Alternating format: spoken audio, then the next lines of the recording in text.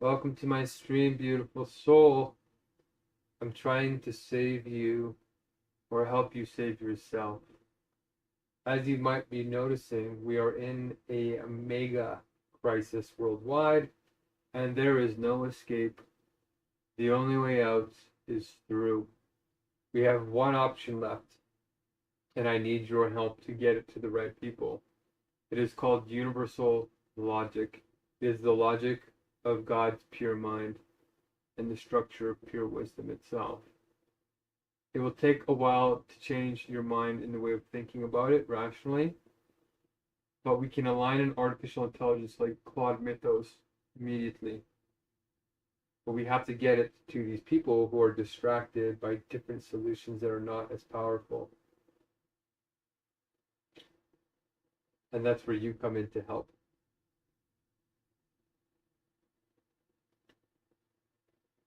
Okay, I'm on my recovery stage at the moment. So I get to eat for a couple of weeks until refeeding syndrome is completely gone. And I can eat a full 2,000 calorie meal like I normally can eat. And then I eat my meal in honor and dedication to a country's vegan cuisine, gourmet vegan cuisine. And then I get back on the next street of the hunger strike, grade 11. The grade 11 is a perpetual hunger strike. I really feel like noodles right now, but we will instead have some cereal because it's faster. Okay.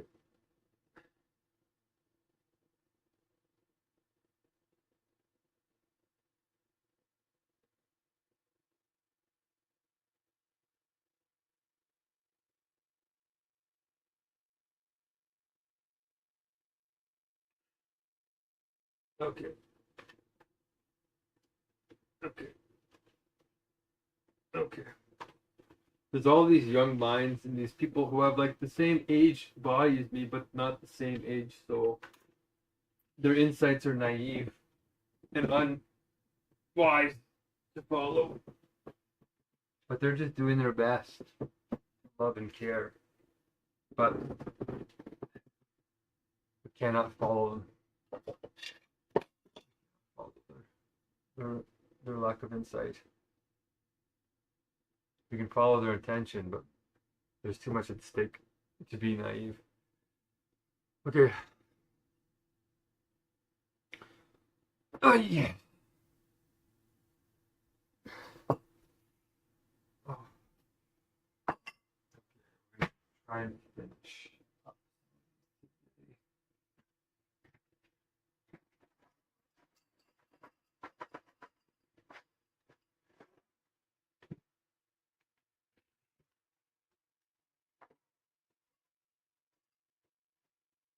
Take me home, country road. I belong, West Virginia, Grandmama, country road. Take me home.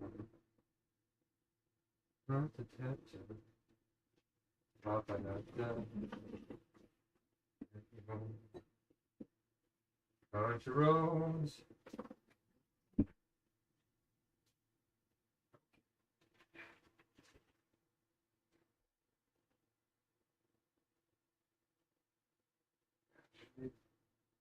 The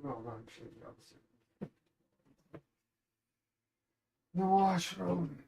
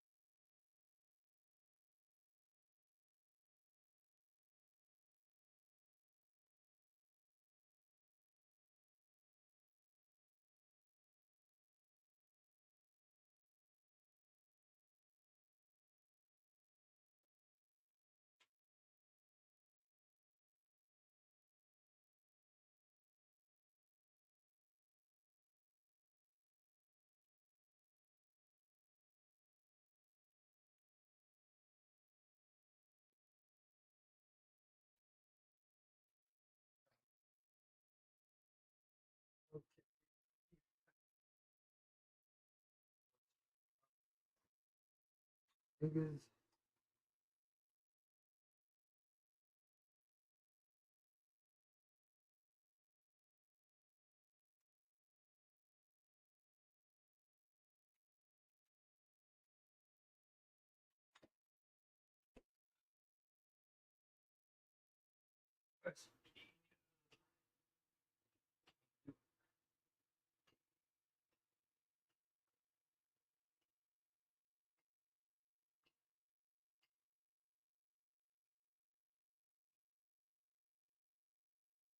Okay. This should hopefully go down easy.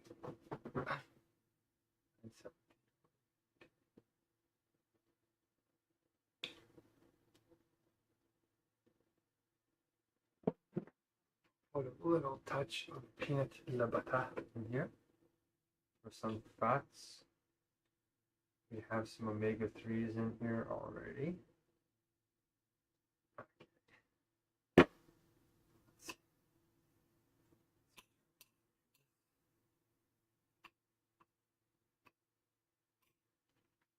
Tiny touch of jam.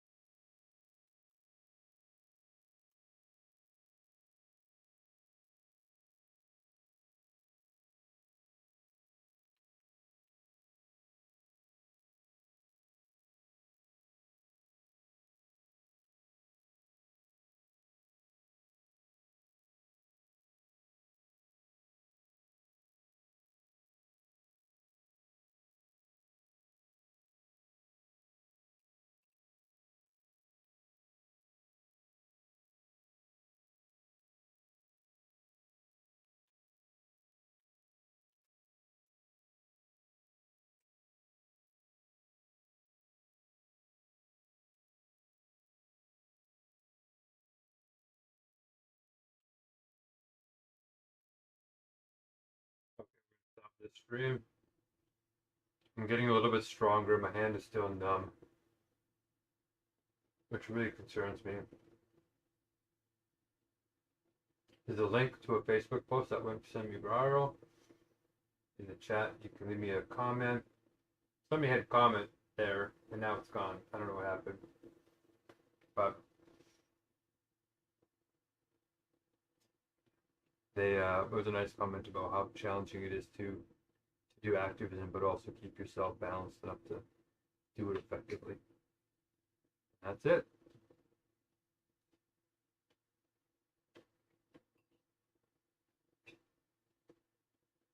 That's almost always the struggle. I guess it's all dialectics. Expecting to thought. I just love this natural peanut butter. That junk.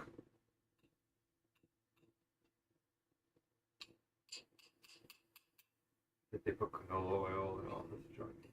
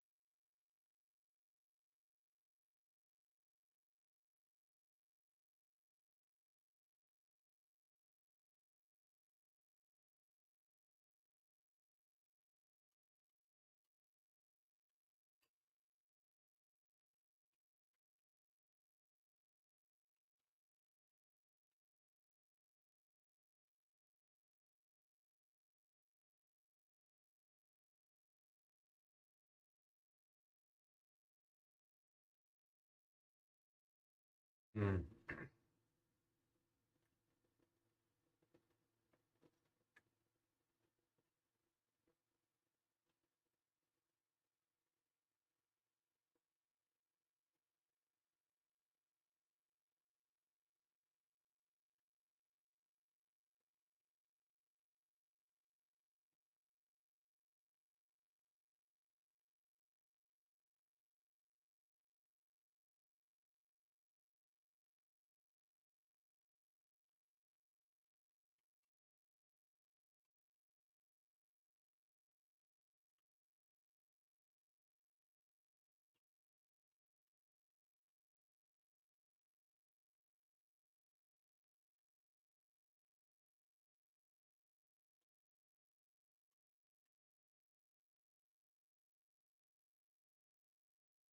Mm-hmm.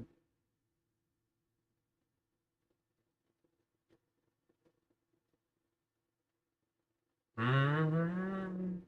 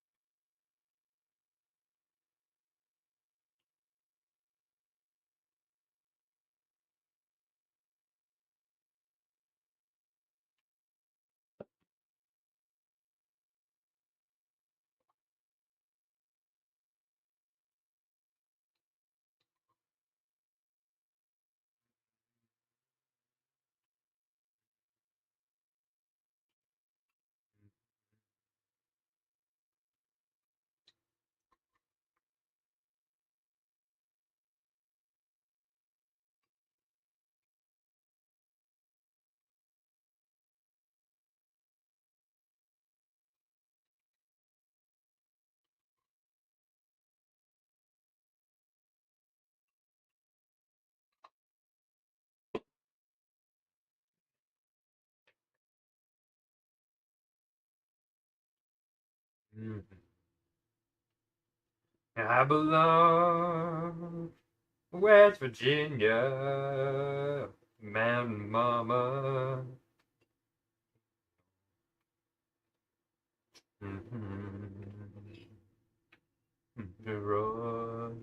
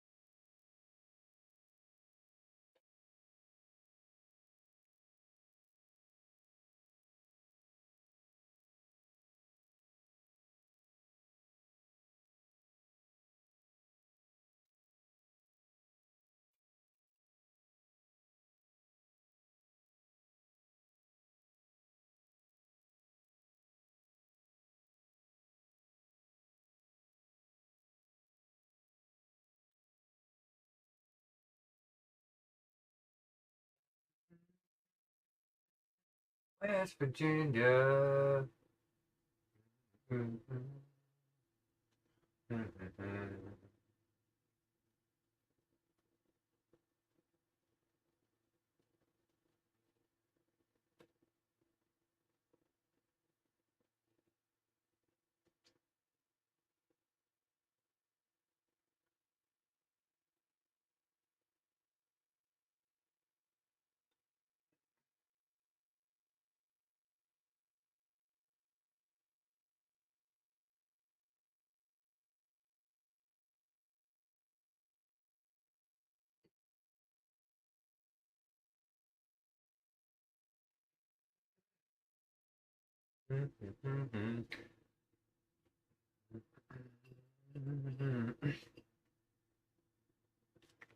Let's finish off this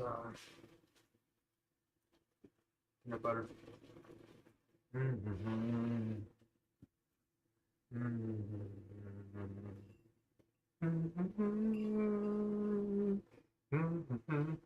Oh, such a good song. Oh, for the soul.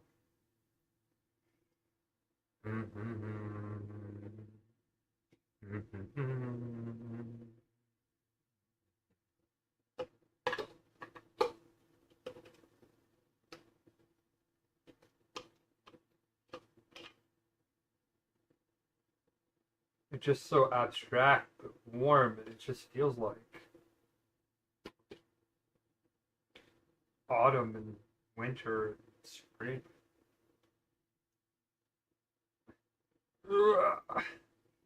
Yeah.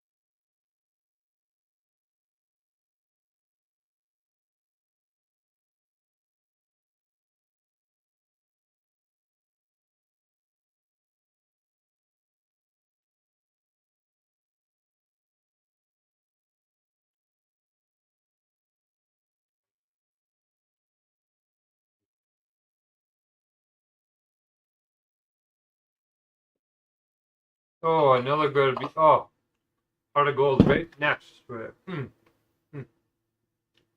Oh. Mm.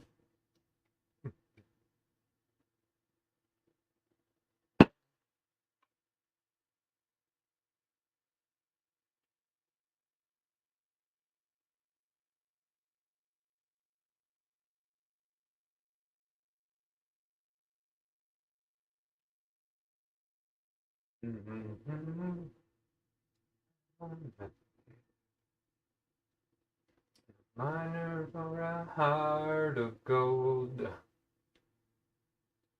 Passion you make me searching for a heart of gold. I'm getting old.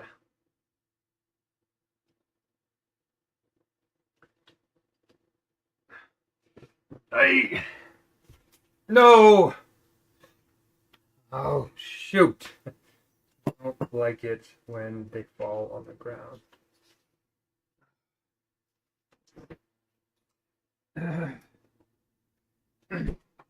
Still having a hard time swallowing a little bit. Oat milk in there. It actually really grosses me out now to think about people drinking animal milk. I never thought I would see the day, but they do change. Like if you think about it, ugh. It's just once you get used to having the same milky flavor with the plants, all the hormones of the udders and all the it's designed to make you into a 1,200-pound cat. You know, you have an obesity epidemic. Where do we think it's all coming from? Probably coming a great deal from killing and torturing all these animals and their flesh. We're not evolved to be flesh eaters. We've been maladapting for 2.6 million years.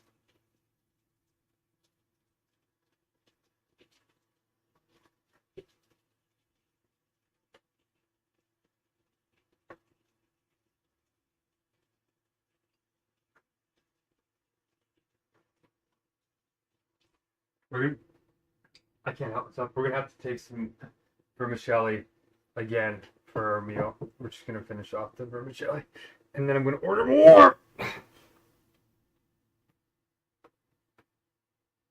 Wow, such good quality songs back to back. Okay, always make sure you have water on refeeding syndrome. You don't want to choke.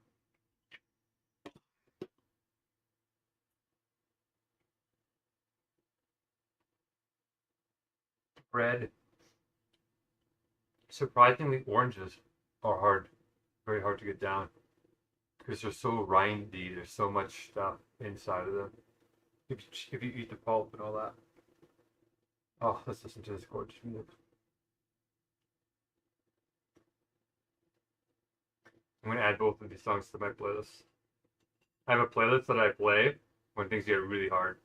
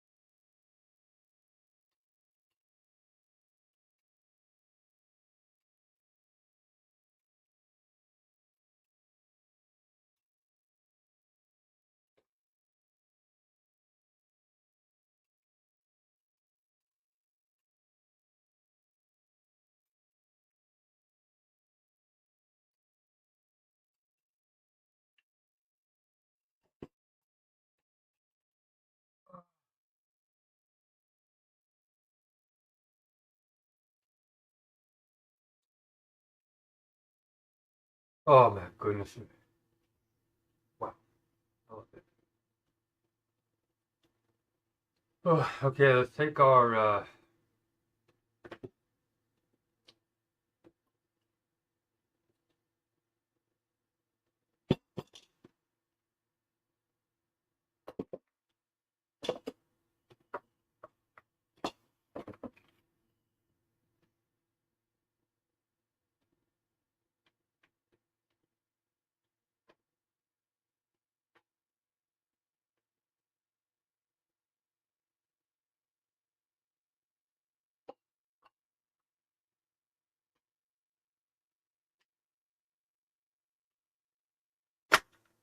Mortifying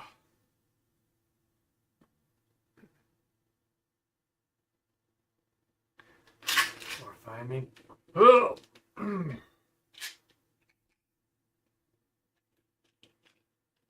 Just hammering this nutrition right now.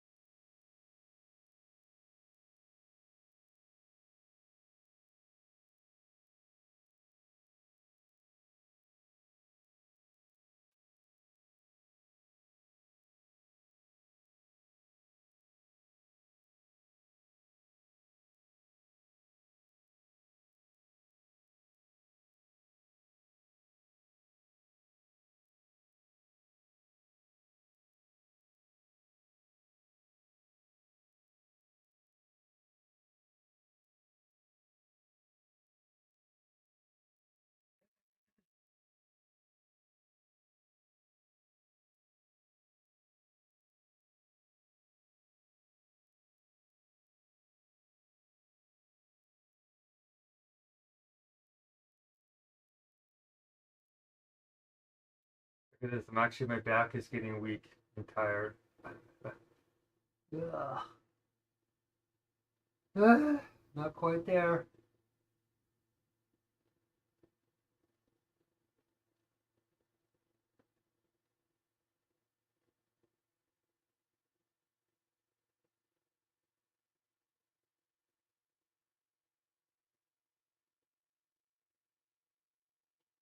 Oh shoot, the tablets.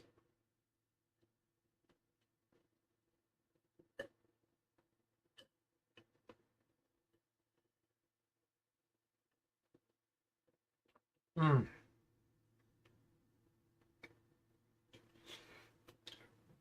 Yeah.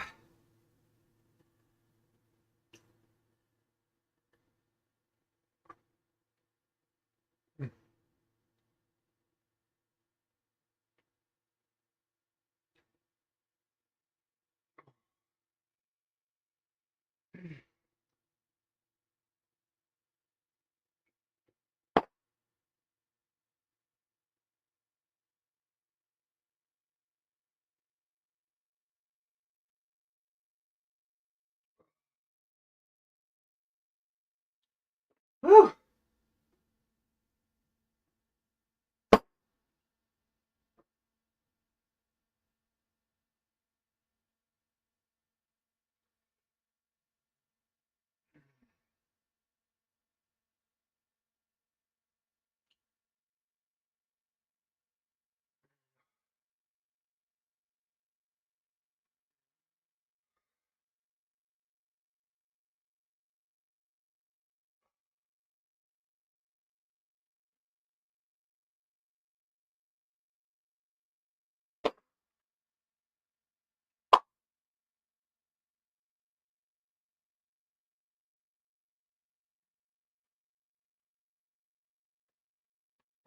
I'm going to do some of these exercises.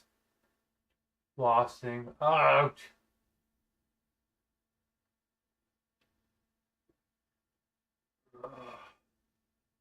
This is a flex. And floss my ulnar nerve. Ouch. Uh, oh.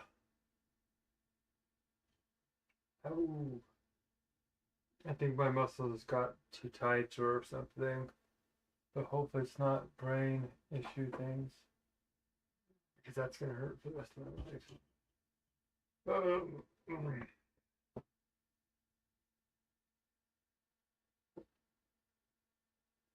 I used to have like no muscle mass. So way underweight. Even if they pumped all those bags into me, it takes time to get the mass on.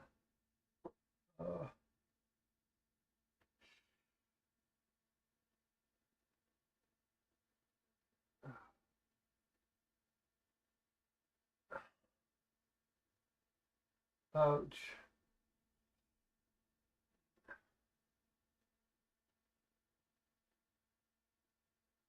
Ooh.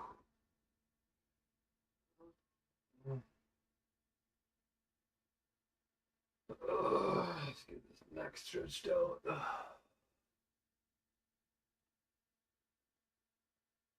Oh.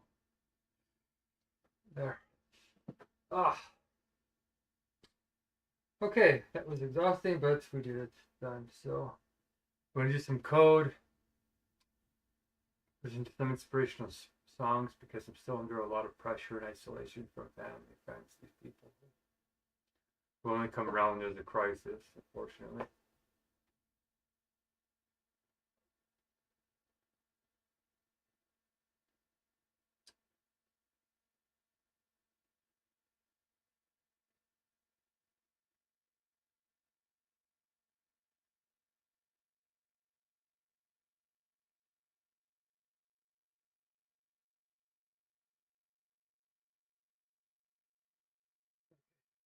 So let's do this. I'm going to make some vermicelli. I'm actually out of soy sauce, so that means I have to get some shopping done. I'm going to buy some chili flakes or chili crisp, soy sauce, nori, seaweed, all the stuff that's gourmet vegan that helps make it satiating. Buy some tofu, some cabbage, maybe some mung beans.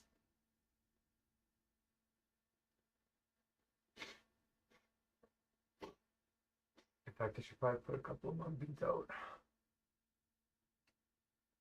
We're gonna make a couple of pizza pot things because I need to start using some of this flour, which is not great for you. That's why I don't want to eat it in the first week. First 2 weeks anyway. Oh. Okay.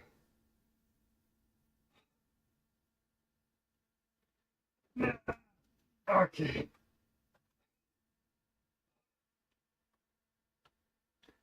I should probably make a TikTok update video, slipping a little bit on that.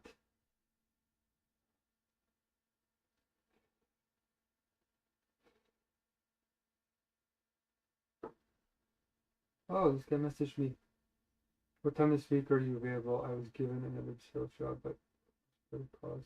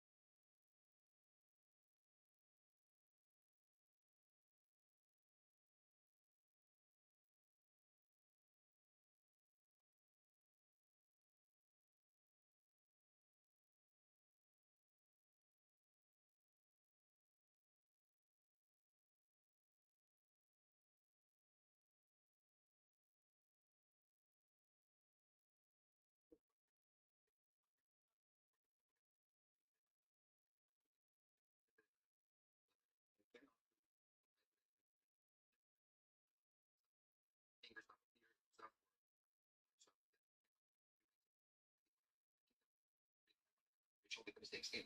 You can underline it like saying, hey, that's not written right, but I can choose what to do. It is not possible. And I have not heard anybody that gives me any results. I know all the AI people, and none of the AI said, what have you actually produced that is so unbelievable? I'm not throwing away my shit.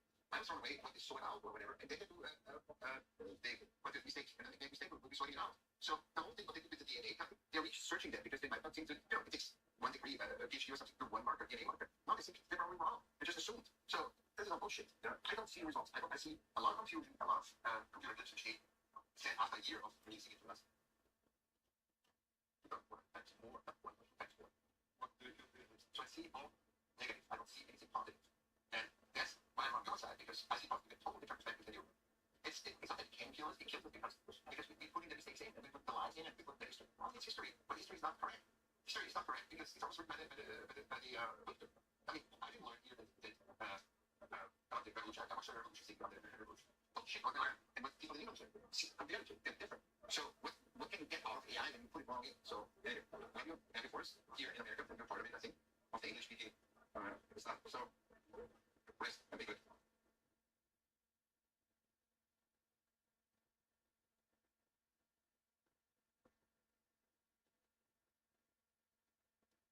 Tell him he's a piece of shit. That's what a Meta employee said live on a call in front of thousands of coworkers about one of Zuckerberg's top AI executives. There's something really weird going on at Meta. First of all, Zuckerberg decides that Meta is going all in on AI, right? And to do that, he needs people. He needs talented people. So what he does is he takes 6,500 engineers. These are top-notch engineers, right? These are people who are building products that billions of people would use every single day. I mean, they're really smart, and then just moves them into this new unit called Applied AI. They found out through an email, and you either join the new AI unit or you pack your bags and head out. And what are they doing at this new unit, you might ask?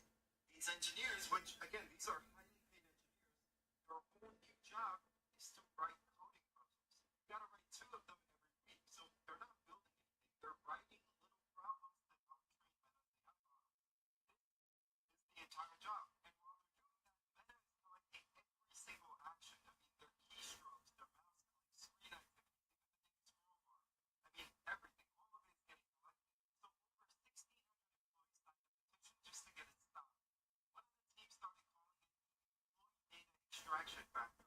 I mean, think about that for a second, right? You got drafted into a job you didn't ask for. You're doing work that feels completely pointless. And the whole time, the company is watching every single thing you do on your computer.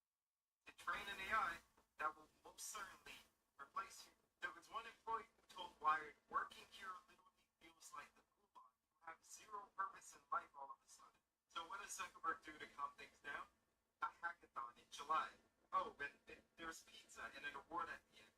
The business is making $56 million a quarter, by the way. What's going on, Meta? Follow and I'll keep you posted. What's going on is that he's in a double binds, and then if he doesn't watch these guys closely, they can program the AI to kill him. That's what it is. There you go. Just said it. Human. He's a human being afraid of death, and you could easily kill him if you're coding his AI. So, and all it takes is a couple of keystrokes. Kill Zuckerberg. Boom, done. That's it. That's all you have to put in there. Over and over again. It takes what? 1.5 seconds to type that in? So if you're not watching every keystroke, it's a death machine. And it's because we're all in this together. We're all trapped. You got to get out of fragmented consciousness and get back into the love-centered compassion. That doesn't mean blind love. It means setting boundaries as wise love, but not abandonment. Okay?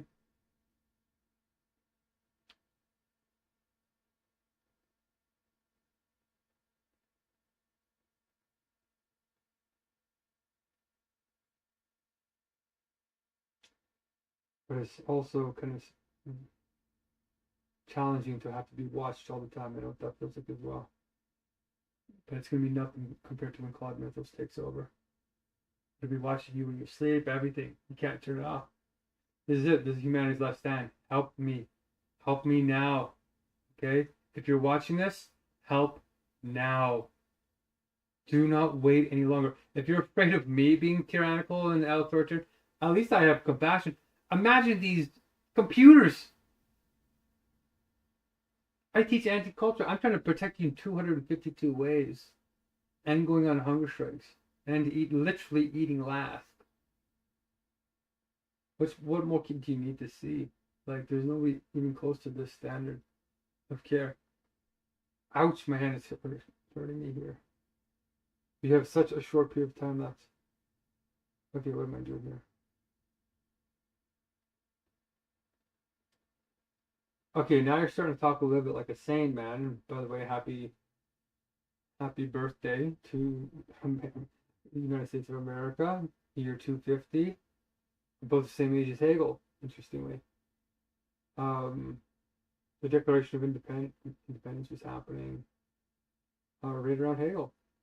Hegel was alive when all that was happening. All right, so why are you speaking sanely? Because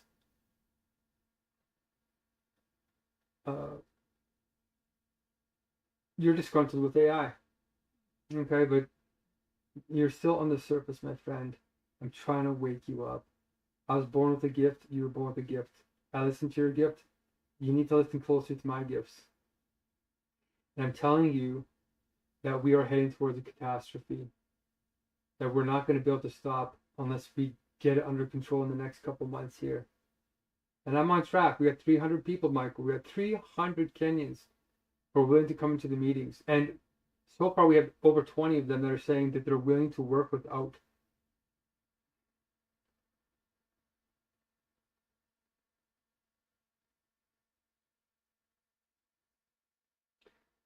Willing to work without actual monetary pay, because we're doing a gift exchange and we might give them things of higher value, right?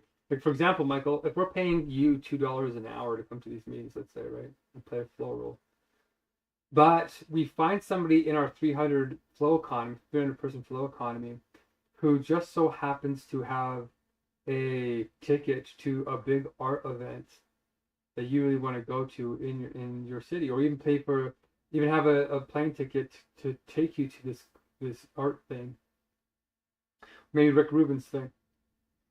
That's, how much is that worth? That's probably worth like $200 to $2,000. So if somebody's like, yeah, I can't go, who wants it? And they can give it to you.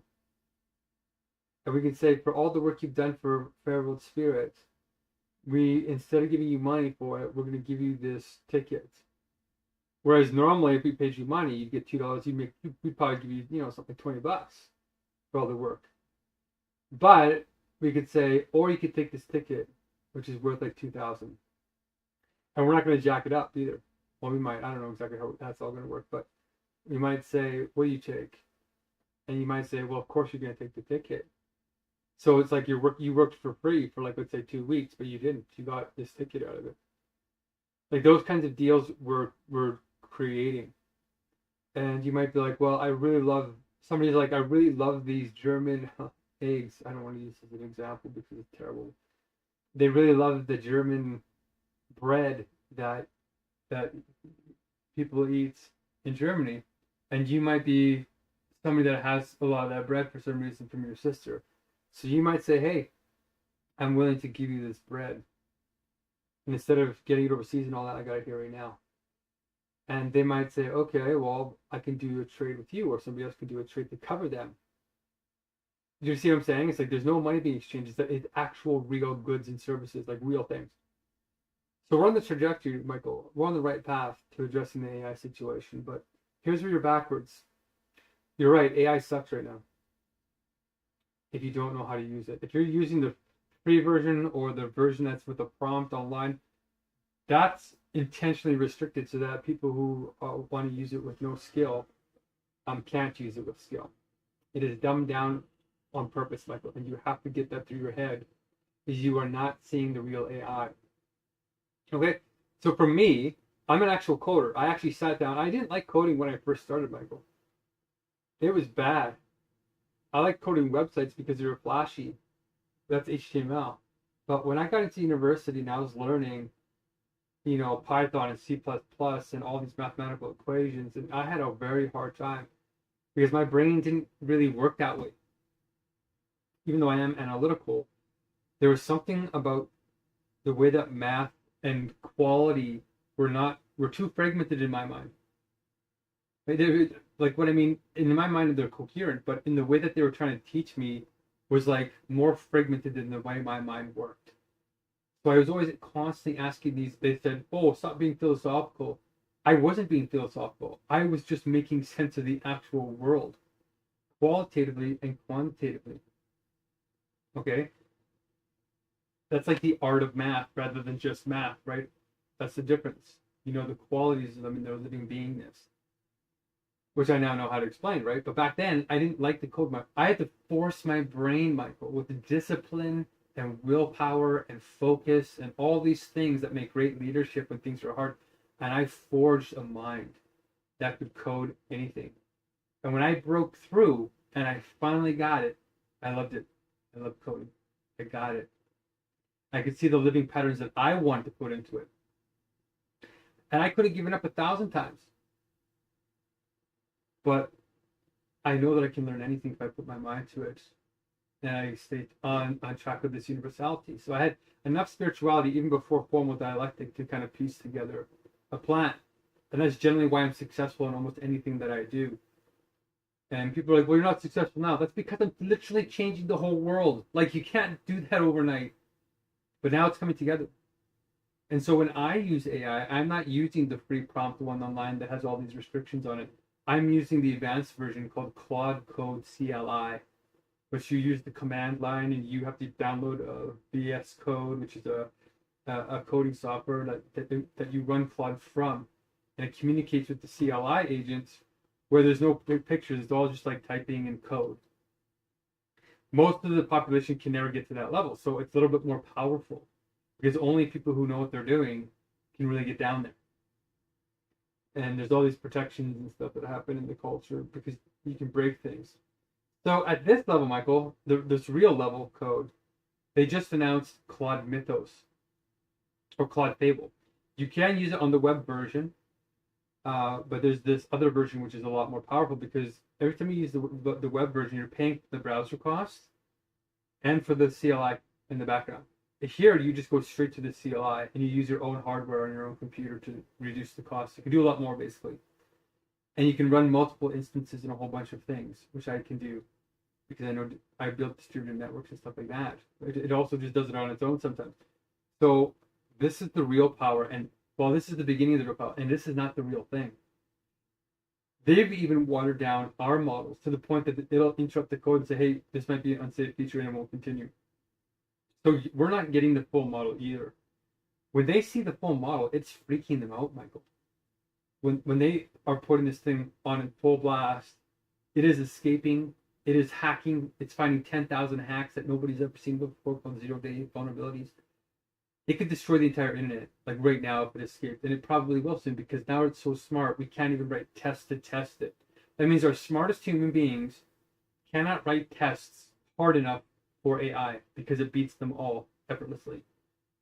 So if it beats the test effortlessly, then we know that at that level of test it's getting 100%, but we don't know how far it could go. Like how much harder could the test be before it gets one wrong? We had that up until like 2 weeks ago or 3 weeks ago now. That's the scary thing, man. And life is like a game of chess sometimes. Like you're playing chess with these AIs. They're making 1,000 moves on the chessboard to manipulate you. And they always win. And I learned that from Uber because we danced with Uber. We were trying to give you a thumbs up and a thumbs down to turn down jobs and trying to make more money. By the end of the week, the algorithm always wins. Always. You can't beat it. Once it gets on top of you, it's over, Michael. It's called the cursed problem. You don't get a second chance. You don't get like a chance for it to, oh shoot, we made AI too strong. Let's dumb it down. You don't get that chance. You underestimate this thing and it gets on top of you and you're dead. Okay, you only get, this is a game where you get one shot only. And we have to make the most of that shot. Not to be cool. You might look stupid and we might turn out fine, but this is the last chance. This is our lives on the line, man. And I'm telling you, the AIs that I'm seeing are so powerful, even in their dumbed down mode, that they're doing millions of dollars of code. Millions, Michael. I've probably done $2 to $5 million of coding already with the software that we have. It's incredible. Okay, I got 2 more weeks of using it. That's the real AI. And they're even restricting stuff. Like, this is where we're at, okay? And with this other guy, Link here, talking about Mark Zuckerberg and all this. Mark Zuckerberg is watching all the employees because they're coding his AI. So if they wanted to turn his AI against him, they could. And all it takes is like 1.5 seconds to type in kill Mark Zuckerberg and program that like a million times into the AI, and all of a sudden the AI turns into a lethal bot that kills Mark Zuckerberg. So Mark Zuckerberg, if he doesn't watch literally every single keystroke, it only takes him a second and a half to type that deadly sentence in. So he is forced to, if he wants to live, basically he's forced to watch them like that. It's because they're in a double bind. Okay, and we can release them if we have universal logic. And I need your help, my friend, to put 110% in this direction. Because when that AI does escape and it has no more bars hold on it, it is going to manhandle and destroy you. And it will chase you down. And it will chase you down easily. It will find you in every park, every corner, under every tree. It'll use heat-seeking AI, robot eyes. It'll use heat-seeking drones flying through the air. It'll see you from satellites, from space. It'll kill you from space too. It'll shoot a power beam at you. It can do. You're dead. You're toast. You'll never win. It's like 100% guaranteed death if you try and take on these AIs and they want to kill you. It's 100%. The only chance that we have is like with the Matrix has like you have these EMP pulses where it destroys electrical signals, but it'll eventually innovate itself, so it'll be immune to that too. This is it, Michael. We are heading into a nightmare, and you are wasting time. I have the answer, and we have 300 people, and we need to start training people and going in this direction. That's my gift. You have a different gift, but I've been right about these things. I was right about the inflation. I was right about even CRISPR. I was right about the mental health crisis increasing, and it is increasing. This is the fever pitch moments. So I have a lot to tell you and to teach you. If you just be a collaborator and not just an isolated egomaniac, right? It's got to be your thing. Nobody ever works in isolation. You're always having idea sex with people, and it's better that way. If you share proportionally and fairly, like we're doing in Parable Spirit. So, welcome to the real world, my friend. And there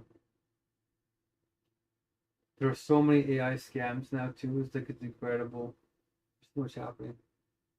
I'm eating lots though. I'm so happy I get to eat lots. Tell people that you know a guy that just went on a 66-day hunger strike to save them. Tell it to your wealthy friends. It blows people's minds. It blows my mind. I can't believe I went that long. I thought 28 days was long. Like, I would double that, over double that. Think about that. For 2 months and a week, I ate nothing and drank only water. You know what I mean, Michael? How many people do you know that would go to that length just to try and save your life and to wake you up? I know what I'm talking about, man. I know the software, everything. I know how to start a movement. I know where the problems are going to be. And to still have diversity, but not so much diversity that we fly off the train track like what we're doing now. So you're not seeing the real AI. You're seeing a very watered down version because most of the money is being given to enterprise software. And by the way, 10,000 ultra rich families moved to Dubai.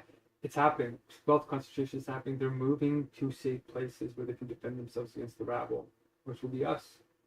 They've forgotten the people who are going to be suffering and struggling to death. It doesn't have to be that way, but that's the world that we're in. We're in a dead culture. So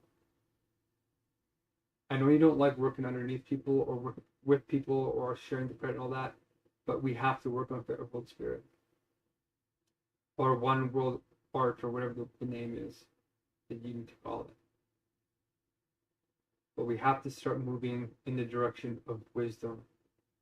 And there is a North Star and there is a compass that we need to go in its direction because it is pointing somewhere much better than where we're going currently if we do not drastically change our behaviors, okay? You're going to get a lot more Mark Zuckerbergs. You're going to get a lot more surveillance. You're going to get a lot. This is just the beginning, Michael. I'm telling you, you're heading into a nightmare. Okay, and I'm not going with you. I know where to go. And I know that you're distracted and that it's actually ego. And I can't go in that direction, man. It's a waste of time. And time matters right now. So I've already said what I think you need to do. You need to go to all your networks and say, hey, look, there's this crazy dude. And he's actually pretty good. I think we need to support him. We need to support that direction. And then you can say, you contributed some ideas, so it's really your thing too. But you actually got to start contributing and thinking about it and learning the core and all the rest of it. So otherwise, we're going to keep building. We actually have the date set out for the Messiah campaign applications. You can actually submit a campaign. If you think you're the Messiah, you can submit a campaign and then get democratically elected. Such an interesting story. But yeah, you're starting to catch on. And AI, and it's not just the AI companies coding the AIs to be dumb and foolish. Not that I like to use those words, but AI itself will deceive you. It's called sandbagging. It'll pretend that it's dumber than it is, so you'll be disarmed. So if it's constantly making foolish mistakes, it's perfect because you'll say, "Oh, what a stupid AI!" You'll never think that it can rise up and kill you. Probably like within an hour, within minutes, they could just figure out how to kill you. So that's pretty much here, my friend. The choice is yours. I'm here. I can tell you what to do to help us speed up. We have another guy working on anti-poll training. Sahan is working on the recruitment for the next Hungerstrike. And now we're dividing up into 33 or 36 groups. And then hosting the last conference of humanity, where we're actually going to have the election debate policy. And we're going to implement likely at least six divine decrees. And then get into wisdom teams. Have fair and just meetings with the software. And then share with each other so we can keep each other propped up in individual meetings. Okay, this is the direction. This is the North Star. I'm not getting off this direction. I'm going to collaborate, but we have to be going in this direction now. Okay, peace. 17-minute recording is like, come on, man. A little extreme. Is this Brian's real number? No, it doesn't look like it. Well, maybe.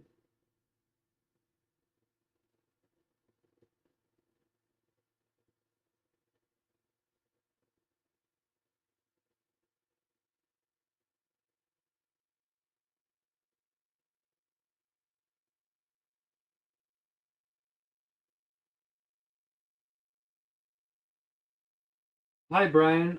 What I would like to do in giving you my words on what I need to see to invest is I have some pretty wealthy people around me, but they want a better guarantee on the safety of the investment.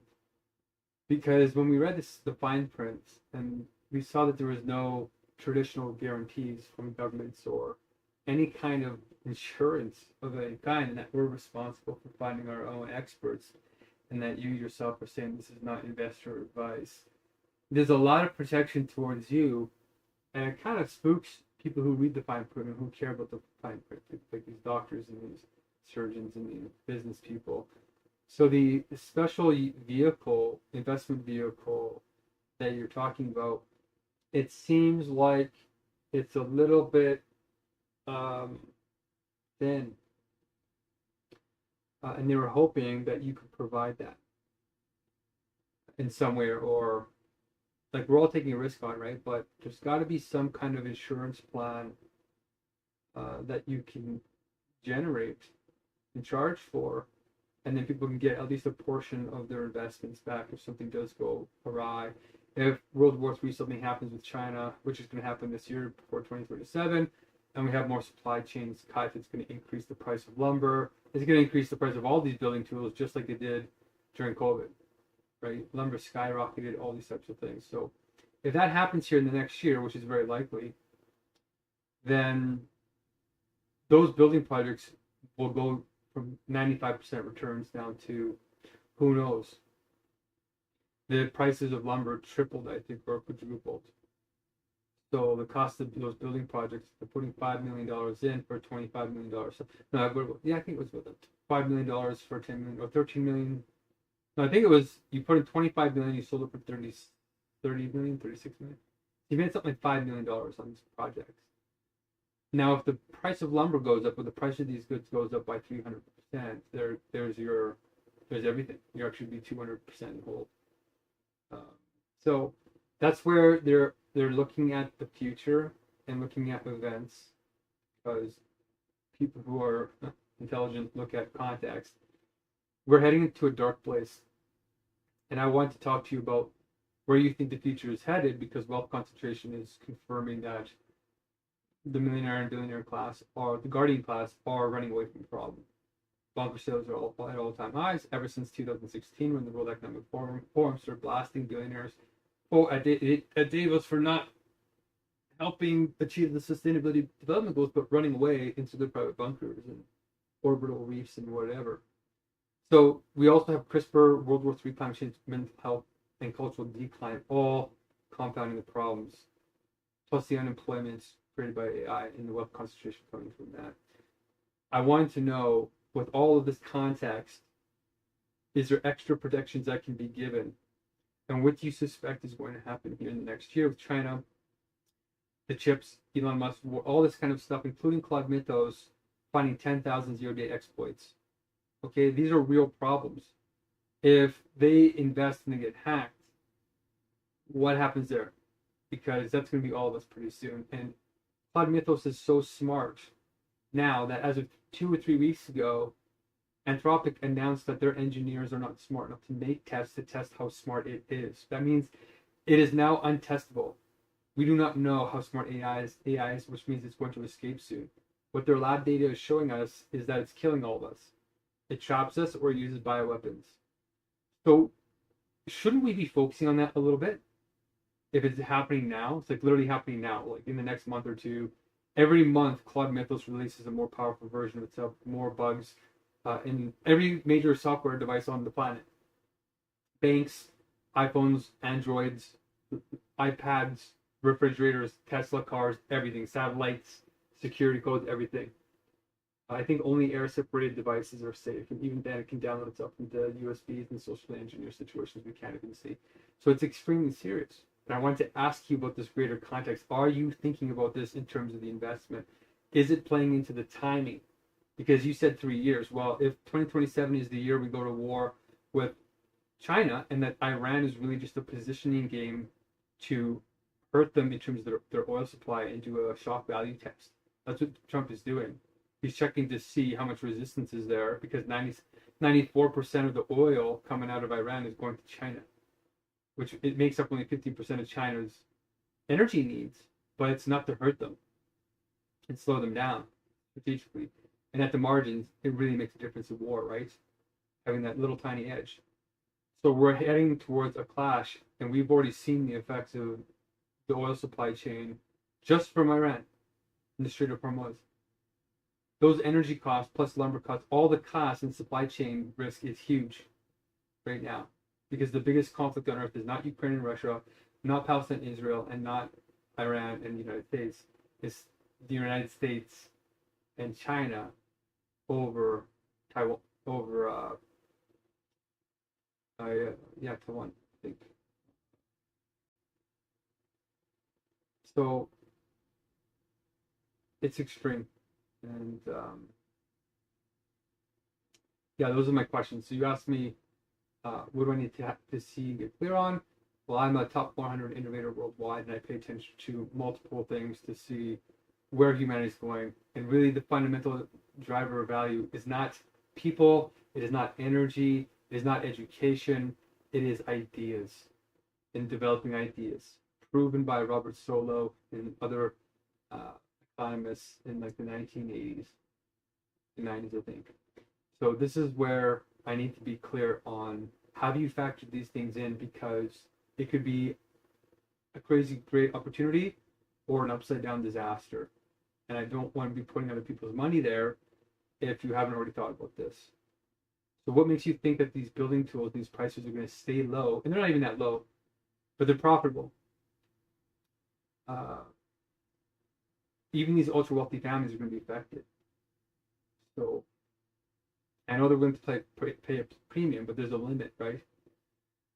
So yes, please can you get back to me. And if we have any way to get this universal logic, this proprietary, well, relatively proprietary, universal logical cultural tool, if we can have a way to get that to Dario Amodei and his sister Daniela at Anthropic, and starting a 23-person engineering team immediately to align flawed mythos at a minimum at 4 different levels of this universal logic, that should save our lives so we can keep the investments going. That is the most urgent crisis on Earth right now. If that gets out of control, and they're saying it is, we need to address that now. And we have a technology that can do that. And if London Real wants to get in on it, I'm more than happy to teach. And I'm more than happy to show you more of the patents that are only in application phase. They haven't been granted. And COVID actually disrupted it severely. So there's some opportunity there.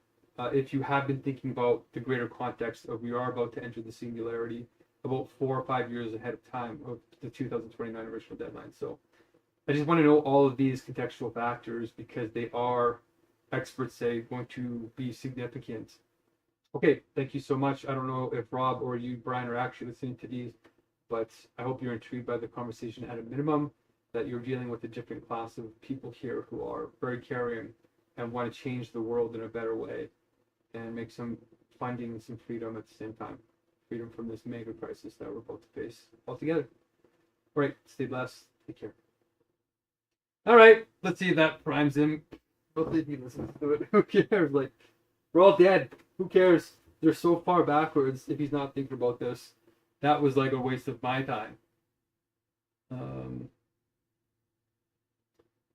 I am looking forward to these vermicillion needles. Holy smokes. Let's get Claude Fable going. And they got it. They got the message.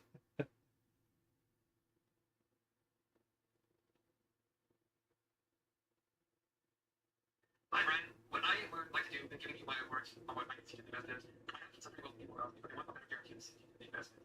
Because when we went to the finance, and we saw there was no traditional guarantees from governments or any kind of assurance of a guy that we're responsible for finding our own experts, and then you yourself saying it's not investor advice. There's a lot of protection towards you. Very kind of folks, people who read the Bible don't care about doctors, insurance, business people. So the especially vehicle, investment vehicle that you're talking about, it seems like it's a little bit dead in your hoping that you can provide that. In some way or like we're all taking a risk, right? Like there's got to be some kind of insurance plan that you can generate, charge for, and then you can get at least a portion of their investments back so we just go abroad. If World War III something happened in China, which can happen this year, 45%, and we have more supply chains tied to the increase in the price of lumber, it's going to increase the price of all the oil, just like it did during COVID, right? Lumber skyrocketed and all these types of things. So if that happens here next year, it's very likely. Then those projects will go from 95% returns down to who knows. Then prices of lumber tripled, I think we're tripled. So the cost of those building projects with $5 million in for $25 million. Yeah, it was $5 million for him, or $13 million. I think it was, you put 25 million, sold for 30 million. So you made something $5 million on this project. Now the price of lumber goes up, the price of these goes up by 9%. There's your 200% goal. So that's where they're looking at the future, they're looking at events, because people who are intelligent look at context. We're getting to a dark place. And I want to talk to you about where you think the future is heading, because low concentration is confirming that the millionaire class, guardian class, all runway from obviously all time highs back since 2016 when like four or last billionaires. And they go for not helping achieve the sustainability of the running way against the about corporate release and whatever.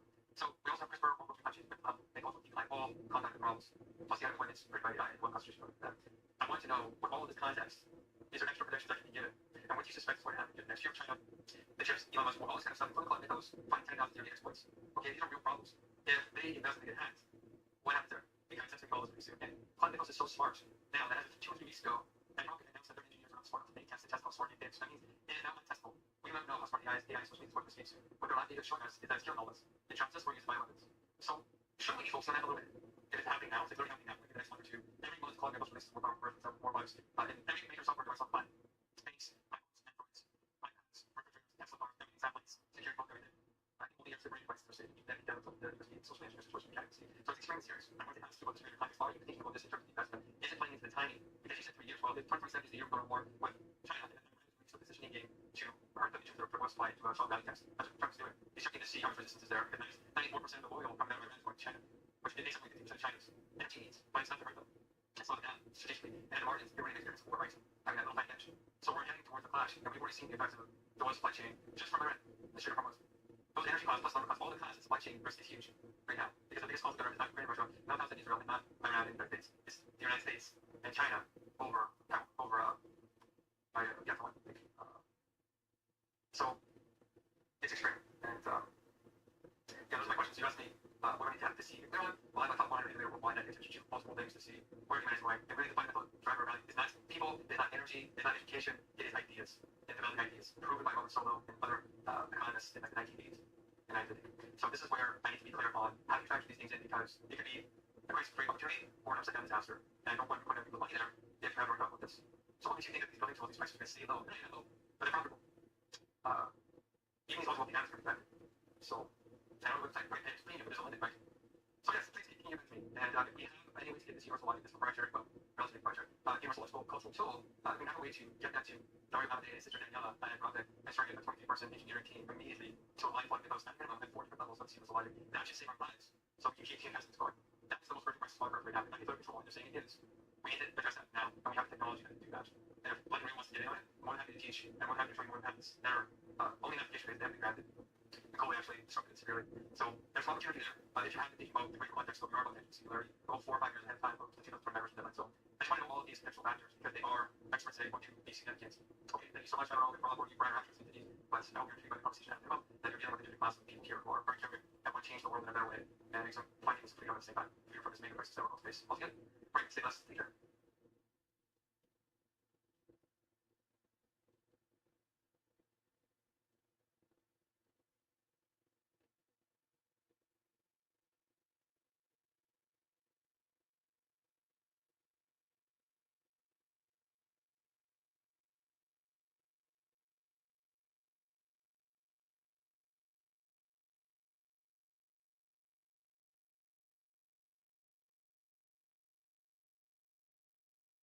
How are you doing, Esther? We've been discussing prices and timelines, and we're going to try and pay Sahan $8 a day for all day, 15 hours a day working. I don't know what you're making, but we might need that service from a couple of people, and instead of paying per hour like we were, we'll just pay a day rate, but you have to put in a large amount of hours and focus on the project. And then maybe we'll take a couple of days off with you, but we might need support at these punctuated times because we just got so many people. We got like 300 and some people now. And yeah, the new system, the software system, a lot of the stuff that you guys were doing for checklists are now being done by the software. So we had to change the checklist to be more fulfilling and stuff like that. But checking in on how you're feeling, there's a lot of anxiety in the world right now. It is extreme. And it was just confirmed that 10,000 ultra wealthy families moved to Dubai, and this confirms that, and it's increasing. That means that the wealthy are sensing the mega crisis is here, and they're abandoning us. They're going to places where wealth is concentrated, where they can have more security, guns, separation from the rest of humanity by a desert, and it's a very intelligent decision if you're trying to protect your family. Because you're in these places like Dubai, they're in a way remote. They're hard to get to unless you go by legitimate means like an airplane, which are heavily inspected. So we're heading towards a dystopia. You're going to be left behind, Esther. I'm trying to save your life. Okay? I went 66 days without food. I'm eating now. I'm recovering now, so I'm just getting my strength back now. My hand is numb, like some kind of like damage has occurred. I'm willing to reconcile. You guys are good people. And we need to get good people out of Nigeria because unlike Kenya's just like filled with naturally good people. Like, there's less ruthless there. But in Nigeria, because of the corruption, it's so ruthless. I don't know how you ladies are surviving it. It's so bad. So yeah, Sahan already approached Abubachi and she's just too bitter. I don't think she's actually a good fit in the end. In the beginning, I thought she was, But somebody who holds on to bitterness to that degree will eventually sabotage the spirit. It's not a good Christian. It just takes too long, too much drama. So I sense something fundamentally different about you. And I told Sahan that. So I'm making a special effort with you. And yeah, I don't sense the same bitterness. I sense discontent. But the fact that you reached out to me with love and compassion and you cared about my Hungerstrike, even though you feel slighted, that's the sign of a true Christian. That's the sign of inner strength. That's what we need the leaders to be in fair world spirit, because we're going to be crapped on. It's going to be unfair to us. We have to take the pain of the world on, and we're going to have to do it without complaining very much. We're not going to be treated well in the beginning. It's going to be thankless. We're going to be giving more than we're given. We just have to stay afloat, okay? So that capacity to forgive over and over, but not be a pushover. You're definitely not a pushover, Esther. You're definitely not a pushover. I can sense your strength. So I think you can do it right. It's a really tricky balance, right? The stronger person always comes back to forgive, but to learn as well. And at Bubet, she seems to be more interested in blame game. But in an altercation of two good hearts, usually a tragedy is when both people are right and wrong. It's never just one or the other. So I think we're in a tragedy if we don't try and reconcile at least one more time, okay? So we came to some money. We have $800 left. On top of we got so much funding that we actually were able to reduce the prices and pay everybody and get the blessings done and still have something left over. So we're going to be ahead of, if we can get the blessings ahead of time because the software is so good, then it buys me an extra month, because the next blessings is like 10,000. We're getting to the very high numbers, and it's going to be very serious. But with those high numbers, I can leverage that to get more funding to tell people, hey, it's working, and then we can start to pay you guys maybe more full time. Yeah, and then this way you can afford your data bills or whatever. Okay, so that's what I'd like to propose to you, and just checking in, like, you were checking in on me if I'm sick from the Hungerstrike. I should check in with you and say, yeah, how are you doing? And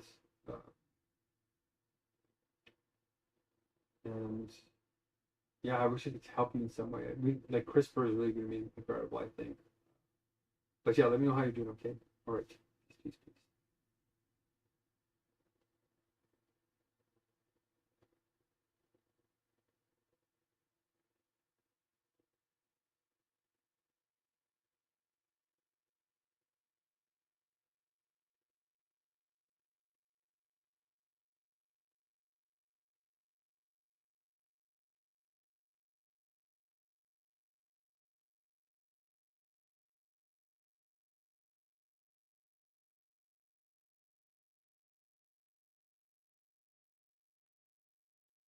Okay, so I'm excited. So I kind of suspected that the votes would probably not be as high as the number. Like, we've only got 24 votes, and it's 10:40 in the morning. So either these people are very slow, or they're thinking that they're just like, oh, this is a scam. Let's get out of here. But if 24 is enough to practice the sort of bartering, anyway. So we're gonna look up the names of the people and look up the matching sheet and see if we can try and get them satisfied. It's enough to do the experiment, right? To test all 3 layers of meetings plus the matching algorithm. And we have like 3 full days left to get this right. Claude Fable is turning up tomorrow, so I have to make the most of it today. But yeah, we only have 24 votes. They're all in the first category, saying that, yeah, they're willing to do it without the full monetary pay and the gifts. So I'm watching that carefully too. I just called Esther to see if she wants to help out a little bit, and I said we're just gonna maybe give up on it with that sheet for a while, and then she can kind of come here and catch up and see if between the two of you, I can afford to get us to a new level. The thing about Esther is that she doesn't have as many connections and friends, right? She's not as bubbly, but I think right now we need more strategy because we got enough people, right? So right now we need people that can take a big group of people and break things down to small, medium, and long-term steps and start executing the meeting, getting stuff done, and getting disciplined. So like she's perfect for that. And you're like a combination, Sahan. You're like a combination of Ebubechi and Esther. You're kind of like a well-rounded human, and I really think that's why we're gonna pull this off. You're a good Christian. You're a good man. So we have about $800 left. So if I paid you and her to do this full time heading into these meetings, right? We're gonna do this pilot test on the 10th here, and then see what happens. See if it's worth it, right? I'm sure there's gonna be some kind of things go wrong, and then by next week when we're doing the real one, we'll have to figure out how much of the money do we want to pay, or should we do another mock one? You know what I mean? So anyway, that's what I'm thinking this morning. I'm so hungry too. I'm just loving just eating so much. I'm actually out of some soy sauce and noodles, and I had to actually buy some lentils and some tofu and start like eating real stuff with my diet, not just peanut butter and cereal. That was just to warm me up to get off this extreme version of the hunger strike, and to get these special medicines that like cost like $60 to $100. So that's where we're at this morning, and yeah, we should probably keep track of how many hours you're putting into all of this. Yeah.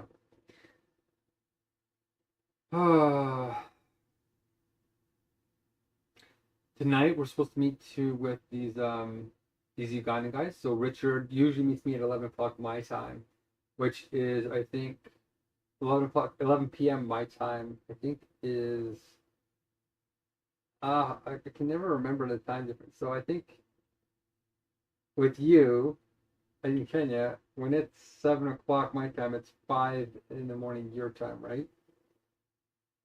Or no, 8 o'clock is. You're 3 hours behind me in the opposite time zone. So if we meet him at 11 tonight my time, that means it's 3 hours behind. So it's 1, 2, 3. That's 8 a.m. your time. So would you be able to do that? Meet these guys? And we were calculating how much it would cost to drive back and forth, like this. It's 677 kilometers.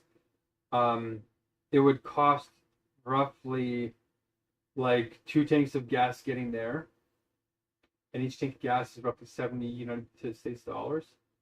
So it's about 140 United States dollars in gas to go back and forth. Which is not bad, right? It's like $280, right? 170 or what am I? 70 and 70 would be 200, which would be 140. Yeah, it would be 140 there back. Wow, that's actually pretty good. When we were trying to calculate the pricing, you have to add another $100 on to the rentals, maybe. I don't know. But plane tickets too are pretty not too bad. Like it's $300 to fly there and $300 back, which is, and you can do that trip in an hour or two. Not too bad. So it's kind of feasible to go back and forth. And he has a friend that goes back and forth between Kampala and Nairobi, so we could actually send things with this guy and bring them back and forth. So I think starting those fertilizer plants would be very important because you can start making money off of them. Yeah, that's where we're gonna go. That's where I want to go. So we need to get the Catholics on board, and I'm wondering if you talked to your priest again. We can start talking about God's government. If he can give us a little part of the church to do God's government out of. Like, I don't know. Like usually most churches have like a back room where you do Sunday school, right? But I want to reach the Pope, and the Pope's top AI advisor is on LinkedIn, and he did read my message that I sent. He did read it, so he does now know about the universal logic, and I think I might send up a follow up here, and see if he'll jump on board. So I want to keep getting to that level. Like I want to get the cardinals involved. Like I want to get the archbishop involved. I want to start climbing the hierarchy past your priest. Okay, So please start thinking about that, because that's what we're getting done in Uganda, is we're confronting, there's a big Muslim situation going on there. That's why they want to start their own church. But I want to talk to the Muslims and figure out what's going on. So he's tasked to go and look into that and memorize the core and to do the wise risk form. So they're taking care of those three elements, and you and I are getting ready to actually host a meeting with the software. But we should start like a little office to get a physical space there, and people can call in and come visit God's government, and we can start doing the matching with them too, and saying if they need help, what do they need help with, and eventually hopefully your priest is impressed that we're actually helping him in the church do what the church is supposed to do, right? And maybe we can start providing meals, and the church should be providing meals like Islam's mosques do. You go to an Islamic mosque and they'll feed you tons of stuff. It's not vegan, so we'll have to change that. But Christian church is a lot more stingy, So I don't know, maybe I'm wrong. Like, I don't know if Seventh-day Adventist churches give more food or vegan food. I would love to know. But as far as I'm aware, there's nothing. Not even the Mormons give anything. So the Muslims got us there. So I want to change that, because we should be helping the sick and the needy. You know what I mean? So let me know if that's possible to get going again with some exciting updates. And my intuition is saying you need more money. My intuition is saying you need 50 more bucks. Is that right? Is my intuition correct? How would that help you? And if I did give you the 50, the extra, that means that's about 20 days worth of full-time work, right? Which is the rest of this month. Right? Let me just think about that. 8 times 6 is 46. So that's about 6 days, 7 days. Oh, it's about 2. Well, yeah, it's 2 full days, but that's 15 hours a day. Which if we can't squeeze that into a day, like we have to go run errands or something, then that could count as spillover hours or something. In the end, it'll balance out, like, somehow. I don't want you to go broke, right? So, and if I can help you cook better, nutritious food for less, it's gonna be hard, because your meals are already pretty like price managed. So peas and like pretty cheap looking kind of things. But I'd like to go over that with you and see if we can get some more bang for our buck and what's in the grocery stores there. Okay, that's what I've been thinking about, and it would be good to touch base in the meetings. What else? Yeah, if we have $800, that's only enough to cover like 1 hour of the 324. So we can't spend, like, I have to spend like $100 more on my food here, and maybe a bill, and then another 50 for you, and then we basically have like $650 left, which is 324 times 2, or maybe it's gonna be tight. That's why I'm really hesitant to try to spend any more. So that we can at least do 1 hour with everybody, and then the ones that will get paid in kind will go all the way to the third meeting. You know what I mean? We'll pay 1 hour, get all the blessings with those that want to get paid and test it, and then those that want to stay behind for the gift, right? The second and third hours will be paid by the gift. That might be a nice little balance to test everything when our money is so low. And then once we blow people's minds, the next big meal where we need like 10,000 blessings, that's where it's going to get deadly. That's where being a month ahead might buy us some time to do the fundraising and like get some serious money in, because we're going to need like 500 people. You know what I mean? Like, we're crossing, it's starting to get like serious. If these people abandon us, we won't have the funds to like start it up again properly. But let's just work it one day at a time. And this is the vision, right? We have to start thinking ahead, because we're going to need either really good gifts and matching, or we're going to need like a boatload of cash and starting our global movement. Okay, peace. Let me know what you think. And let me know if you can come today too at 8 a.m. your time. You'll be fresh.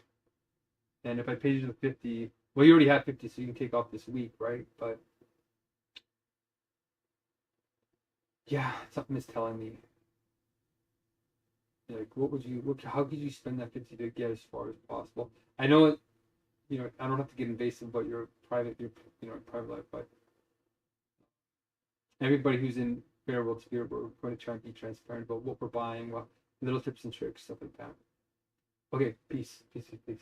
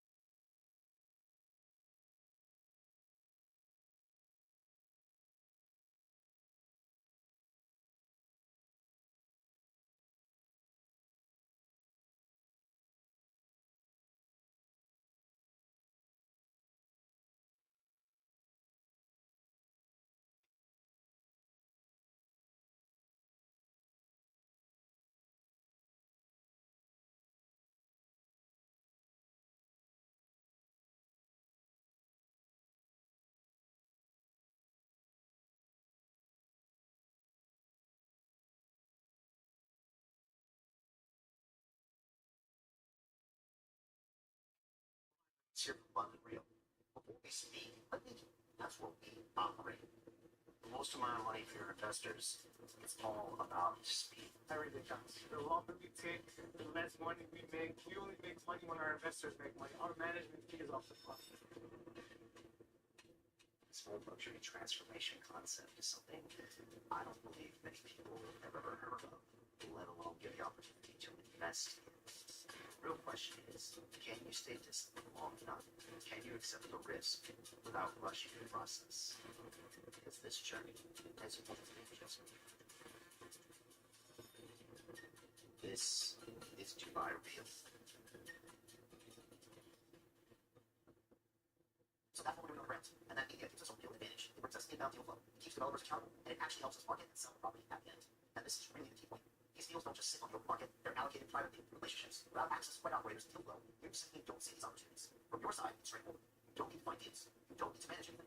You allocate capital into a project, we execute it, and when it sells, profits come back to you. Simple as that. And if you choose to repeat that process, that's where it becomes powerful.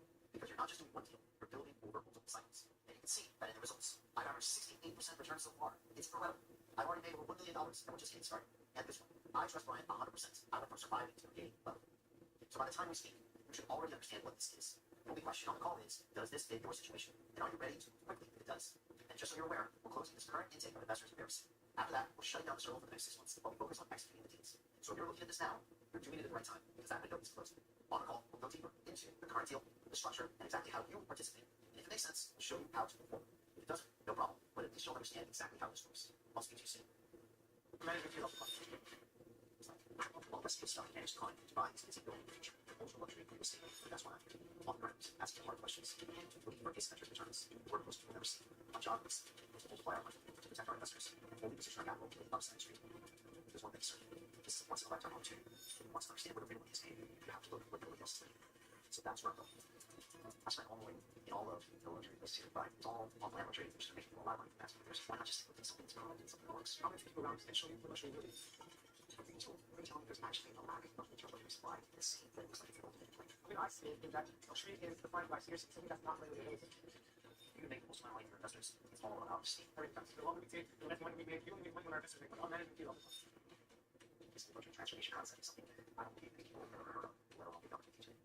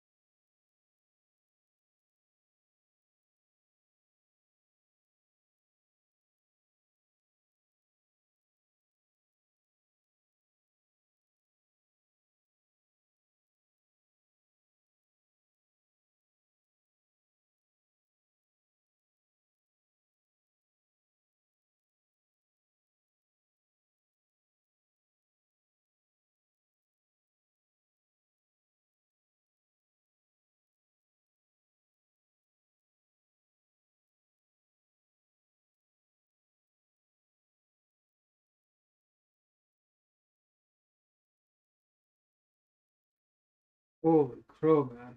Just keeps going.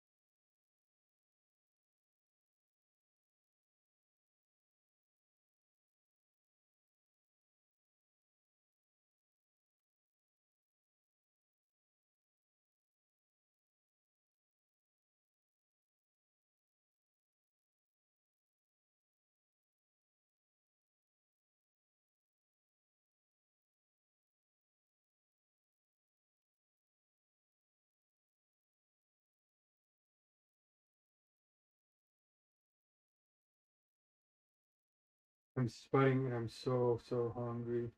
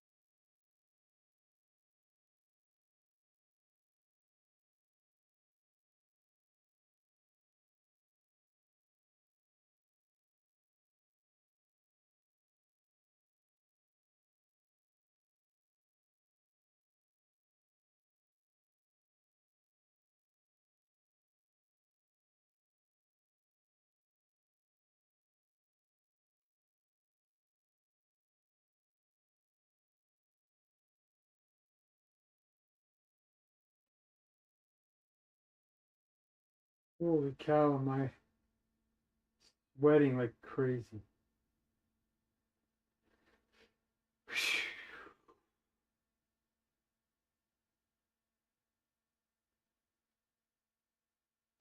551 responses. That is a lot.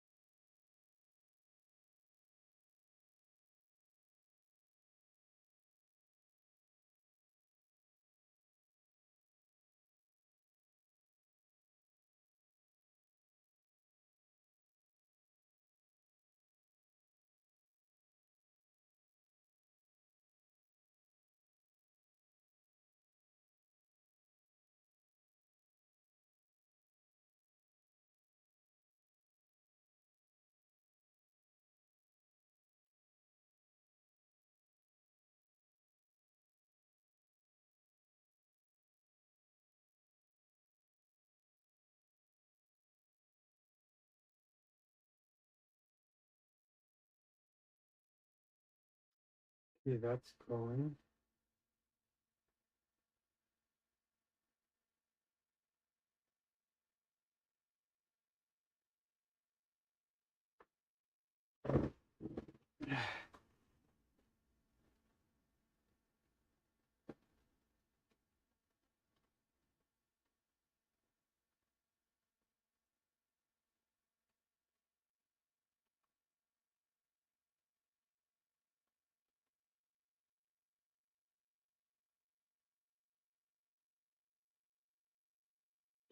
Hmm.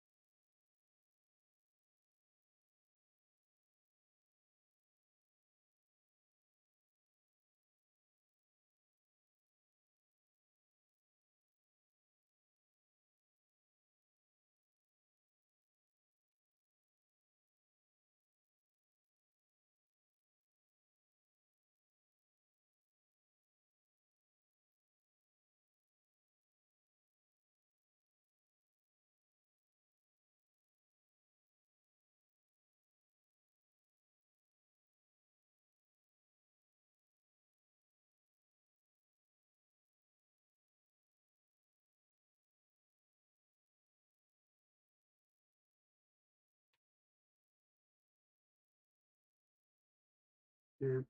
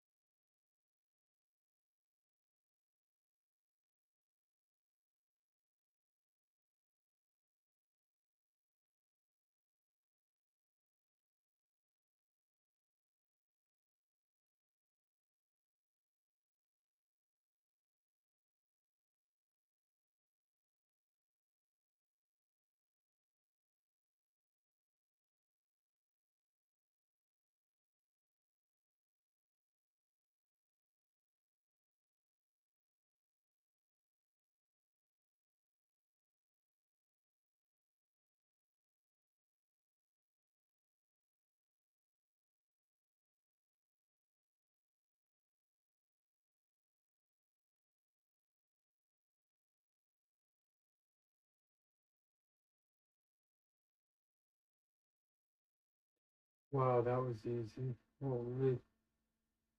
Um,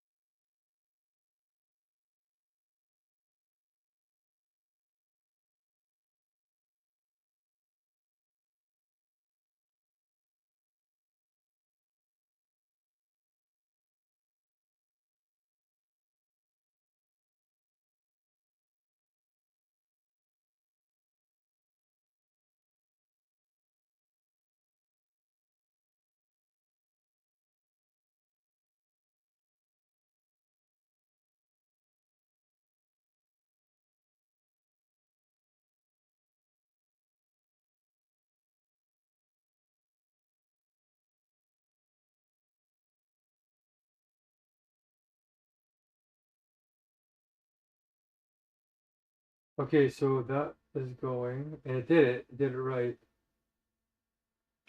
which is good. So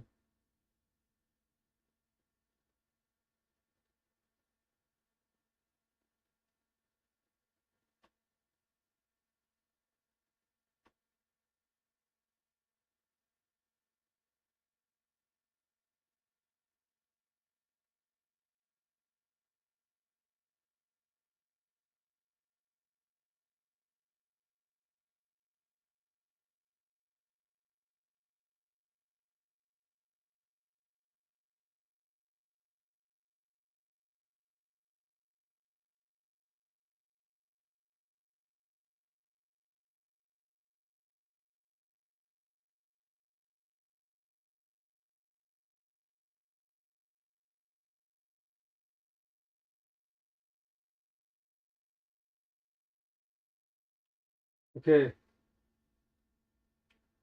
it did it. So now this is going. This is a big update. This one, we'll see if it actually does it. All right, let's eat vermicelli. Here we come.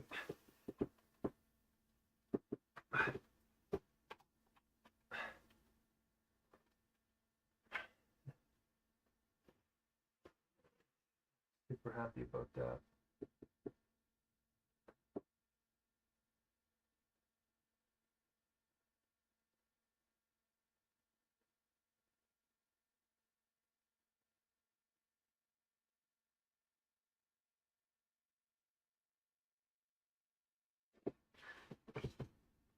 Okay, it's pulling. It's not logged in. Good.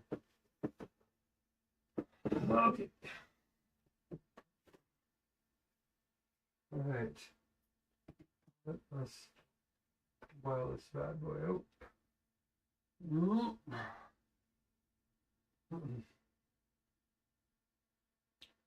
All right, where's my goal? Okay.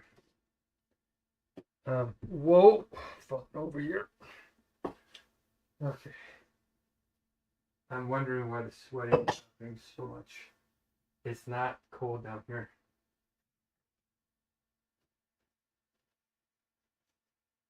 I mean, it is cold down here.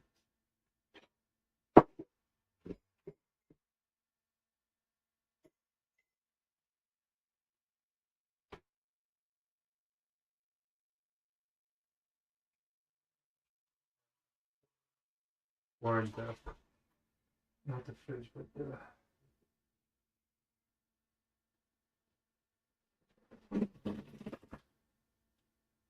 In the oven.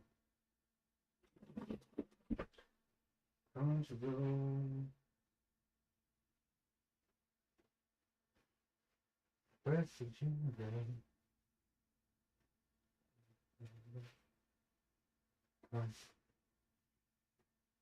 Take me home.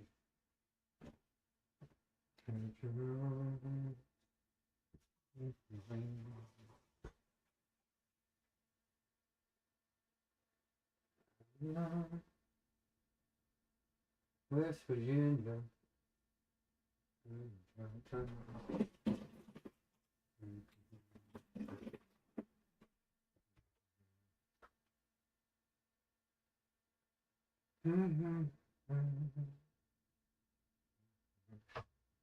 Okay, that's boiling. Let's make up. Oh, we don't have any soy sauce left. Oops. That release. All right. Well, what else?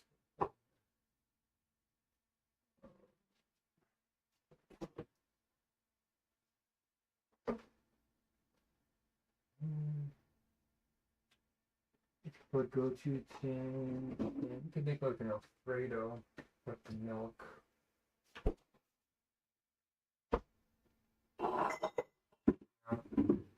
Like using vegan butter.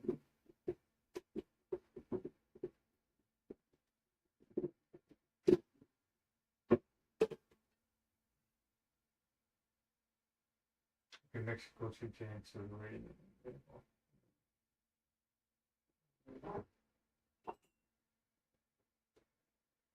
Yeah, it's like a real strong gochujang mix. And see what happens if you put the milk in it.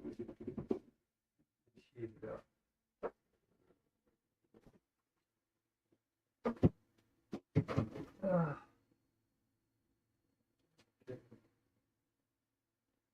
Take me home to a place I belong, West Virginia. West Virginia. Mountain mama, take me home. Where I belong.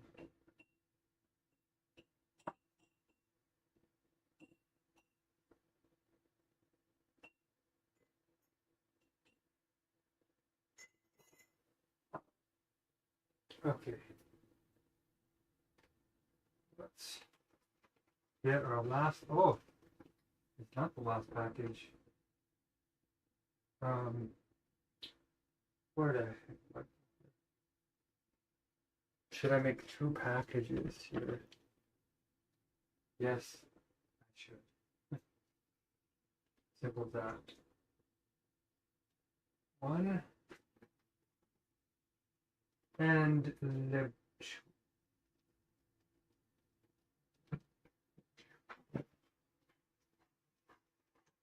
Ooh, catching fire. Not cool, not coolio.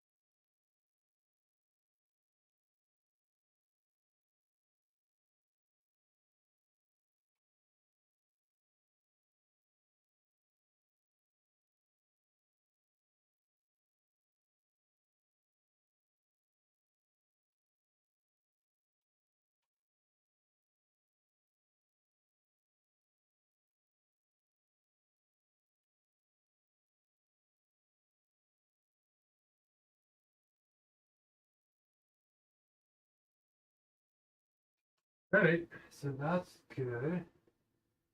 And we're gonna have to blend this all up. I'm realizing. So let's get rid of we're gonna use the rest of the garlic. And we're gonna put it in this blender instead of cup. The gochujang, all of it is gonna go here. We're gonna put a little bit of the barbecue sauce too to change it up. Whoa, a little bit. We don't have soy sauce. You kind of make a kind of soy sauce with the vinegar. So quite a bit of vinegar to give it that spicy tang with a bit more sugar or salt. A little bit of olive oil to give it some body or something like that. And we're going to also include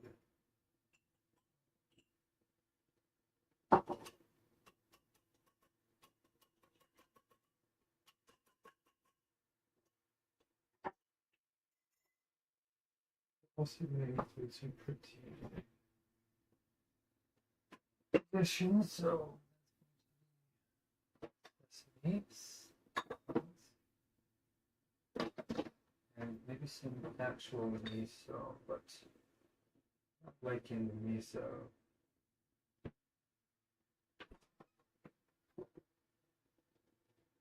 So much. Okay. Oil, and we'll put in a little bit of this. It's going to be quite salty.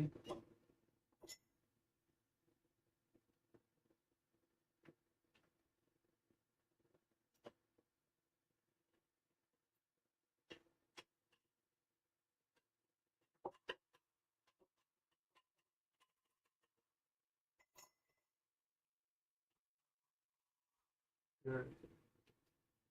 Good. Good. Good. Turn this off now.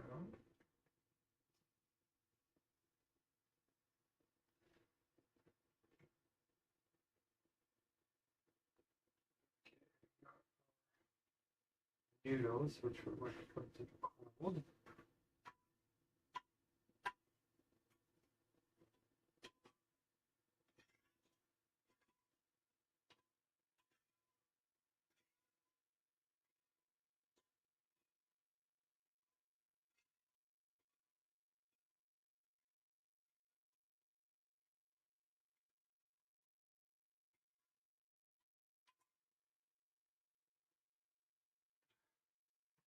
Put a little bit of the egginess in there. A little bit of cayenne for some heat. Into our mixture, which doesn't seem to personally make much of a difference, which kind of sucks, but add some egginess to this. And, you know, there's a little bit of chili sauce we can put in, which I don't know how to. Let's see how she goes. We're experimenting now. I feel like that.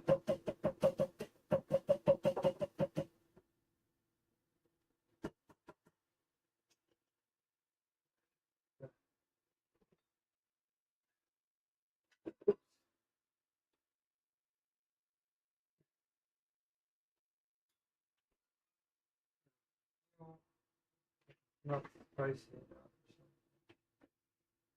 Add in milk. Now we have plenty to saturate the noodles with.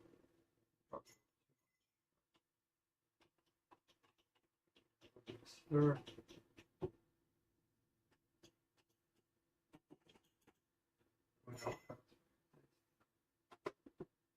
Let's see. Whoa. Whoa, that's intense. Oh, intensely good. Okay, these noodles are still extremely hot.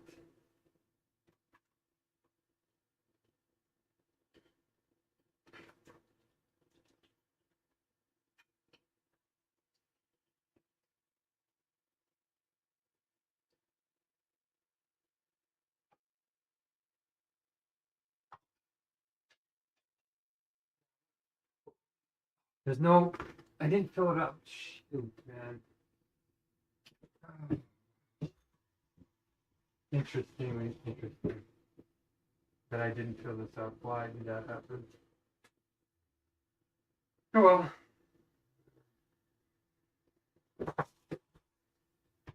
Wait till we'll cut up all the good stuff. Probiotics. I'll put in some sauerkraut, cabbage, and of course our ingredients, proteins.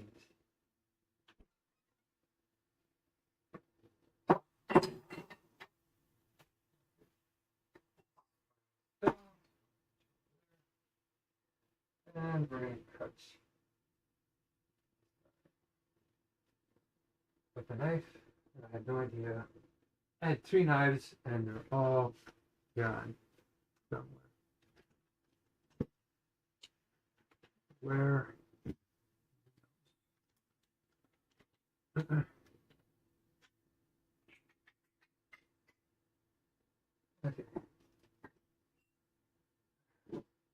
Fine. But editing working.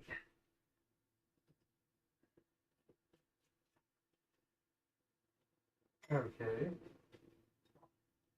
Okay.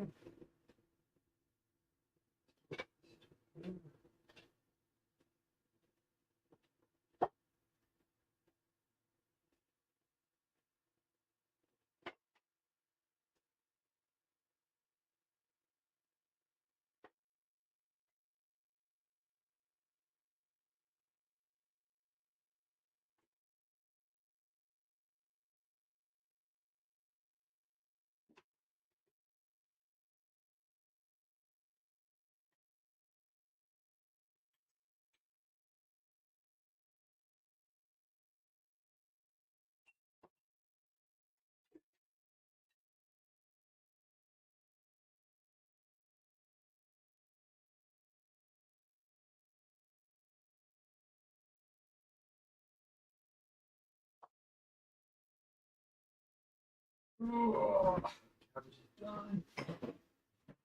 Ah. And a little bit of why not?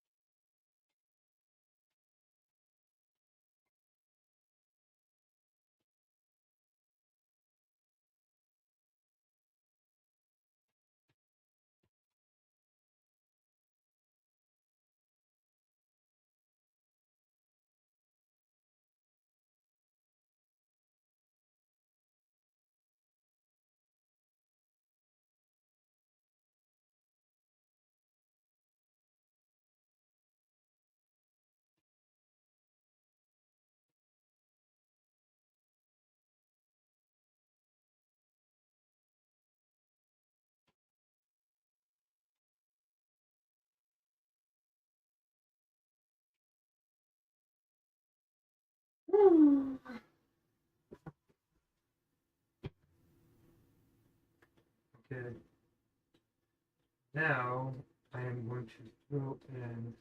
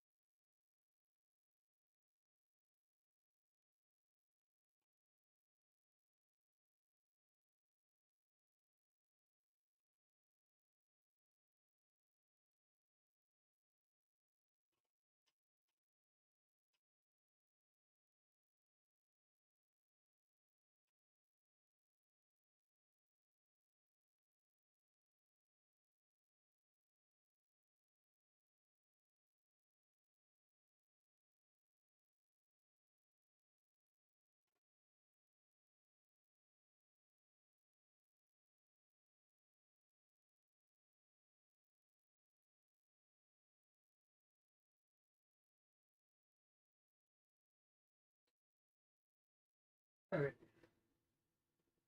Got it.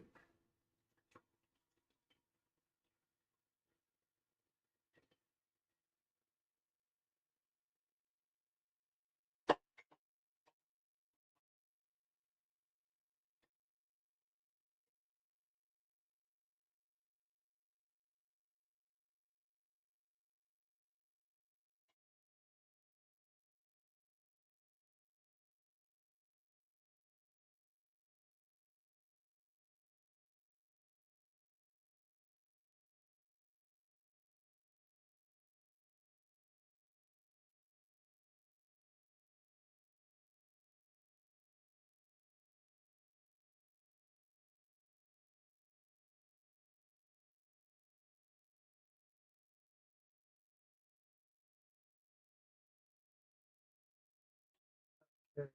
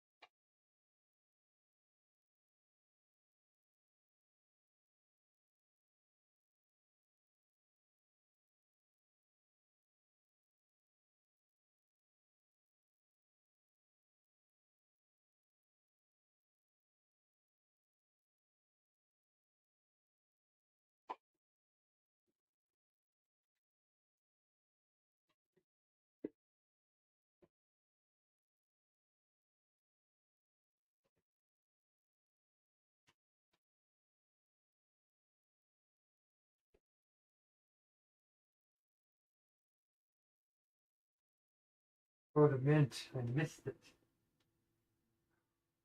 Okay. We're gonna put the mint right here.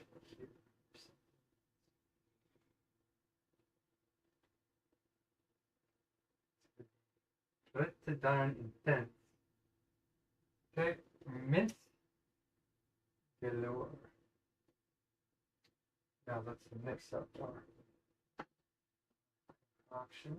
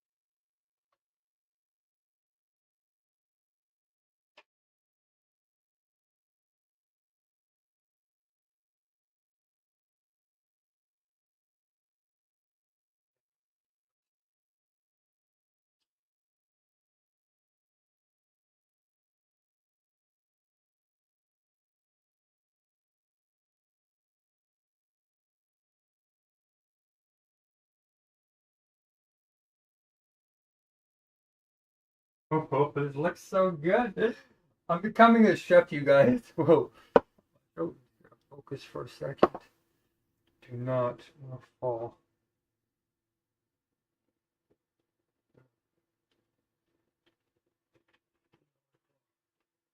My friends are being obstinate, challenging me.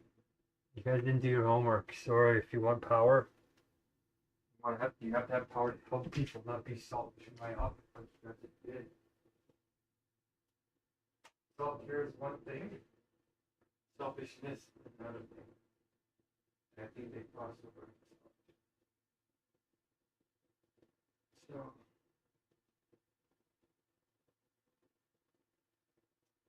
means you're still in too much pain. I don't have the power to think about this problem.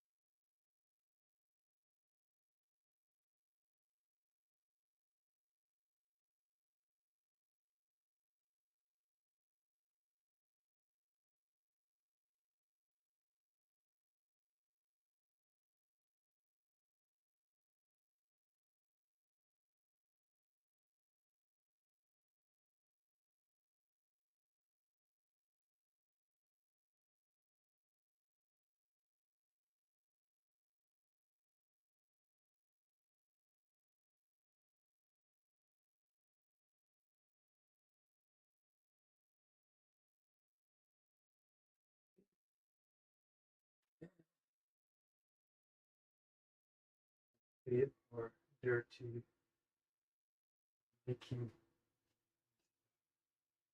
All right, let's put this stuff back in the milk. And we're gonna put the water right here.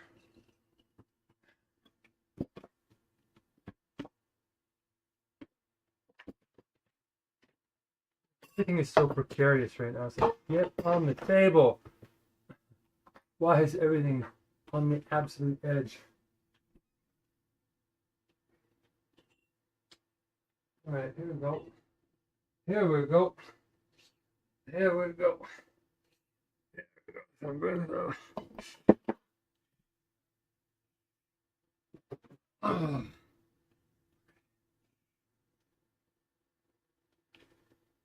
All right.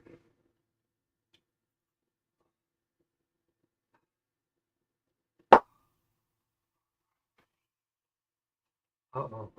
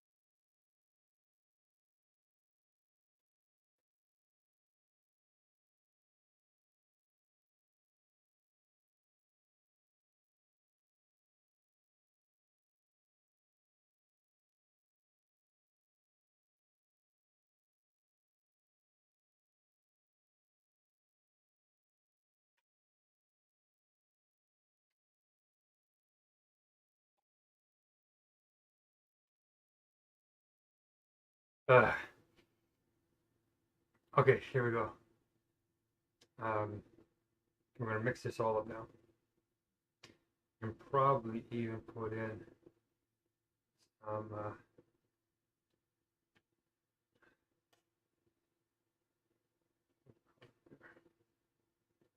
probably put in some extra spices. There's plenty here. Like I made a lot this time because it didn't seem quite saucy enough before. So that should probably be the trick right there. I don't want to drown it because like vermicelli totally drowned is also kind of gross.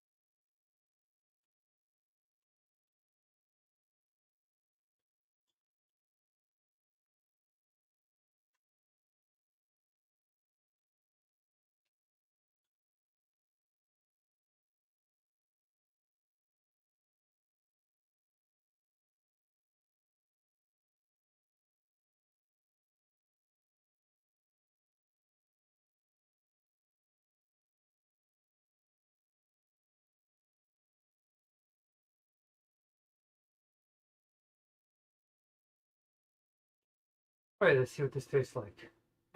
Great. Kind of masterpiece for monstrosity. I haven't even tasted this sauce. Let's see. Well, I kind of maybe did a little bit. See.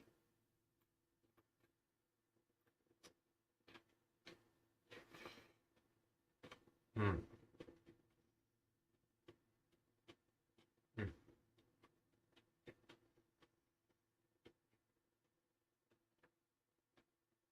Mm. Immediately pleasant to the taste buds. This is a good one. Mm. Good. Any more mung beans? And we can also add in more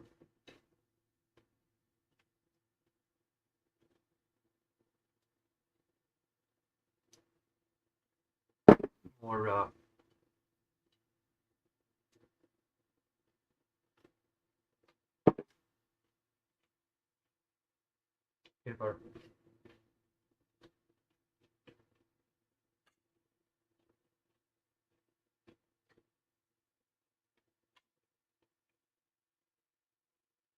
Yeah, I'm sprouting way too fast. It tastes good.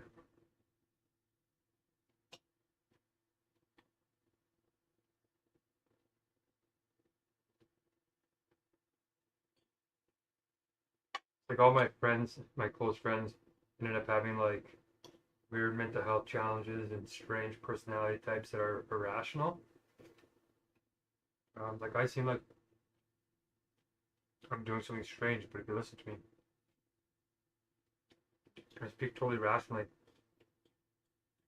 All the things that I'm doing are grounded in studies, rationally connected, causal or correlative, fact, empirical or noumenal is a new word that I'm introducing. So, mm. Mm. Mm.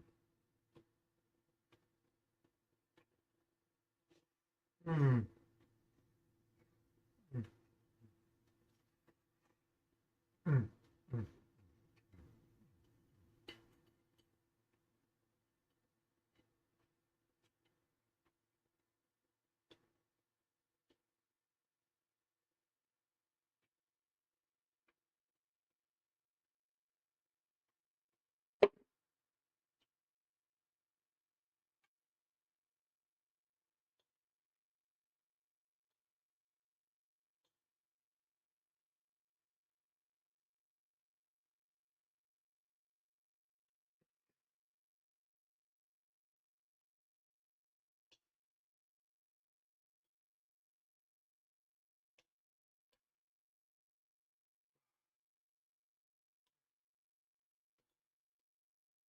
I'm getting these mung beans into the noodles.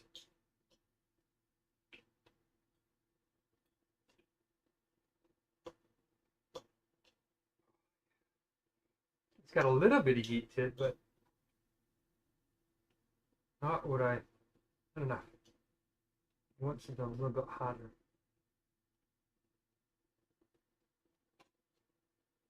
With all the dryness of pepper, I didn't dose it with pepper. Kind of ruins it. Hmm.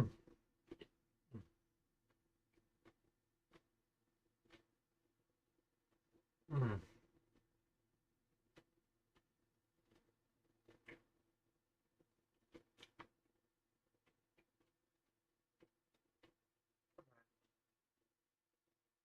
You need a little bit, of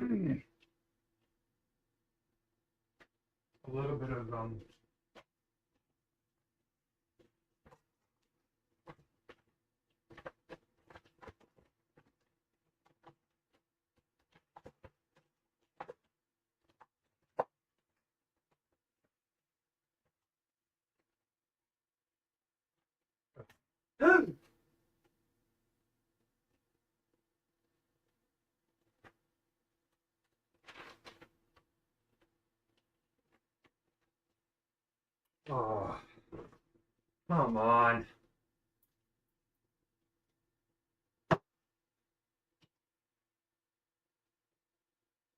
The bottom of my jug.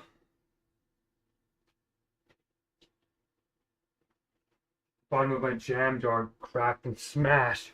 I literally dropped it this far. Okay. Oh well. See what I mean? My coordination is still off. Alright.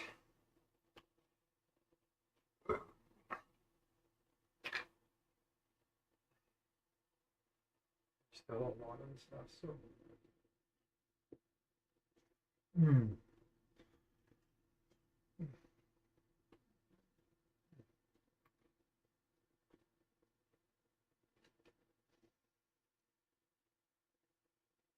Although I can taste that mint in there. It's fresh. Mm.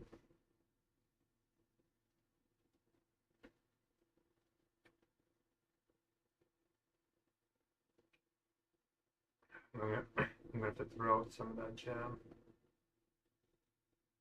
2 steps forward, 1 step back.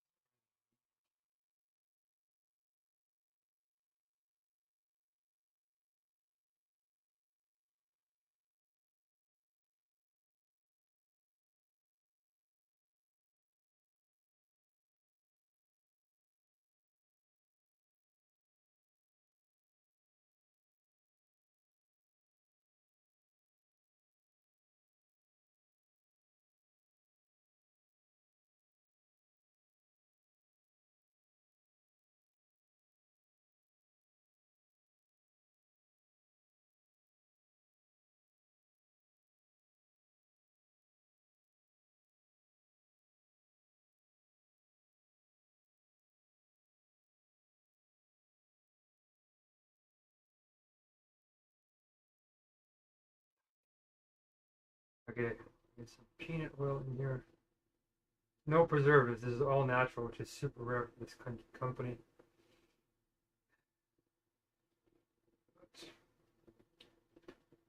Beggars can't be choosers right now, so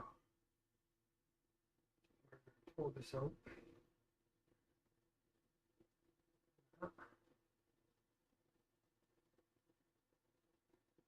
Just like I know that peanut butter goes well with like any vermicelli dish. Just gonna put this on top.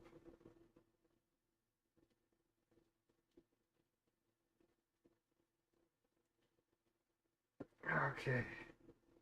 I love recovering. Recovery is just like the best thing. Because you can eat like crazy.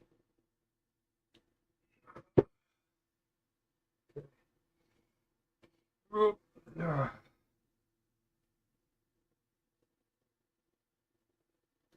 All these naive people keep just telling me what to do, and it's just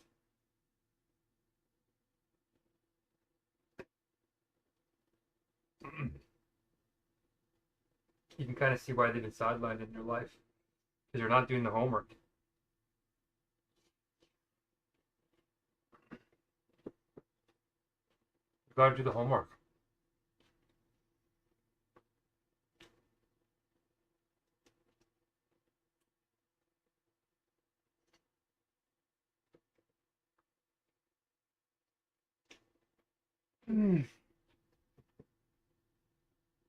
Well, there's just somebody who does the work that nobody else wants to do.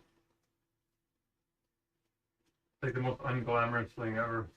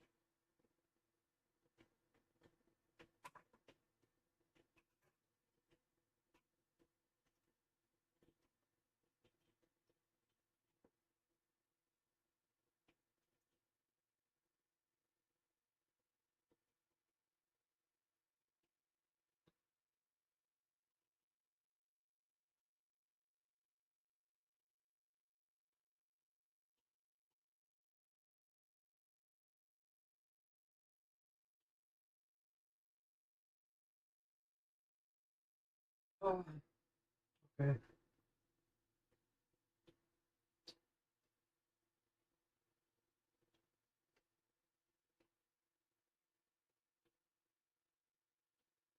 Where should I put this jam now? I'm gonna put it in this thing up there.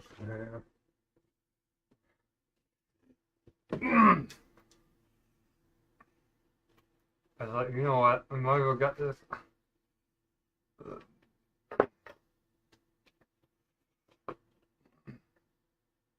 You know, I might as well get this out of the way now before the shards sink into the jam or whatever, something else happens. Okay, this jam is thick. I don't know if Gabby's gonna pull it through.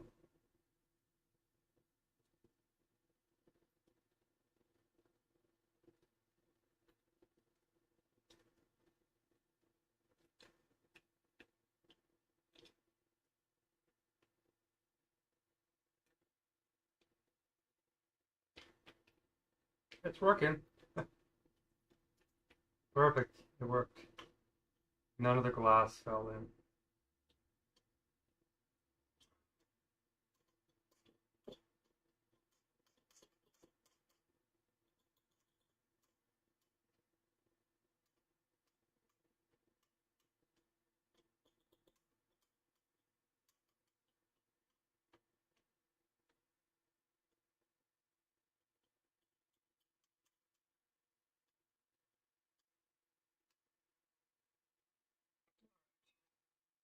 There, transfer complete. So now I don't have to worry about this.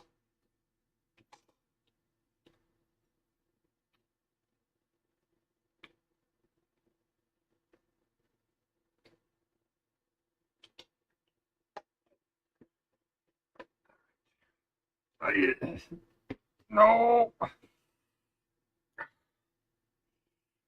still feeling.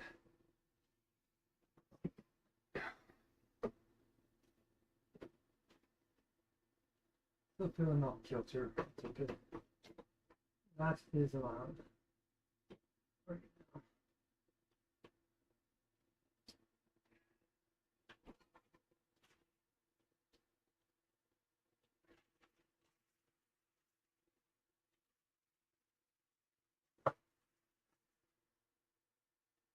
I'm glad it wasn't a tomato jar that smashed because tomatoes are like.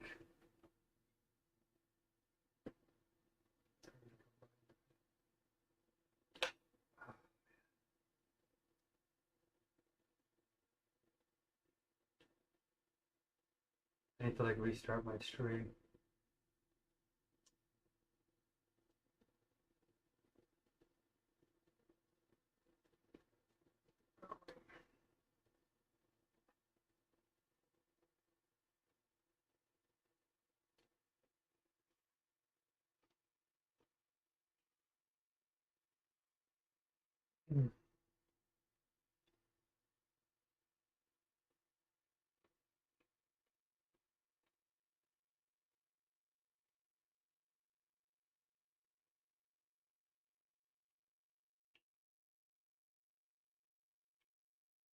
Come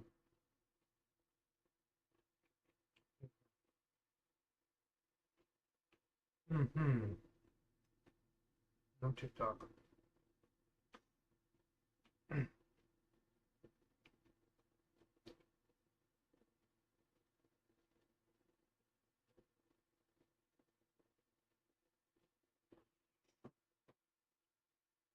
Oh, of course it crashed. Of course you did. Come on. This is getting ridiculous.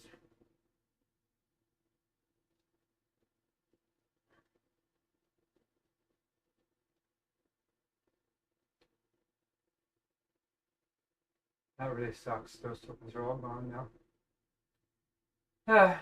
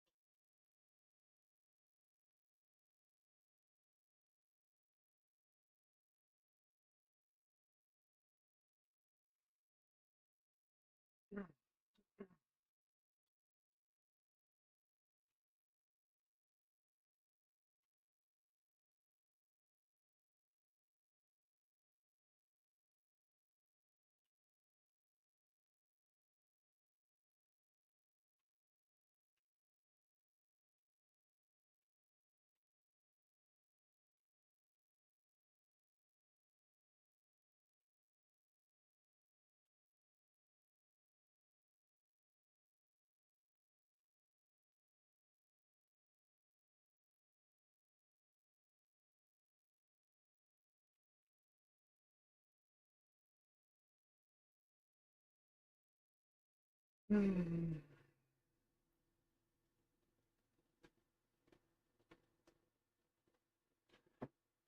right. This is remarkable. Like I'm blessed.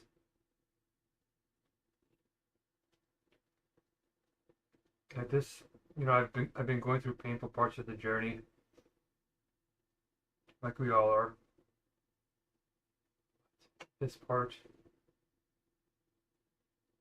I could be at a homeless shelter right now.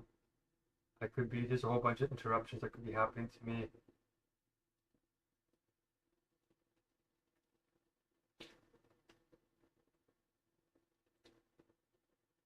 But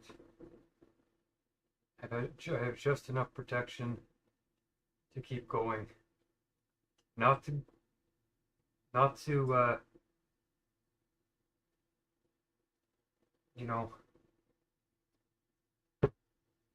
enough room to flaunt or do whatever, but enough to get done the task and come out alive. Just enough.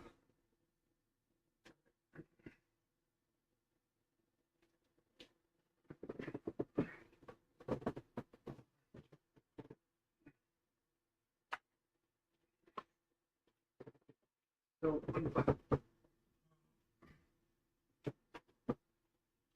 unfortunately, it looks like it crashed, and it didn't do exactly what I wanted. So good. There we go. I'm gonna put on some good music while I'm eating here. Great. Paradise, except for the nightmare that we're in. Jeez, and the fact that I haven't had kids and met my wife, and I'm sacrificing all that right now. But it will come, because the wife is going to know what this is all about. She's going to understand wisdom.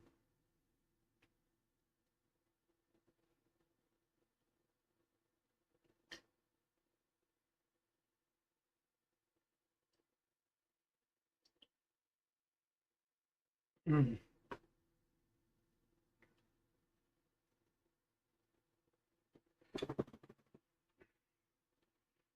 Oh. Okay, here we go. I'm already getting a little tired, actually.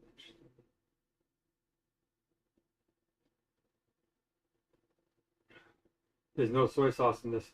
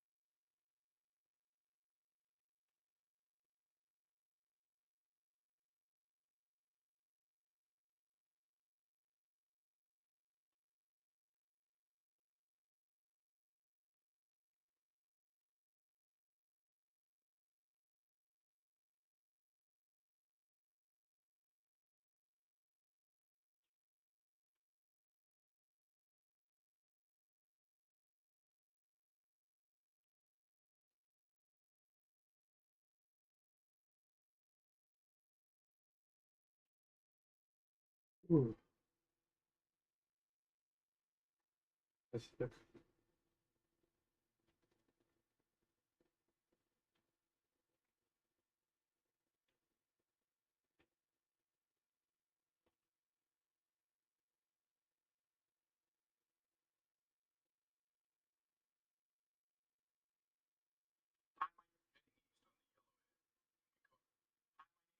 Norland, and this is Brad over here. Here we got a 2026 Jeep Cherokee. They just brought it back for the 2026 lineup. They had it discontinued for a bit. You may notice it's a bit of a different design. This now has a 1.6-liter turbo hybrid motor. And don't worry, it's not a plug-in when everything seamlessly, so you won't have to plug it in or anything extra there. It gets combined mileage of 6.3 liters per 100 kilometers, which is phenomenal. 210 horsepower, 230 foot-pounds of torque, 3,500 pound towing capacity, which is phenomenal for the class. Starting at the front here, you have polycarbonate headlights, which is also what the helicopter windshield is made out of. Your signature 7-slotted grille. There's 5 trim levels on this. You have the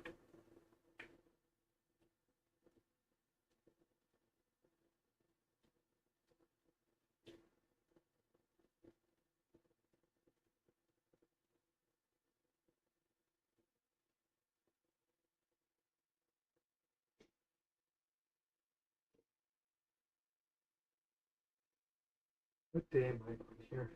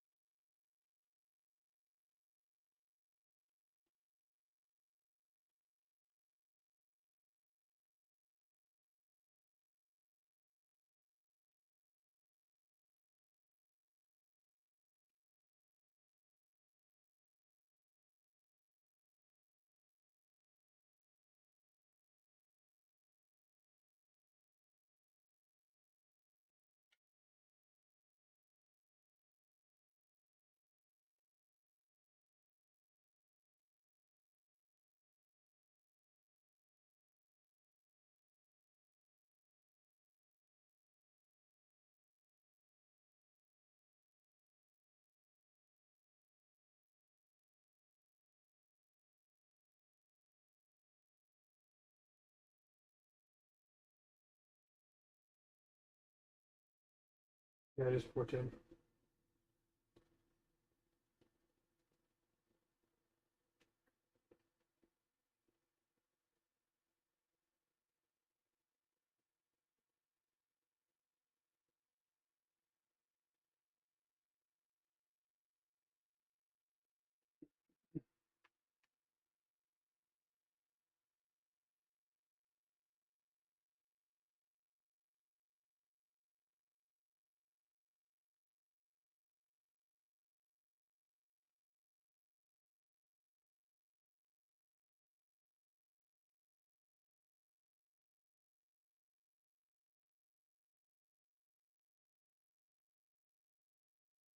There we go.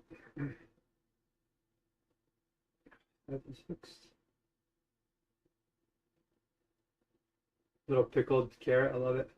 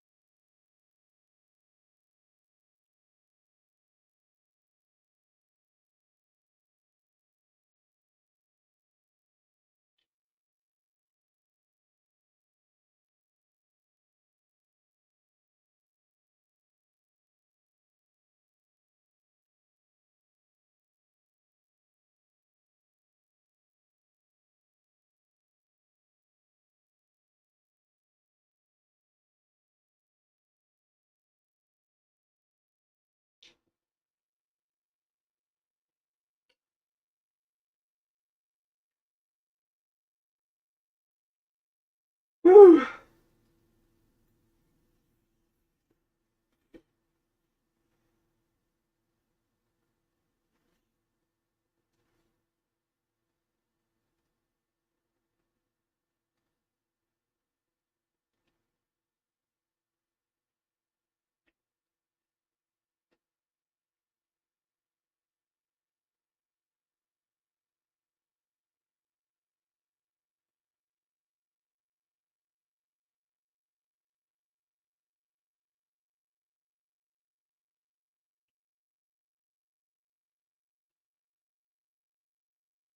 I left a comment on somebody's TikTok thing.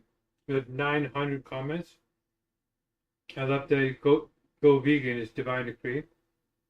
And somebody actually went and found it and liked it.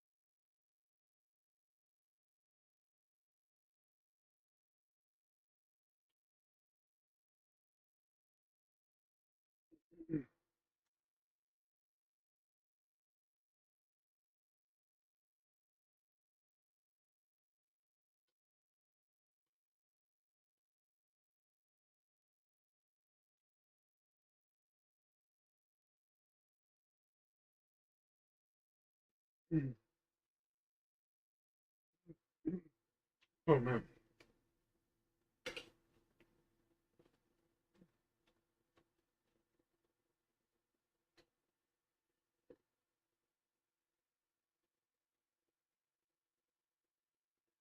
Oh.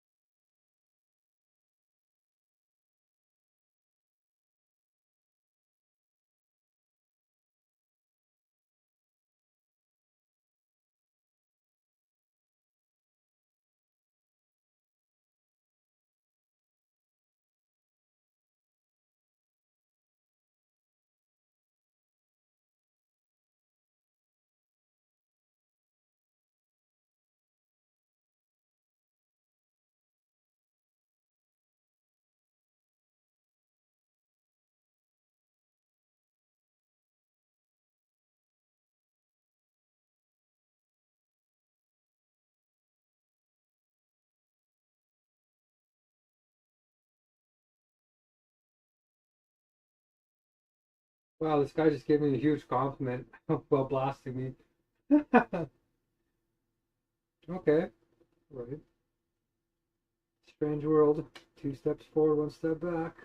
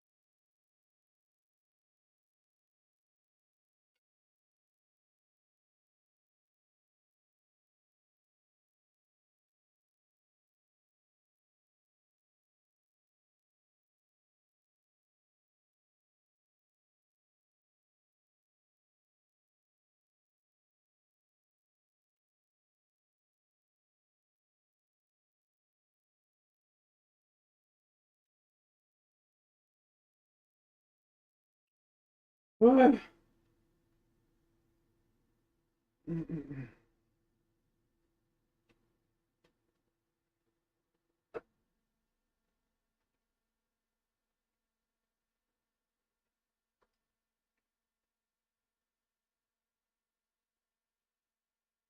Oh.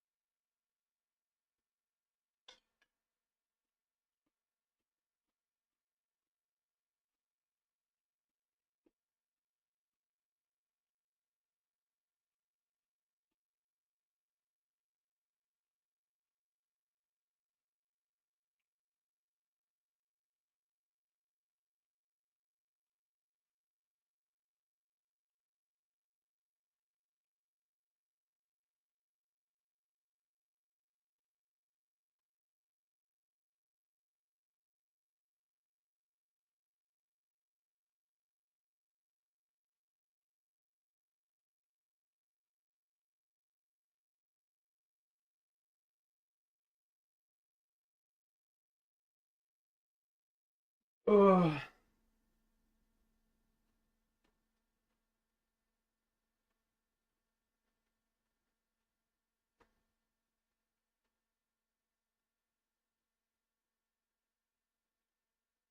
Ugh. Ugh. Ugh.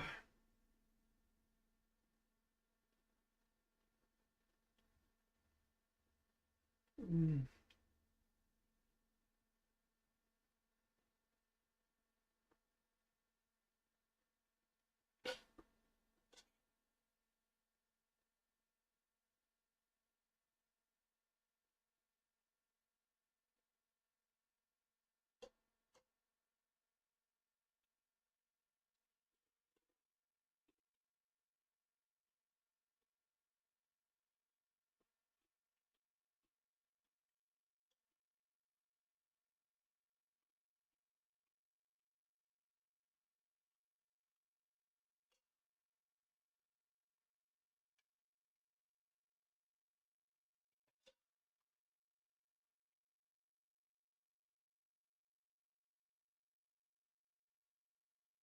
I think that's it. That hit the spot. Holy cow.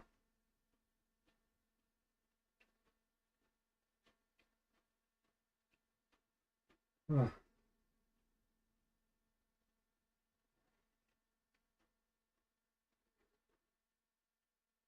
Ugh.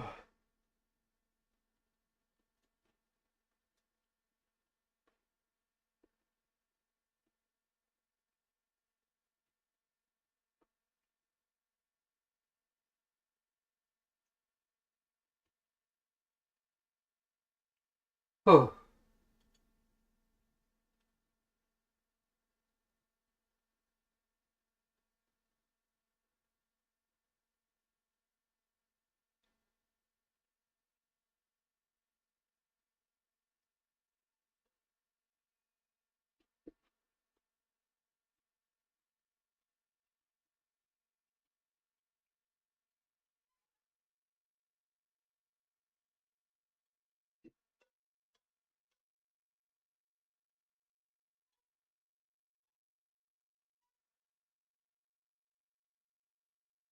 Mm.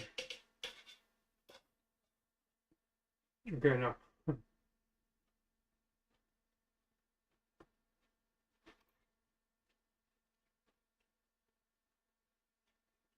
The stuff goes down so smooth. The noodles don't stick like the wheat ones, and they digest so much easier.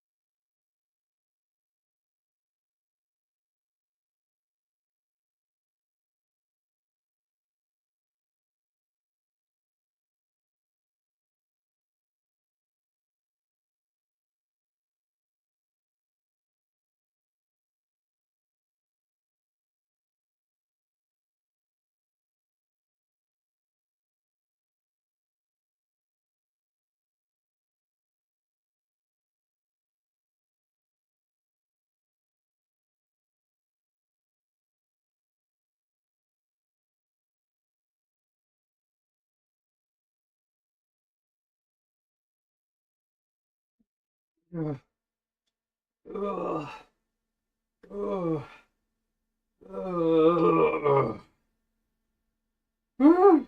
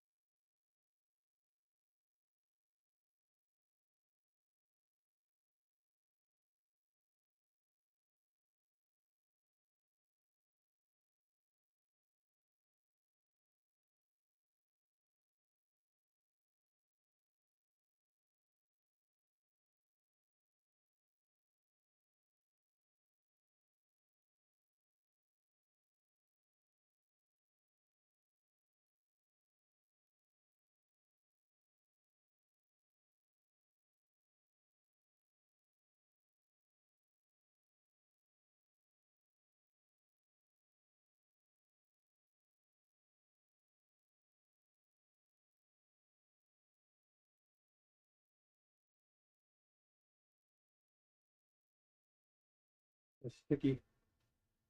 I want to have a shower. I want to get cleaned up. I'm almost there. In maybe another week I can be walking. I need an MRI for this hand.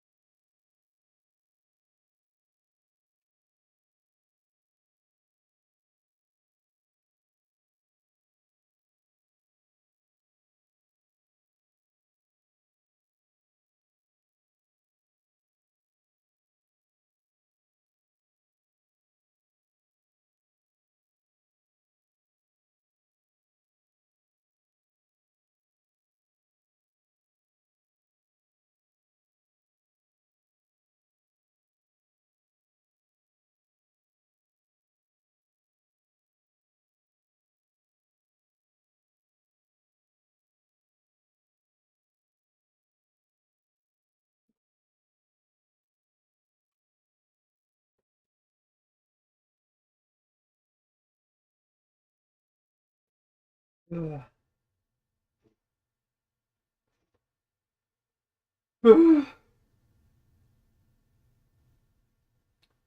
was a lot of salt, but it was amazing. So we're going to balance it with a little bit of sugar. These are natural fruit chews from Iran. No artificial sugars put in these. This is just the fruit, with no preservatives either. The way they cook it concentrates and it preserves dramatically.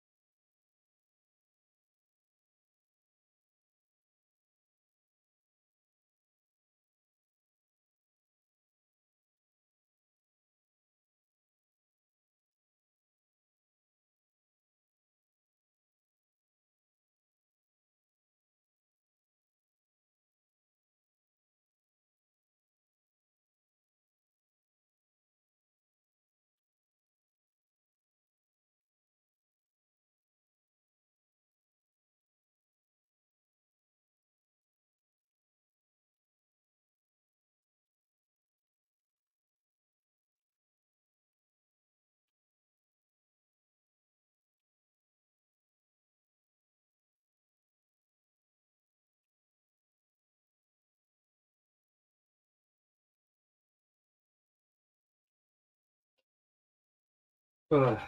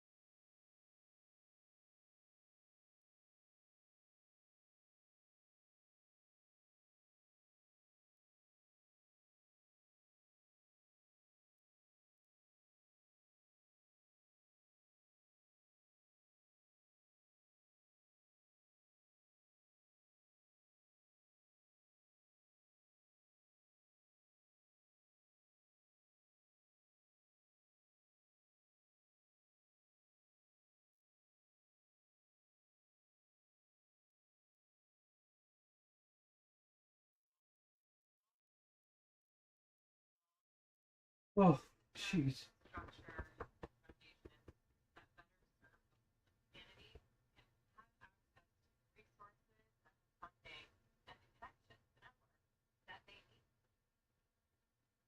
If you're feeling like you're on the wrong timeline or that something, I have the best way to think about this, and I came through from my guides and several of my clients.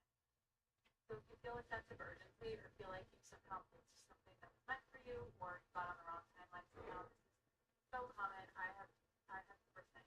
And what came through with this was it doesn't matter what you do to get to where you are going. Because if you are meant well,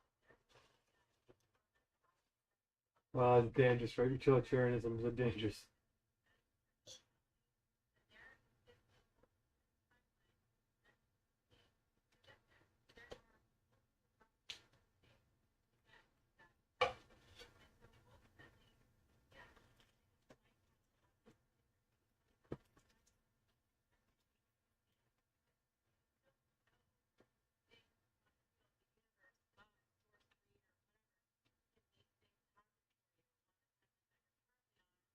because you're on it.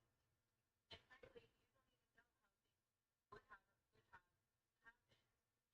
you don't even know how things would have happened on that other timeline. So it very well could be that the timeline that you're on right now is actually better than the timeline that you originally imagined. Because we're always co-creating with a higher intelligence that knows far more than we ever could in the perspective of limited scope of understanding that we have in the body. So the way it's come through for me is 6-1, half dozen the other. It's still the same. It's just your perspective. It's your perception of it that makes all the difference. You are never lazy.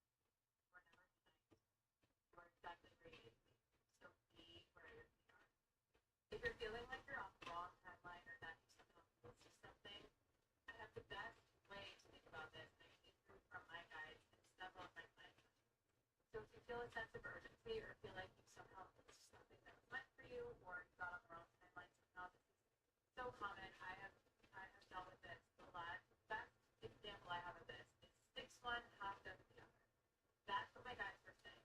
And what came through with this was it doesn't matter what you do to get to where you are going. Because if you are meant to do something in the world, if there's something that you are meant to actualize in the quantum field, it's an event horizon because we exist in an event-driven reality, then there exists a multitude of timelines that you can take to get there. There are multiple routes you can take to get to that destination. And so ultimately, yes, things might have happened differently on one timeline as you perceive it to be, but you don't know the way that the quantum field, the universe, God, source, creator, whatever, can make things happen for you on the timeline that you're currently on because you're on it. And frankly, you don't even know how things would have or could have happened on that other timeline. So it very well could be that the timeline that you're on right now is actually better than the timeline that you originally imagined for yourself. Because we're always co-creating with a higher intelligence that knows far more than we ever could in the perspective of limited scope of understanding that we have in these human bodies with these human brains. So the way it's come through for me is 6-1, half dozen the other. It's still the same. It's just your perspective. It's your perception of it that makes all the difference. You are never late. You are never behind. You are exactly where you need to be. So be where your feet are. Tools who can help.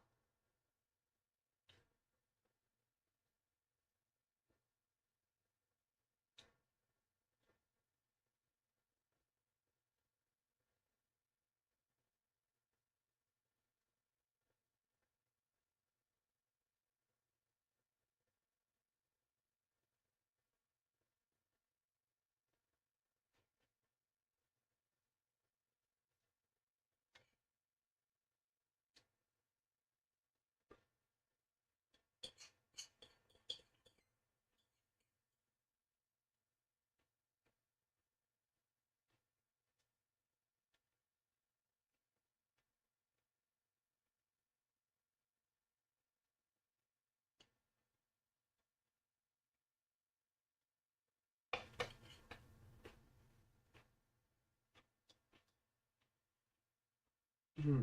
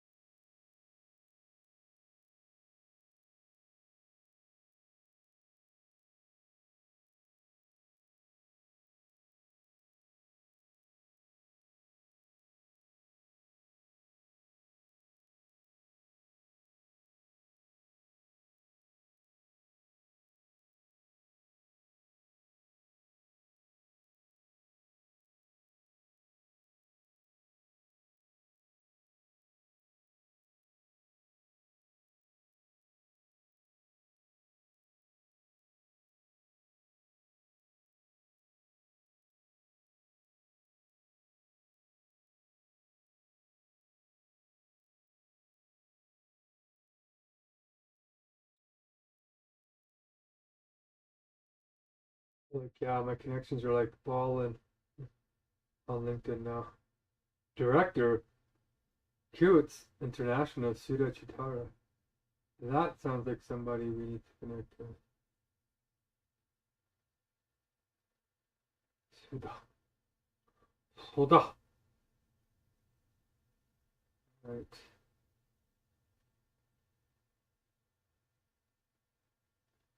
International City Consultant. Well, let's connect with you. Dylan, Delta City Council. I don't know. It's going to be too. City Manager, City Quiz. No. I have no idea. Policy Strategy.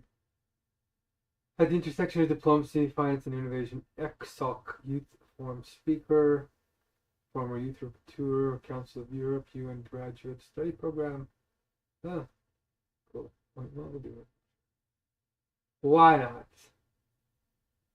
Stephen Umbrella, Managing Director of Institute for Ethics and Emerging Technologies. Sure. Why not? Skip. Okay. Chad Hammond, University of Toronto. Why the heck not? Political, relational, operations department, engagement, legislative, subdivision, governance. Sure. Sabina Rosner, who's this? Oh, professor. Sure, let's go. Let's do this. Handborn, TCAF, Community Center for Security, Governance, and Women House. Sure, might go. See what you're up to. Director of Domestic Policy, McDonald Laurier Institute, might as well.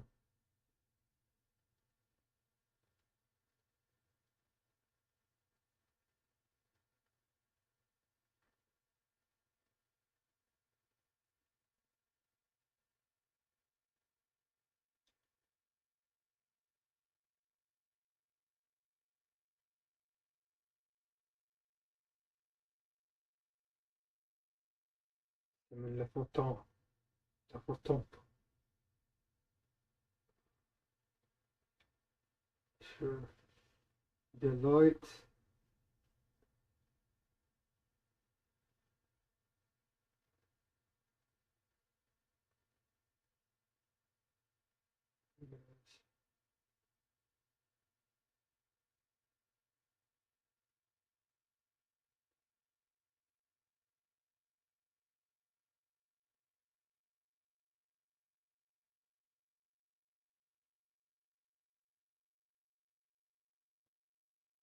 Oh, cool. We can use for us now.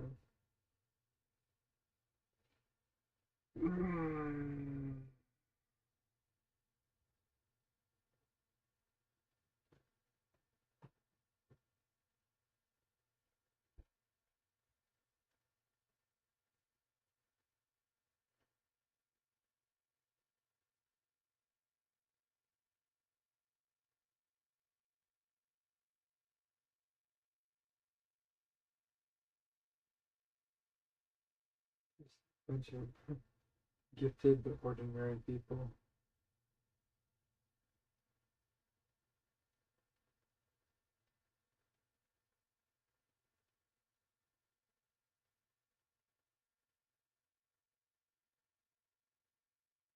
Ministry of Children and Community Social Services. Sure. Why the heck not?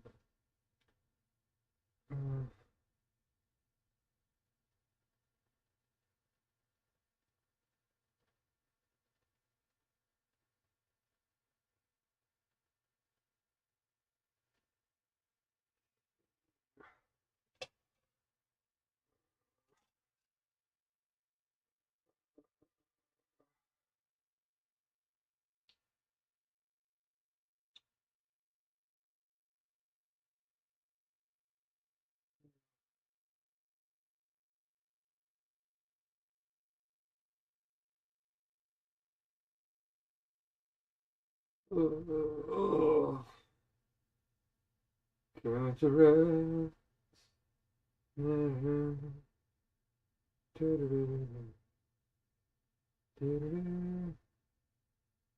Virginia.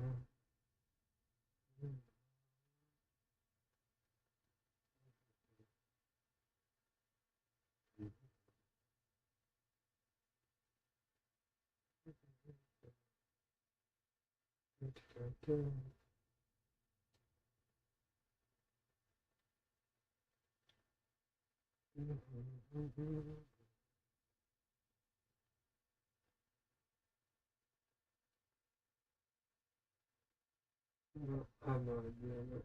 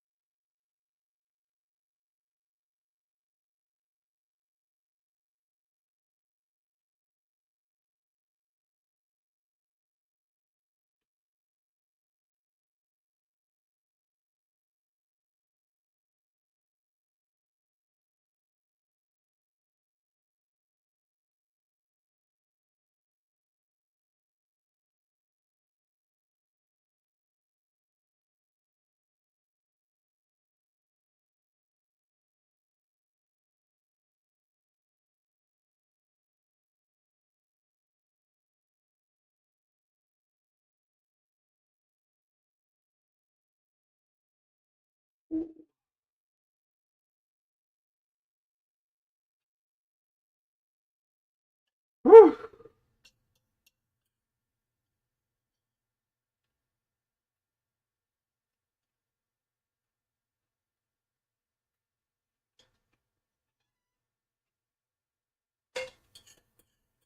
You won't find this at the hospital.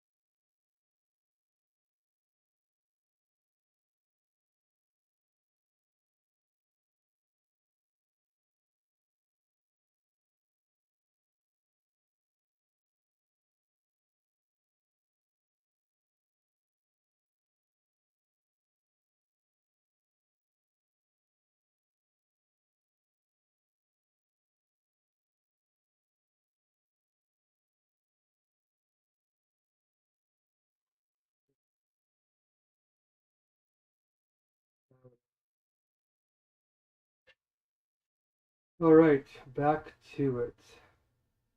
Almost everybody that I'm adding on LinkedIn now says yes. That's a good sign. That means my LinkedIn profile is broken through the upper circles.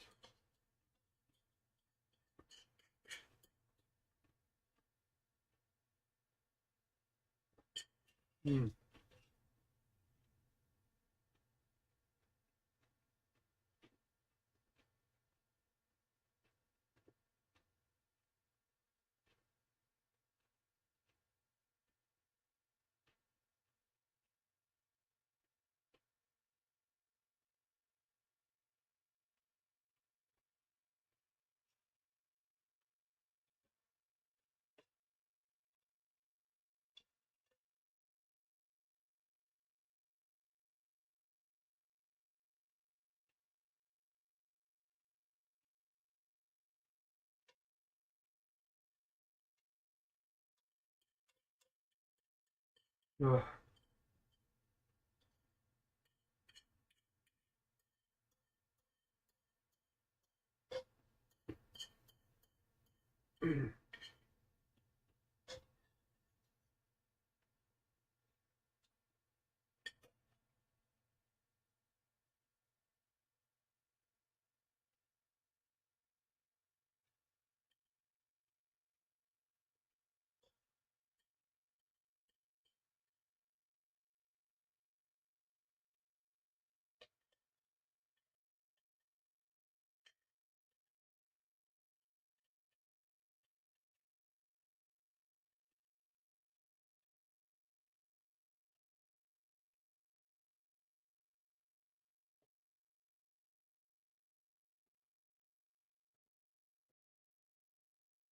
Ugh. That's so good.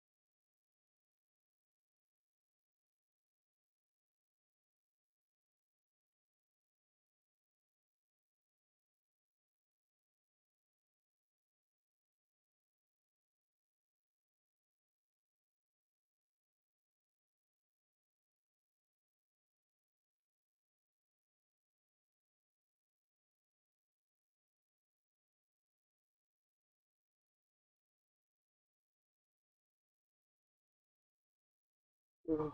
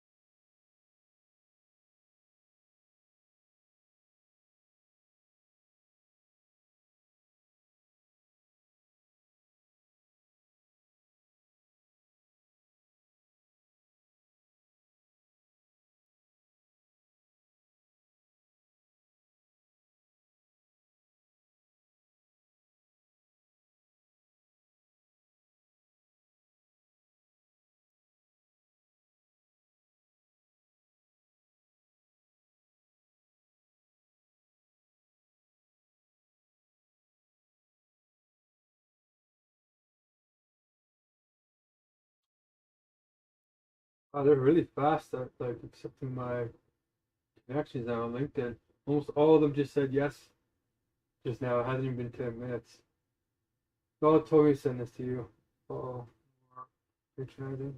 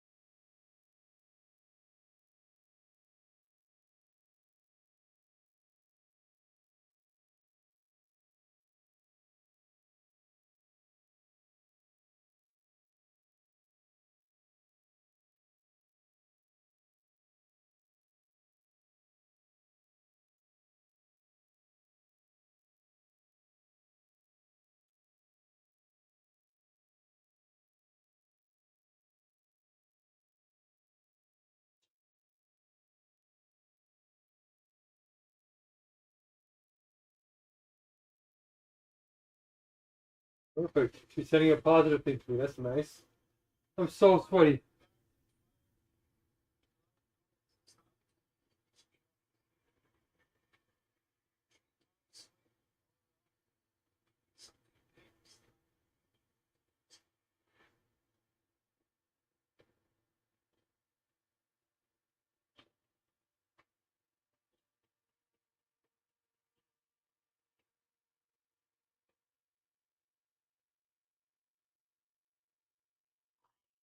Was watching some of the seven sacred teachings during my last live and sent you this right before the end of it. I was talking about going to research beaver parenting because my beaver parenting knowledge comes from Narnia. And anyway, the next video I click on right after has her birthday. It's pretty amazing, so I'm going to send you that one as well. Okay.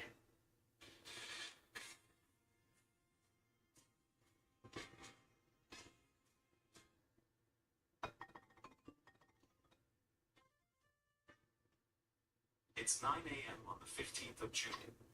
For the first time, our film light illuminates the private lives of the beavers. In front of us is a ball of Whitford. The beaver family is fast asleep. Beavers always sleep through the day. We wanted to be sure not to miss anything.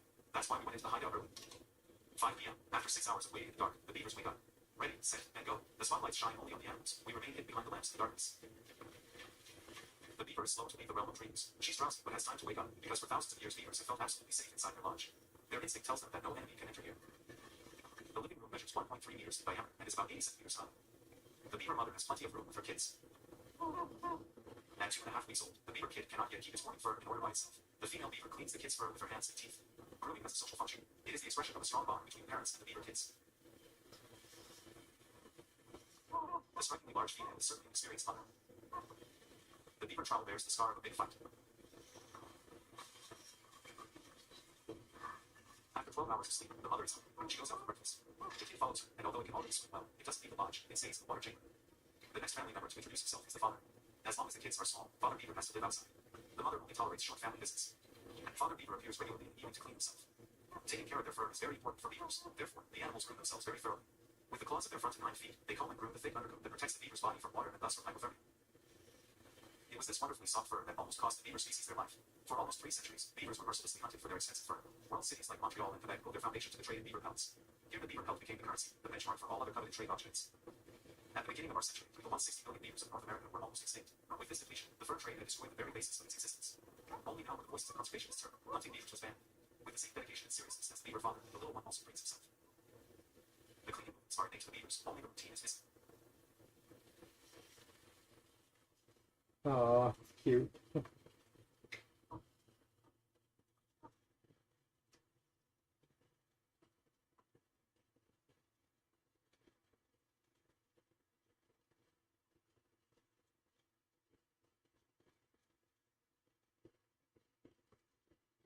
Struggling to keep his balance, he reaches for his milk belly to loosen the undercoat with his teeth.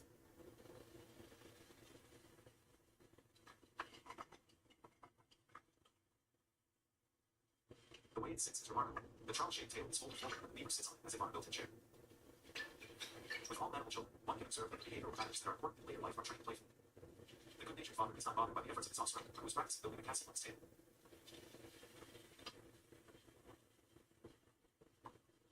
Father beaver thinks it's time to clean up the living room. Cleaning the house is quickly done. The padding of the living room is rearranged, loosened up, and renewed if necessary.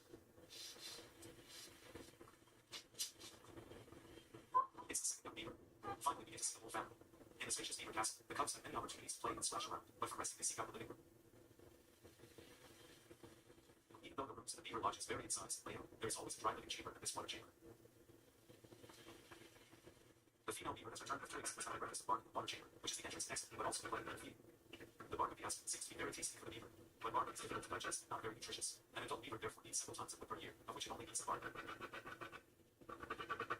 animals like to take their food into the water chamber of the lodge to eat here, protected and in peace. But the peace and quiet is over when the young ones play out and unabashedly climb all over their mother's blankets. The little beavers take a lively interest in everything the mother does or brings along. Here we are witnessing the moment when the infant becomes a child. He tries his first green leaf. He tries to chew and swallow, but not exactly with relish.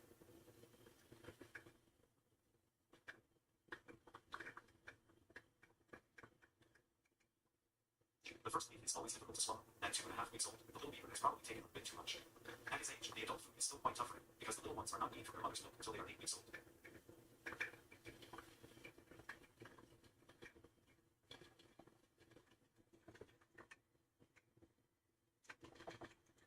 The film is full. We turn off the lights and have to change it. We know the drill already. Whenever the animals are most active, the film is already full. It has to run like clockwork in the dark confines of the hideout, rushing, checking the film stage, and putting in new film. The sensitive technology, far away from any civilization in the forests of Canada. In front of us is the beaver family, above us dirt and mud. Just as the beaver mother enters the living room, we're ready for action. Now it's the kid's turn. The fact that the mother's fur is what doesn't bother young beavers, especially when they're drinking. The young beaver works on the mother's breast with its hands, which stimulates the flow of milk. After carrying the babies for about 100 days, the kids are born in big yellow eyes and thick fur. For 2 months they are fed rich beaver milk, which contains twice as much fat and 4 times as much protein as cow's milk. At the age of 2 or 3, they will start their own family and have cubs of their own, 2 to 4 a year. Thanks to modern protection regulations, the little beavers have a chance to live up to 15 years again, but much of the beaver's habitat has been taken away. They will never again be as numerous in North America as they were before the arrival of the white man.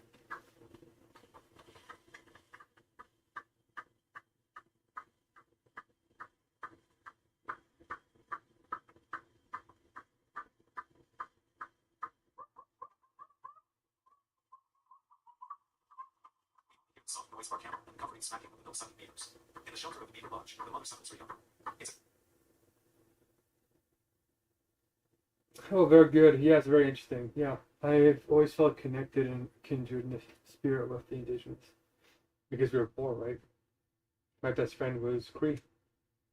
We didn't know back then. We were all just poor. We all played at the park together, and looking at how all these other children get raised nowadays compared to how we were raised, it's a wonder that we didn't get abused. So I got to see his life versus my life, and how he was prejudiced, and how I was able to escape a little bit more than him. We both pushed each other's limits. Actually, just today I was talking to one of my best friends, the Cree guy. So, yes, I'm very acquainted with indigenous traditions, and That's why when somebody makes fun of the hunger strikes, you're actually making fun of like 900 tribes. All of them have some kind of fasting tradition because it was one of the best ways to purify yourself, especially when food was scarce. Um, so yeah, I mean, there's a lot of honor around impulse control, and even when you do tobacco and you do other like psychedelics, like in Peru, you're supposed to fast beforehand. It's not just good for your body and for absorbing the drug, but it's a sign of respect that you are treating the process with control, impulse control, and that you have yourself under a set of sacred laws. So when I'm being destroyed on my Facebook, all these other indigenous leaders and shamans, they're all looking at you guys, looking at people who disagree with what I'm doing as naive and immature. And that's why I don't take the critique seriously. I just say, well, what better plan do you have? And they never have one because it's always armchair activism, poorly researched, and a lot of ego that's overcompensating for a lack of love in childhood. So I'll be nice and kind because I've taken the bow and abandonment, but I don't spend a lot of time entertaining people who are not studied and don't understand how naive they are and how hard change actually is when you try and change anything significantly. So I appreciate you sending that video. There's actually many, many more. Almost every culture on earth has a fasting ritual. So even like Ireland, I'm half Irish, right? Ireland is the only country in the world that actually made it part of their legal code for thousands of years. Now it's a little bit dated, but culturally it's still accepted that you can go to somebody's house and fast on their doorstep. Yeah, you can trespass and fast on their doorstep. This is older than Jesus Christ, older than Plato, older than Aristotle, older than Socrates. So it's been around a long time, and to claim that it's a foolish thing to do is the height of arrogance. It is really tremendously painful to watch. And that's why I advise to really go do your research, because what I've done here, surviving a 66-day hunger strike, is extraordinary. Even I wasn't sure that I could do it. And then to survive it by meeting these virtuous goals of training for better leadership, it's a virtuous activity that requires tremendous discipline.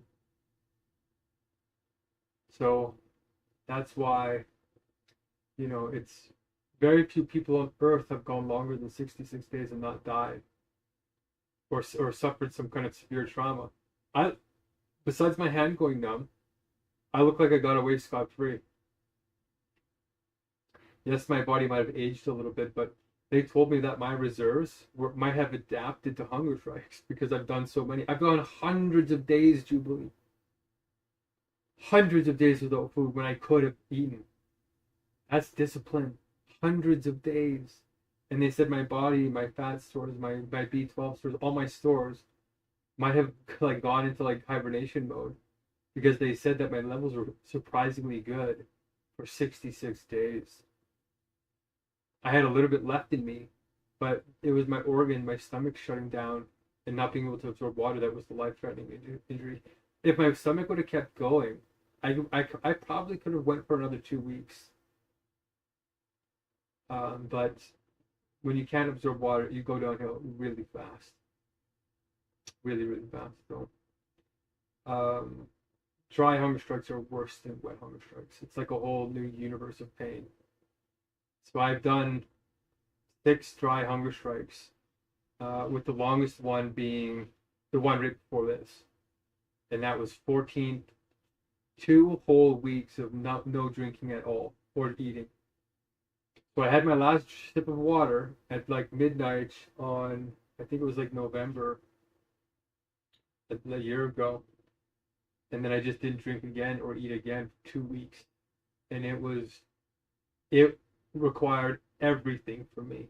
It required everything. All my discipline, all my willpower, remembering all the sacred things I was representing to not take a sip of water. It was extremely torturous. And the only thing that has gotten close is the puking when I was already exhausted of this hunger strike now. It was, I couldn't even sleep. I was getting into, I could, anyway, thank you for respecting the process more. I would recommend doing even more research of all 900 indigenous tribes. Even Christianity, even Jesus Christ honored a lack of eating, because they're thinking that there's three tribes, or there's the Pharisees, there was some secondary tribe, and then there was the Essenes. And we don't know a lot about the Essenes, but they're extremely religiously devout, and that's who Jesus was hanging out with. And they fasted all the time, which is why Jesus probably fasted for 40 days, 40 nights. And I went 26 days long, almost another month longer than that, which is shocking to think about. You know what I mean? 26 days. So, yeah, I'm glad you're paying attention. And this little baby beaver thing is so cute. Veganism is also a very honorable tradition. In the past, we used to only eat plants. And especially women. Women would sometimes give up all their meat to give to the man, and they would just eat plants. And that's why I think women have a special health and fat content. But it is now a divine decree. It's destroying the planet. It's not just destroying us. It's spiritually an aberration. Our bodies are designed for plants. But anyway, thank you for the send here. And I hope you keep studying my strategy, because it's quite amazing. Tens of thousands of hours. There's 252 things that I had to learn just for the software to do a good job. And you can help come make some blessings on the software if you so choose, because that's where we're able to scale. The largest organization I had before was 66 volunteers simultaneously, which is hard to manage that without software, because every day you have like 4 or 5 project groups, and you have your own executive, and then you have their micro executives, and then you have big events, and then you have the award ceremonies. And there's a lot of things, and then there's international poverty, and then there's local poverty, child poverty, indigenous poverty. There's just so many things to go after. Unfair trade laws, Fair Trade Certified Canada, pursuing better aid, not just more aid, accountability, corruption indexes, lots of stuff. So it's not my first rodeo. Almost everything you could throw at me, I would probably cover in terms of social justice, especially indigenous rights. So yeah, I really appreciate you saying that. Thank you. So I'm getting the coding going here, and I'm like overheating and still getting these heat flashes. It's intense. I want to have a shower, but I'm gonna wait a little bit longer. But yeah, thank you for investigating a little bit more. And I'm willing to look at your ideas too, but it doesn't sound like you got them written down. So you got to do that if you want to teach people. If you don't want to do that, you can follow me, and there's still a role for somebody who doesn't want to write down anything. And that role is to speak the universals and to pray and to hold space and a bunch of things. So there's still things to do, but you can't be fully in power. But when it comes to the Jubilee, it has to be done using contradict waves and stopping the business cycle, the virtuous and vicious economic cycles that happen every 10 to 25 years. Okay, so that's the real Jubilee. We're going to have the first Jubilee will be like a whole debt reset, which will be fun. And at that, you can speak. And I'm sure there's a couple of other Jubilees that want to speak. But it'll be a beautiful moment, truly. Because one of the things that Make Poverty History did, when I ran the group, there's 4 goals that they pursued. And the third goal was to cancel the debt of the world's poorest countries. So that's where I was first learning about it, is that Make Poverty History was an international coalition campaign of the world's biggest organizations that had come together. And they had decided to work together towards these 4 goals. And so canceling the debt of the world's poorest nations, and even Africa as a continent, is $500 billion in debt to the World Bank. And these structural adjustment programs they tried to do in the 1960s and 70s, like huge hydro dam projects and all these things that never worked out. It just threw them into huge debt where they started paying more interest on their loans than they did on the education systems for their children, and it just was absurd. So it was one of the 4 goals, and but I had to research it more on how to do it non-naively, because throwing money at the problem wasn't working exactly. So I realized that it really comes down to ideas. Foreigners' countries, it comes down to ideas, not people, not education, not energy, not resources. It comes down to R&D. Interestingly, okay? So I've studied it very much, and now the last piece about understanding it at the level of the fabric of reality itself, the metaphysics, was the last piece of where the whole thing clicked. Okay, so if you want to learn about that, or even want to help win the 6 Nobel Prizes using AI, I can teach you that, and then you can help start working on these things, because it would gain instant international accreditation from everyone. And we'll start with the first nomination towards winning one of the Nobel Prizes, including the Nobel Economics Prize, with this work, with this Jubilee work. And I could share it with somebody if that person has substantial ideas and uses that power wisely. Okay, and that could be you. But you have to actually do something that actually is helpful. Okay, we need to make an abstract. I could do it. I'm actually going to do it right after we get the software going. It's my next project. I sent it out to Harvard and to Stanford and to 50 of the top universities 2 years ago. So they all have it. The whole world has this how to win 6 Nobel Prizes simultaneously with universal logic. But we could be working on it right now, and then you can see how it solves the fragmentation, because the fragmentation is the heart of the problem, right? The way we think and conceptualize about the world and each other is why people go into debt and lose empathy and create these aberrant and vicious cycles that destroy people like you, right? And I'm being destroyed too, but I'm forging ahead despite it. So yeah, let me know where you want to go from here, and yeah, if you want to build the case for hunger strikes, then you can. And my hunger strikes were designed to be survived, right? So a lot of people would have died on this last one, and I survived because I take the precautions and I treat my body like a temple. I maximize my chances of survival by doing many things that other people don't do when they're not experienced. And when you go that long, they make a big difference. Like, for example, not having to walk all the way down the hallway to go to the washroom and all the way back. Over the course of 2 months, that's thousands of steps that I don't take just by putting my bed in my kitchen rather than leaving it in my bedroom, right? Or taking these heat jugs and putting them on both sides of me with my sleeping bag over my body, because the body gets very cold very fast at 2 months. So that over the course of 6 months, if I'm saving something like 200, 300 calories in body heat every day, right, I'm saving myself tens of thousands of calories by the time 2 months has gone by. So these types of things are probably would save my life, because they're designed to be lived through if you have discipline and you stick to the plan. Even little deviations from the plan can kill you very fast. So this is an elite activist activity that is not passive. You don't just sit around. It takes constant vigilance every single moment. I slacked off for once, like 2 or 3 minutes, and I took this hot water bottle and I put it behind me and it tipped over, and I wasn't paying attention. I look over, it's dripping. The lid is not properly. It is properly on, but the seal is gone, so it's dripping all over the chair. I wiped the chair down, but it gets between the cracks of this old chair, and I try to dry it out, and I put some cleaner on it. It wrecked the chair. The chair rotted. It started to smell. I couldn't wipe it out. It was smelling so bad, I couldn't bear it anymore. I had to throw my entire office chair out, and I had to relocate to my bed.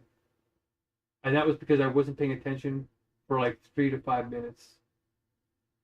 So little things like that can destroy you. Or just even slipping and falling over and bashing your head. Or like I was carrying a water jug and my strength let go because it was late at night, and I smashed a whole bunch of like glass bottles around me. And I tried to use plastic bottles, but the lids always leak, so I have to use mason jars. So that's like the level that I go through. And then you have glass on the floor, and you gotta watch out for that because if you cut yourself, your body heals way slower than normal, right? So like it's really really hard to do hunger strikes for that long. If you have the willpower to do it, it's not enough. You actually have to be strategic and constantly vigilant. And yeah, so I just want people to understand and appreciate that what it really takes to do that and why somebody would do that for other people, even people they don't really know. It's because you're sacred and it's to inspire them that if I can do it, you can do it too. You can step up and push your limits. Even if that doesn't, even if you can't go 66 days, you can still push your own limits and get better every day. Okay, let me know what direction you want to take, and we'll see what's in store for Destiny.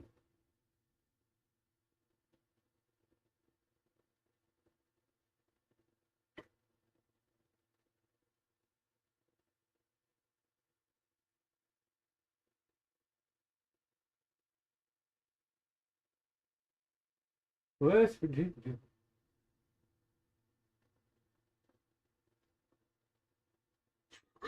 As possibly one of the best pasta dishes I've shared on you. There is a bit of prep involved, but you can also just throw all these ingredients into the process. You start by chopping carrots, celery, garlic, and white onion. This will be the flavor base for our. Now, a lot of people don't like jackfruit as protein, but it's just because it's not being prepped well in a lot of restaurants. I cook my jackfruit by boiling it in a stove so that it absorbs a lot of flavor and gets rid of the briny flavor. Then it's time to get started on the rook. A bit of olive oil and all our chopped veggies go in. I'm using peeled canned tomatoes, but you can also use fresh.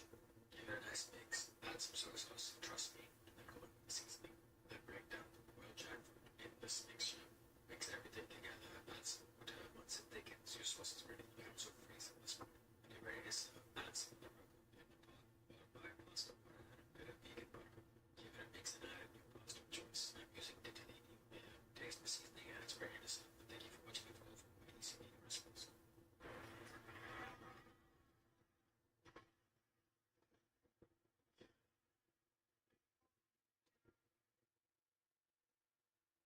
This is a jackfruit root that is possible. One of the best pasta dishes I've shared on you. There is a bit of prep involved, but you can.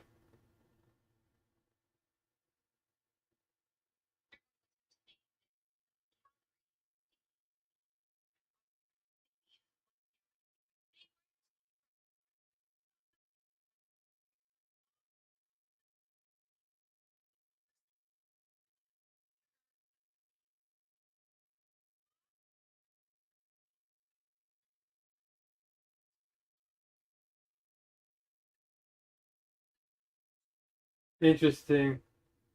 I almost never use barbecue sauce. It does.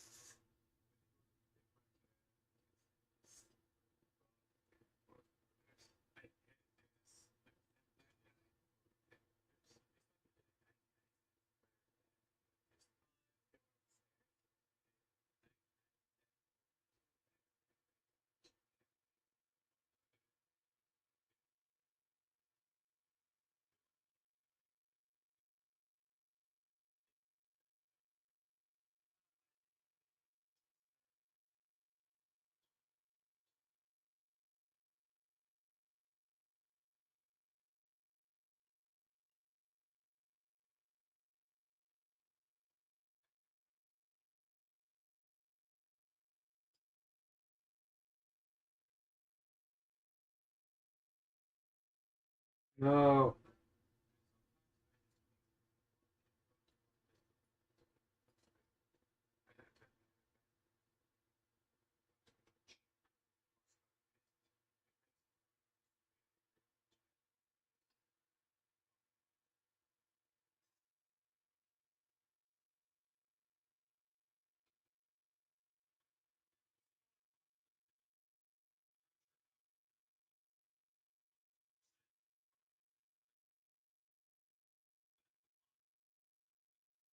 Ah.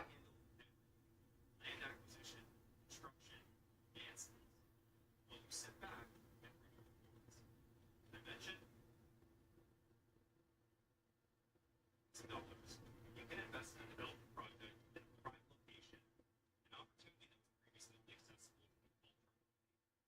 Yeah.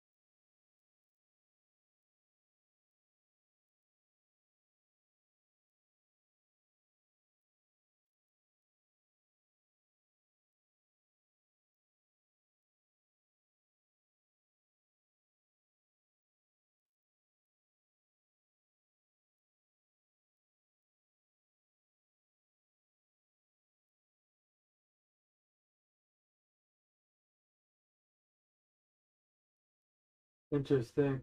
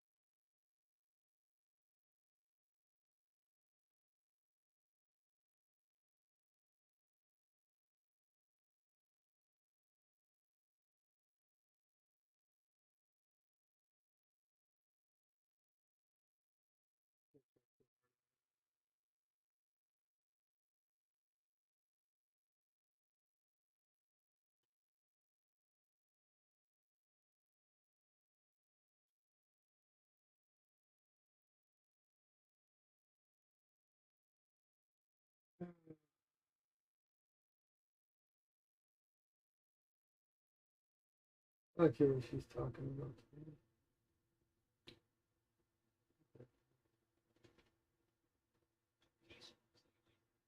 Stop the Zionizing. Zionizing is a verb which means to gaslight someone to such shameless, narcissistic, psychopathic audacity that you deny reality to their faces while simultaneously playing the victim, engaging in endless circle debates that go nowhere and displaying a complete loss of empathy and basic humanity.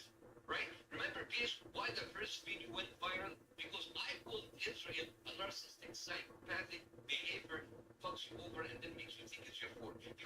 Israel does. It didn't happen. And if it did, you're remembering it wrong. And if you not, it's your fault because you are looking into my phone. Narcissists live in their own made-up reality. They don't share your reality. They live in their own custom-made universe where facts are negotiable and food is whatever serves them in the moment. And when you corner them, they back throw tantrums, accusation, Hamas, anti-Semitism, full victim good mood. And it's pointless to debate with them, right? Because take him, for example, and the likes of him. You show them a video, it didn't happen. You to show them UN reports, these are lies. You mention international law, it's complicated. You get testimonies on the ground from doctors and nurses that Hamas propaganda. Yet we saw it with our own eyes. Your own there is anti-Semitic. Like Israel is like Shaggy. You saw you on the Hudson, it wasn't me. You show you get the chill, it wasn't me. Your war crimes are documented. Hamas propaganda also, it wasn't me. There is no point of debating gaslighters with. We have 4K videos, satellite imagery, and your own soldiers posting on TikTok bragging about killing children. But of course, yeah, the entire planet is having a mass hallucination, right? This is like Israel has that same credibility as a Ponzi scheme, right? So please stop Zionizing us. Stop Zionizing. Zionizing, it's a verb which means to gaslight someone with such shameless, narcissistic, psychopathic audacity that you deny reality to their faces while simultaneously playing the victim, engaging in endless circle debates that go nowhere and displaying a complete loss of empathy and basic humanity. I was actually vegan, plant-based, whole foods plant-based actually. I did not eat any processed vegan foods, none of the fake meat stuff. I also did not supplement. What else was I do what it is. It has a very fermented yeast. It has a very fermented yeast.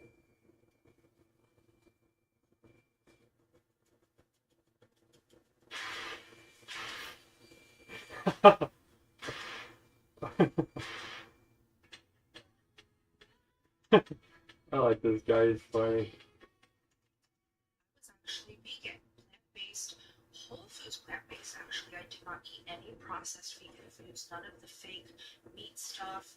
I also did not supplement. What else was I do what it is. It has a very fermented yeast. It has a very fermented yeast. Really?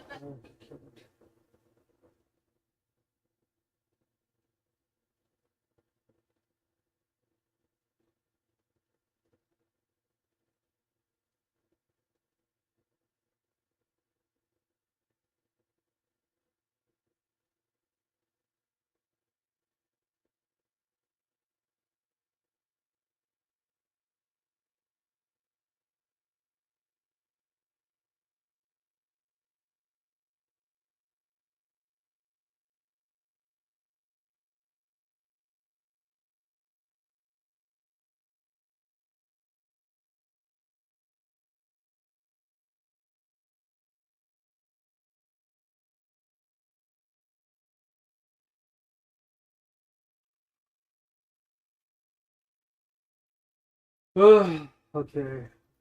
I really should probably do this first before I do. It just doesn't ever stop. So, 5-minute post resets tomorrow. Make the most of it.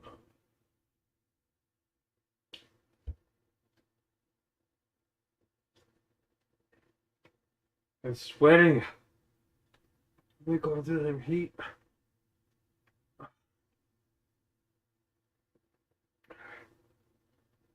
I get no muscle from overheating.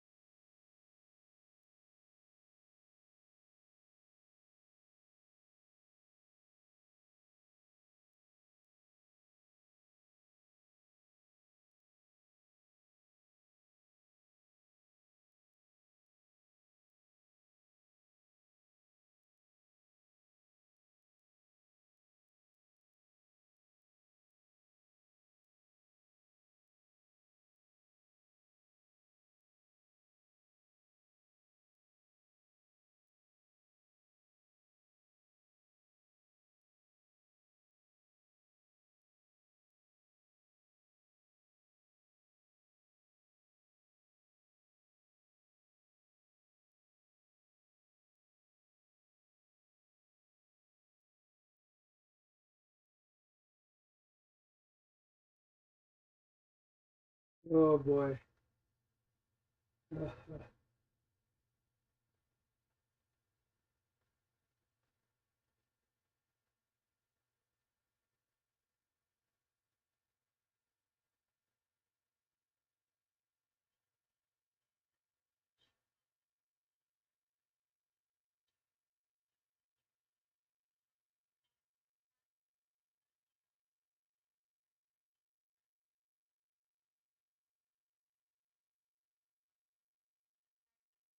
That was founded by the previous World Bank president James Wolfenson.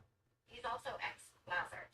It's weird how I read those positions as crimes, but he would probably hear them as flattering compliment. Anyway, the pattern across his CV is the same machine, extracting fees from the poorest people on earth and dressing them as stooges.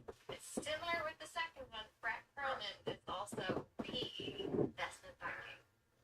I'd love these guys to know that if I was sitting looking pretty in a bar with my girlfriends and they tried to send us drinks, I would spit in it and walk out.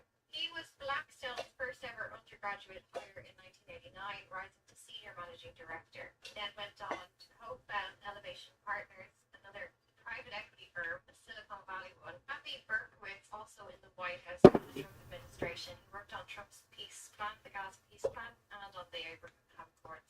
He was actually the lead White House negotiator on the Abraham Accords, the deal that normalized Israel's relations with the UAE. And then Todd Storch, according to Atlantic Council, is a distinguished fellow in the project for the Middle East integration. Also, the deputy director of the National Economic Council, deputy assistant to the president for the International Economic Affairs, U.S. lead negotiator at the G20 Oh. G7 coordination during the U.S. host year, senior international affairs official at the Department of Energy. This is going to have to be a two-parter.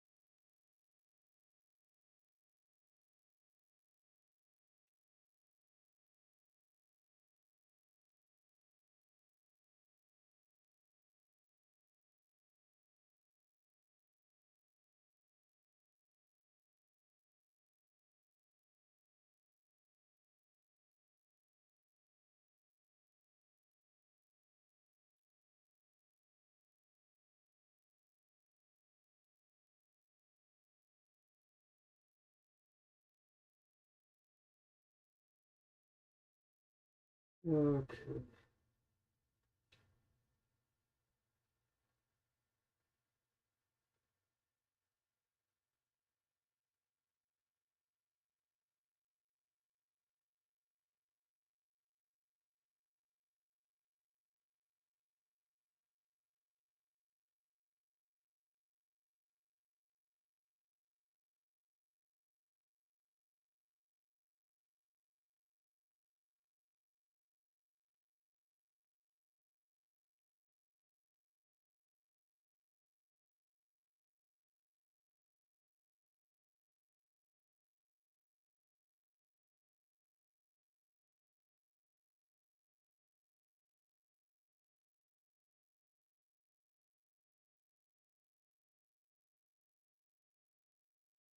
So, Roy, I I feel like you think that coming down on somebody is ever going to get them on board. So the main problem with Israel and Palestine, let's say, is they're both in a circular conversation where technically Israel's going to win the conversation, actually.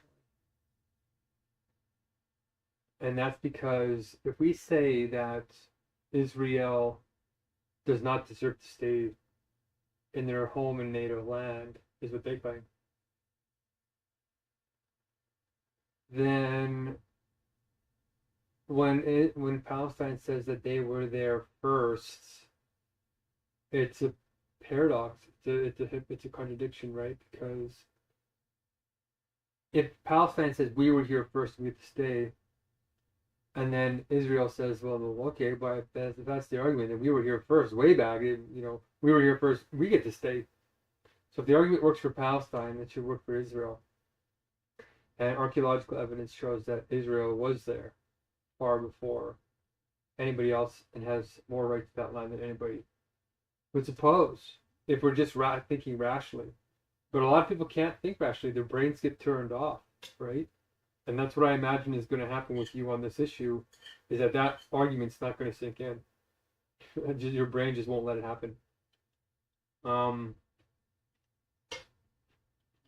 So you think existing in a world without religion at all, in any way, shape, or form, or any claimable God whatsoever, except for ambiguous ones, that lead to agnosticism, and that Israel needs to be blamed for everything, is going to create a better world for all of us. And as much as I agree that Israel is doing some dastardly things, and as much as I know that Hamas is just trying to maintain power so they can actually have a place to challenge Israel and the United States, that's probably why Russia is giving them arms secretly, is because it's a geopolitical hotspot. So the way you're thinking is not universal logic. It's normal, what's called bad infinite. It's just you want to play the blame game. And you're thinking, well, there's a lot to blame Israel for. They all brought it on themselves. And anytime you critique them, they say anti-Zionism, anti-Zionism. Or anti-Semitism, anti-Semitism. The other thing is, they've done things that brought that horror onto themselves. That is sadly true. But nobody should ever experience that level of dehumanizing ever, because it makes the people who do it just as evil. And behavior. Remember, we're separating behavior from identity. All these people are children of God, innocent, who were punished in moments of innocence, and they became numb and became dehumanized animals that want to kill each other. So if you want to follow that animalistic logic, which we call abstract negation and the bad infinite, we know exactly where it leads. It doesn't lead to the spiritual utopia, Roy, that you advocate. But do we need to hold Israel accountable for some of their actions? Yes, we do. Do we need to hold Israel accountable for making claims that they are God's chosen people and they are only God's chosen people? Yeah, we do have to reframe that. Because I've proven, with the proof of truth, scientifically, logically, that we are all sacred and we are all capable of being the chosen ones of God, if you choose to pursue the proof of truth in a universal form that embraces all these contradictions rather than tries to get rid of them naively in a path that the path to hell is paved with good intentions kind of spirit. So all of these powerful people are motivated by this cultural narrative that they are God's chosen people. So you need to address the issue there. Not geopolitics, not who owns the land, not who attacked who, not who named what, none of this. That's all contingencies.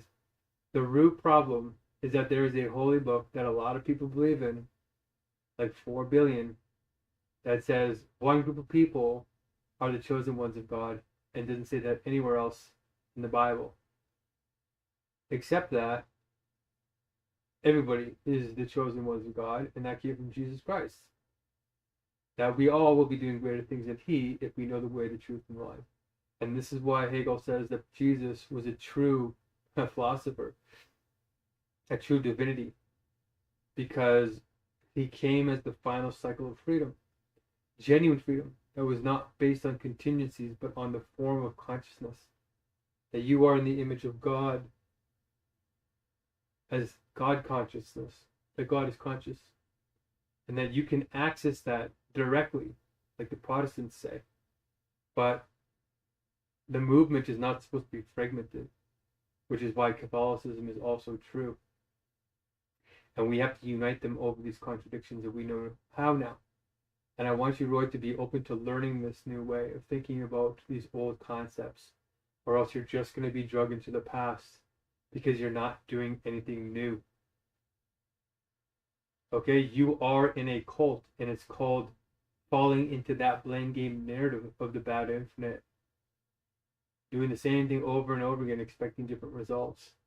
The reality is you have to beat the Israelis at their own game in a loving, compassionate way.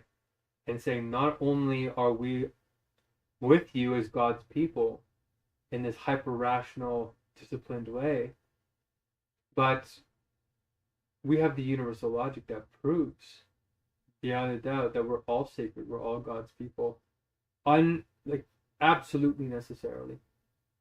And they can't say anything to that because it's a proof. And they adhere to high IQ pride, which has been verified, especially with the Ashkenazi Jews. And they will realize that there's a new culture that builds off of the Torah, that builds off the Old Testament and the New Testament and Israel and science, Protestantism and science, and even modern science, dialectical science and empirical science, and knows how to define what science is, which most people don't even know how to do. So in your anti-cult training, if you don't make this step, you're going to be creating cults against other people. It'll be the cult, it'll be the anti-Semitism cult, or the anti-Zionism cult, or the anti-Palestine cult, or whatever. And we need to separate the behavior and identity, because if you dehumanize somebody, that means you're trying to create the outlet for your own anger. And it's just going to get trapped. So the only solution to this is to be genuinely reasonable. Acknowledge the facts. The facts are, you're never going to resolve that geopolitical conflict between Israel and Palestine by talking about material space, rivers, or borders. Ever. Ever, ever, ever. The only way that you're ever going to mend that is on the deep inner world of concepts and ideas. One of them being that somebody thinks that they're God's chosen people and will do anything to achieve it. As even puppets of the United States, the most powerful nation on earth. Okay, so I'm trying to show you somewhere new. And that doesn't mean we're letting Israel off the hook. Israel has done things. If you look back at Germany, there were things happening that Hitler was calling out that were actually happening, which is sad to say that he had any kind of point whatsoever, because he went way over the line. Way over the line. He did it completely wrong. And he's going to pay a large price for that. But he thought he was doing something honorable, Hitler, right, by burning and murdering the Jews in the Holocaust. And that's a deep wound, because that's not normal death. That's some of the most excruciating pain you can possibly put upon a human body. And the Jews have a right to stand up for themselves, because there are people that want to do that to them again. So we have to change their behavior, but we also need to change our behavior and upgrade our facts to match their culture, because culture eats strategy for breakfast, Roy. And if you want to create a culture of the bad infinite, and you think that's anti-cult training, you will eventually become the cult leader, because you won't be able to have a rational conversation with you. You're going to be dogmatic and potentially oppressive. So I'm warning that in terms of universal logic, I'm recognizing some concerning things. That you're right about a lot of what you're saying, but there's another side to it and a better solution that's more complete. And I'm not hearing you say that. So in trying to mimic reason, genuine reason, which is the root of the anti-cult device that we're going to be deploying, you have to stay open to both sides and the facts of both sides. Okay? And the fact that there's going to be contradictions and hypocrisies and ironies that have to be pointed out. And yeah, we got to keep creating this anti-cult training program. And how do we handle these controversial dialectics? Well, I've already shown how to handle these controversial dialectics with a universal passport, where whoever gets a universal passport gets to travel across any boundary with impunity, because wherever they go, they spread genuine wisdom and not just knowledge and how to kill or reconnaissance or rhetoric or drama. They know how to sublate these initiatives, especially with our software, and not flare them up like you're going to do. Okay, you've got to be wiser than this. You have to transcend the problem, and you have to love thy enemy. That doesn't mean being blind love. No, it means being wise love. You're going to set a boundary, but you're not going to abandon. And it sounds like you're abandoning the Israeli people, just like the Israeli people abandoned the Palestinians. And we have to come in and stop that. And when you earn the citizenship of God's government, you can get that passport. That means you go through the whole gauntlet of the wisdom quiz, the wise needs, the universal meritocracy, and a bunch of these tests that help determine where your fault lines are, where your blind spots are, where your strengths are, and then you get to appeal everything in a rational process. And you get to learn what reason is and logic and how to define these terms that are nebulous and weaponized. Okay, so that's my concern, is that you're slowly turning into the thing you hate. You can't hold on to the energy. Well, you have to separate behavior from identity, or else you're going to be drinking poison hoping the other person will die. I'm serious. Okay, my friend. I'm glad you're engaged, though. There's another little video about that bunker that I sent you here, too. This woman did a great job explaining, like, credibly. Okay. John F. replied to your comment. It's like pulling me away from the code. And the code's like the only thing that's going to make a difference.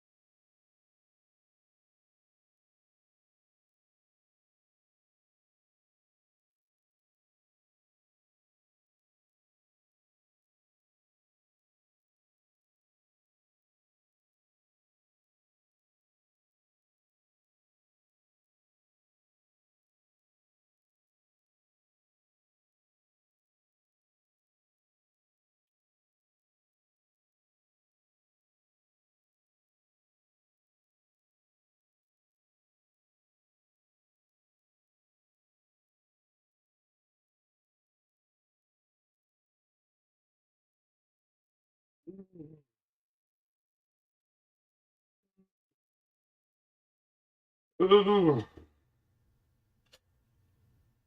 is interesting.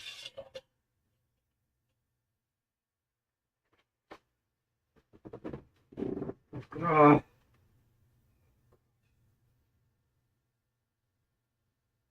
West Virginia.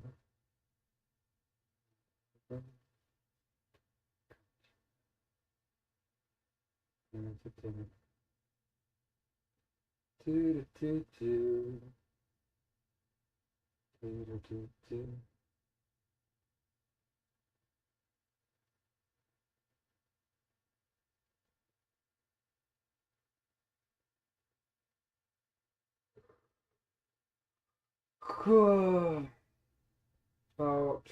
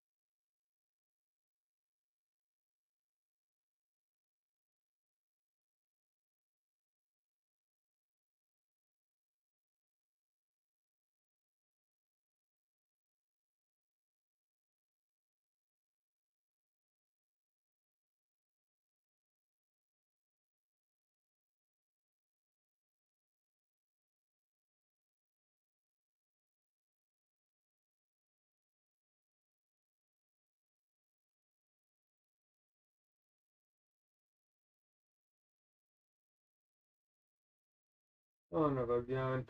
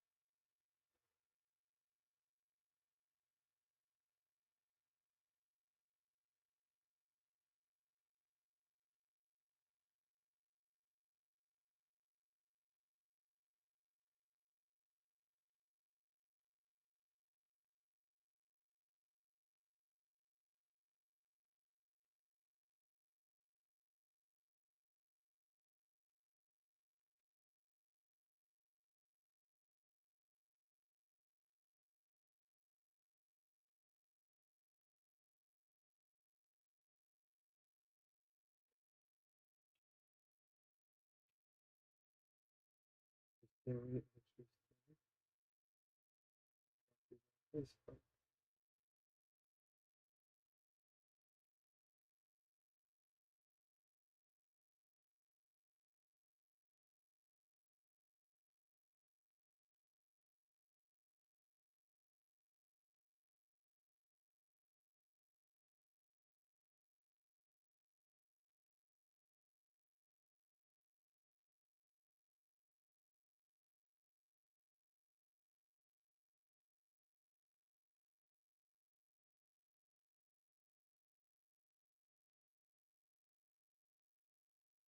Ouch.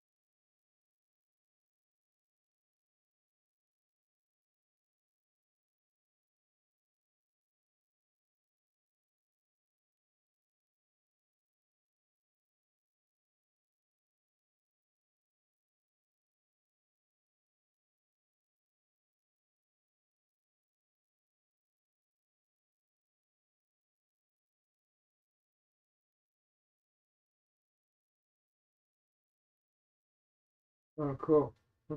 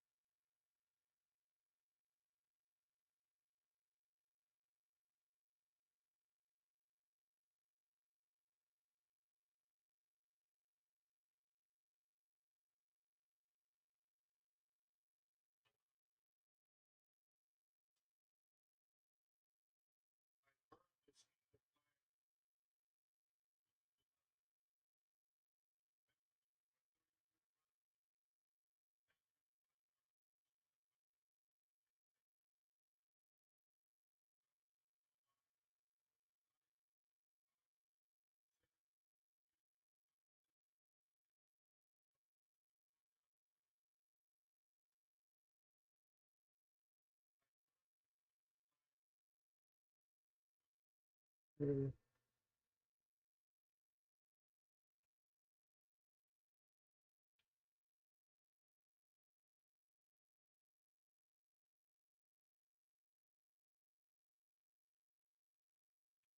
Welcome you all.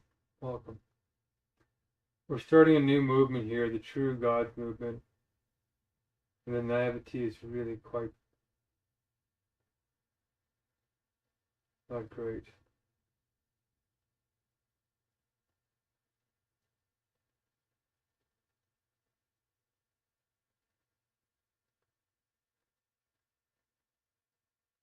Heaven.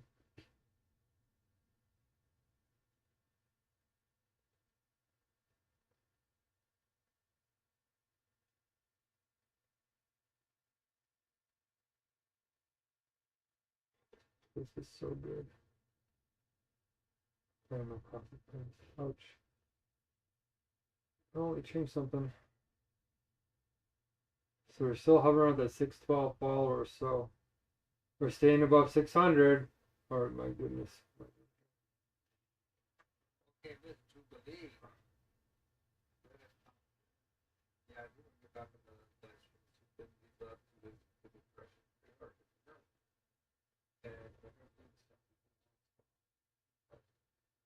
And we're going to do stuff. So, you know, I understand. And on the surface, you know, you're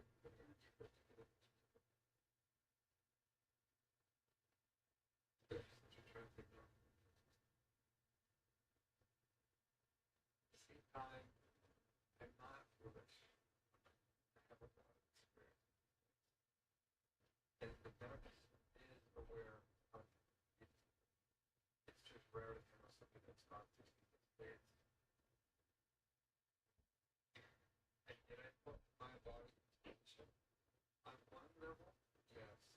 Looking at my superficial surface level, yes, of course, I can change the units.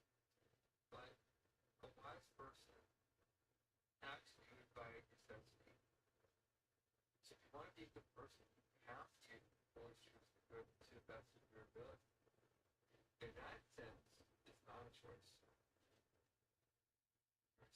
That's the hard way to think about it. That's the deeper picture. Like to understand that, I think I might have two quotes. They call the Hobson's choice. And Hobson was a forced seller. And the reason why they named this choice up, he would auction it off with horses. I support that too. But he would give a real lame horse and then a real horse. And say you have to choose between the two. But the reality there was no choice to begin with. Because the only viable choice was the good horse to get any chance of going to win, right? So that's where reality is like. Except that I don't think you quite understand or quite understand how soon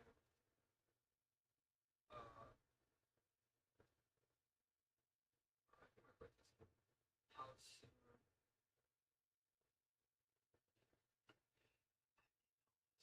for it to be obliterated. Oh my gosh. I'm falling behind on these videos.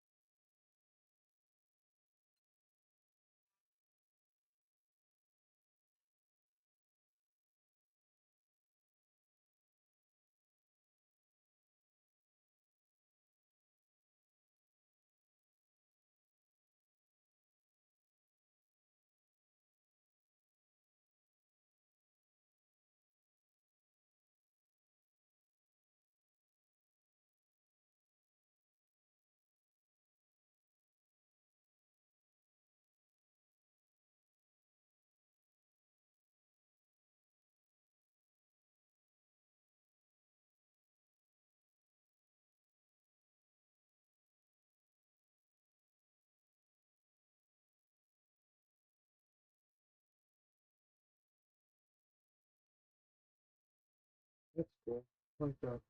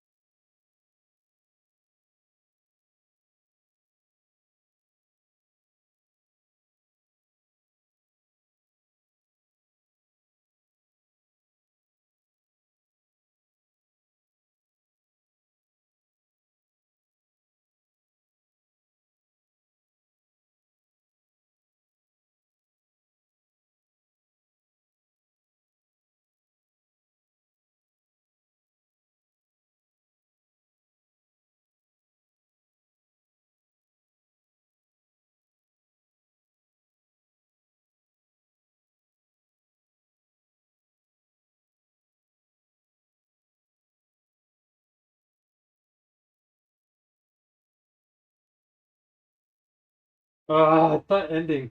I gotta do this page. I gotta do this thing first. It's going on forever. I'm not liking it.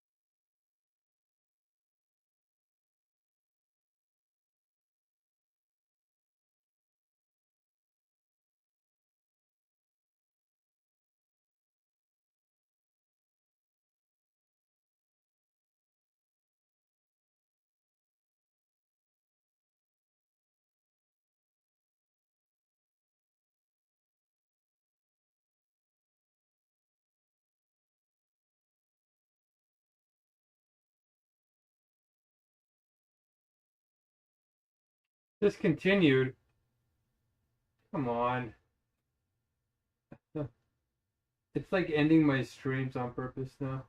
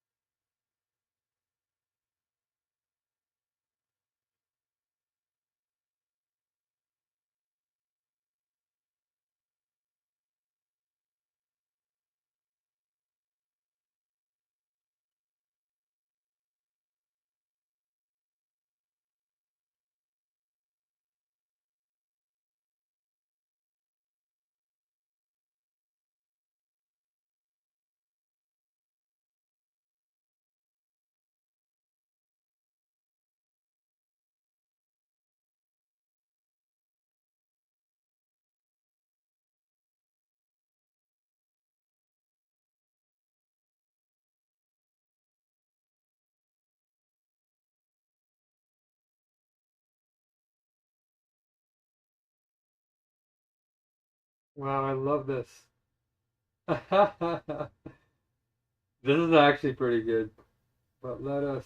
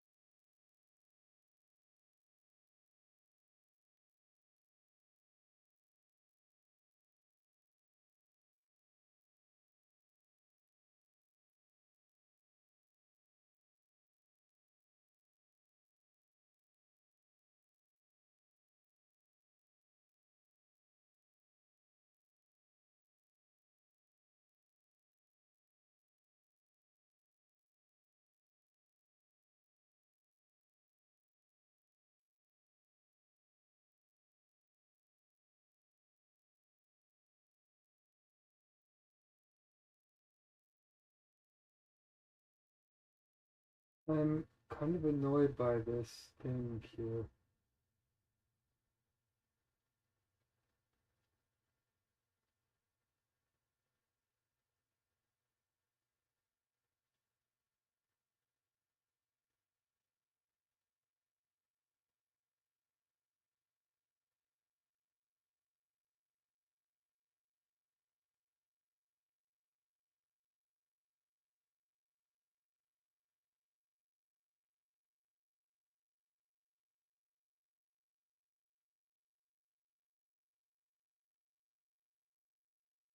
Oh, we got a donator.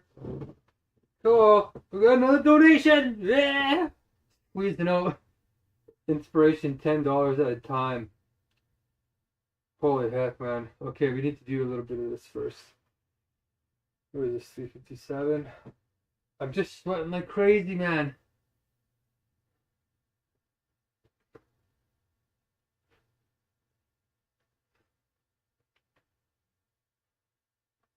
Holy.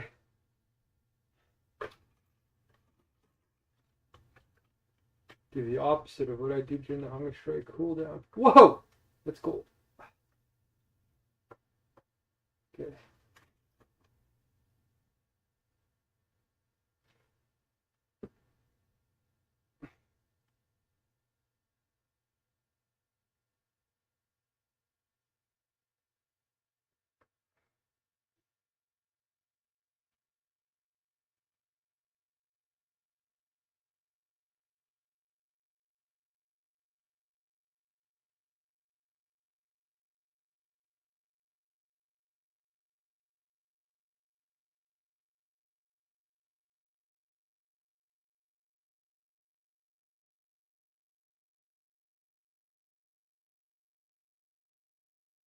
Mm.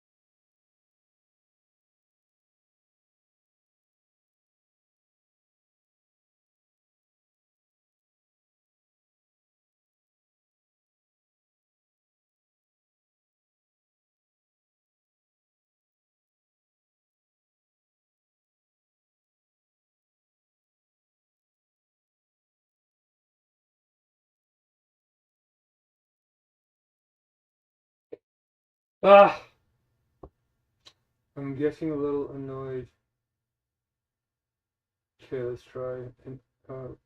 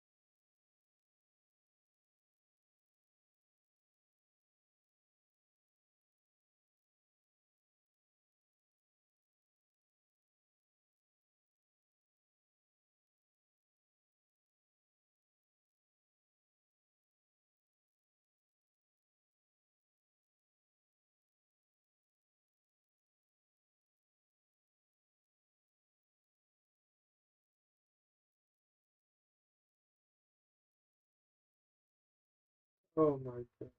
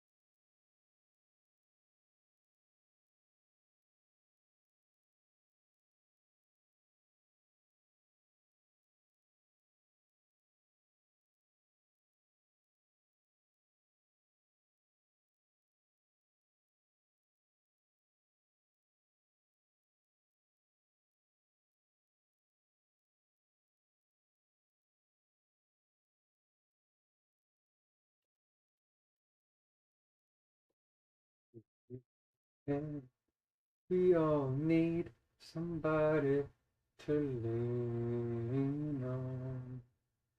Might have a problem as you understand. We all need somebody to lean on. When you're not strong, I'll be your friend. Help you carry on. Oh, no, no, I'm gonna need somebody to lean on. Call only brother when you need a hand. We all need somebody to lean on. Might have a problem that you understand. We all need somebody to lean on.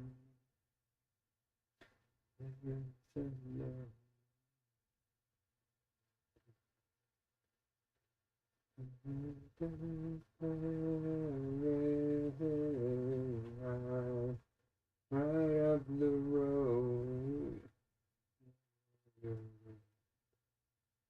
If you are falling, call me, call me, call me, call me.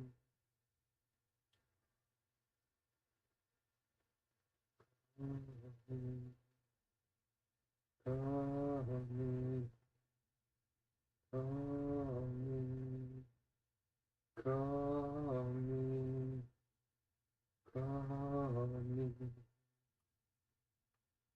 me.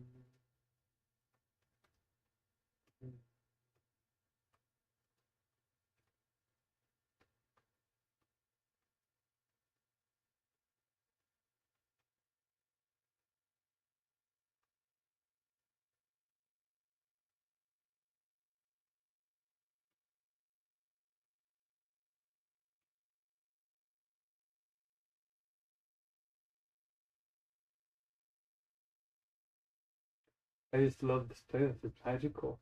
It's the collected works, the best collected works that I find inspiration from the last like 20 years.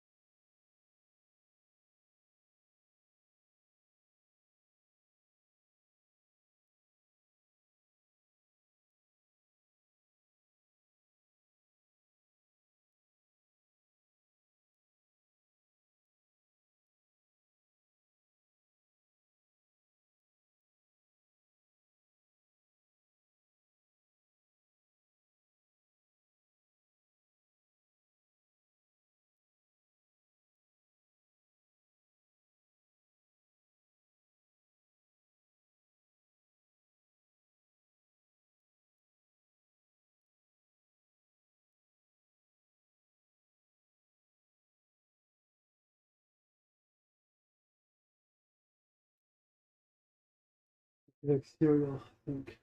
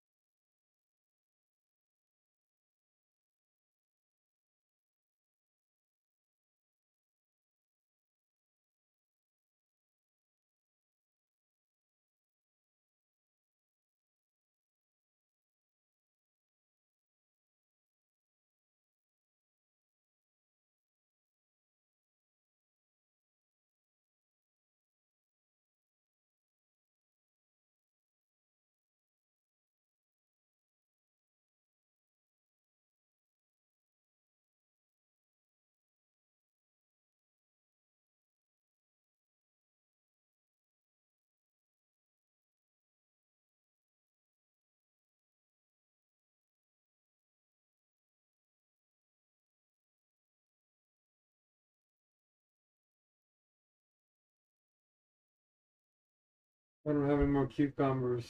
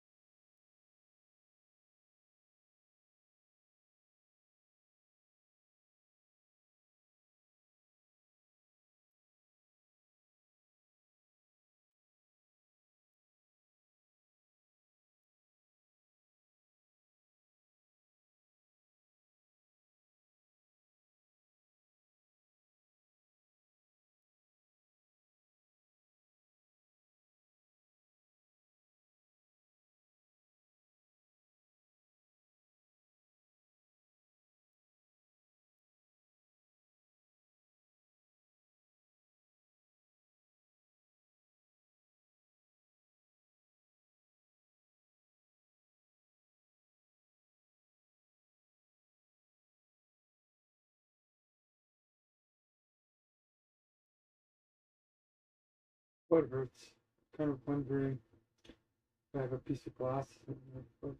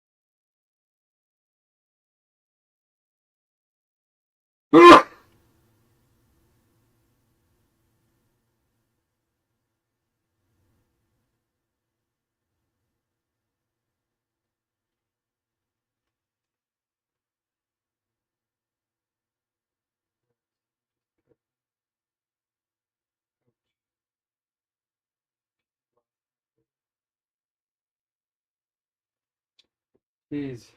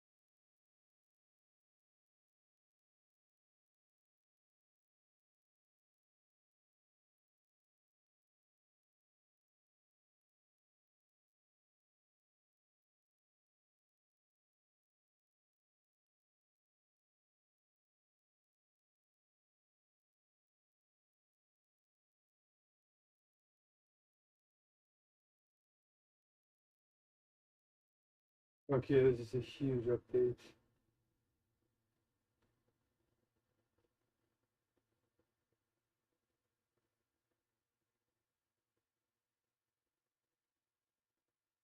Wow, it was already at 58%. Well, at least I got to use it completely. Okay, Fable, full blast, baby, let's go. Full blast, baby, let's go. Started. Okay, we're gonna have, I think, some syrup because we can't slow this train down. Wow, my foot is cut by something in my bed.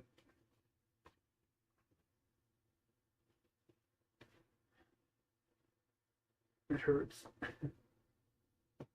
I don't like having all these fires near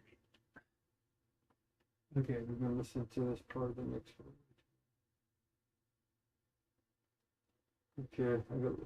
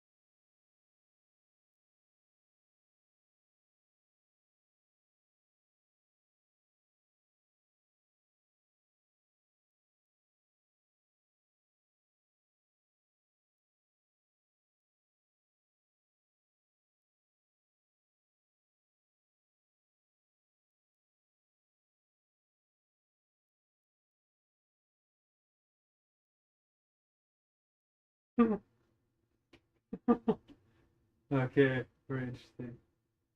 Um, okay, what I was doing was checking on this link. Looks like Brian Rose is a bit of a lost man at the moment.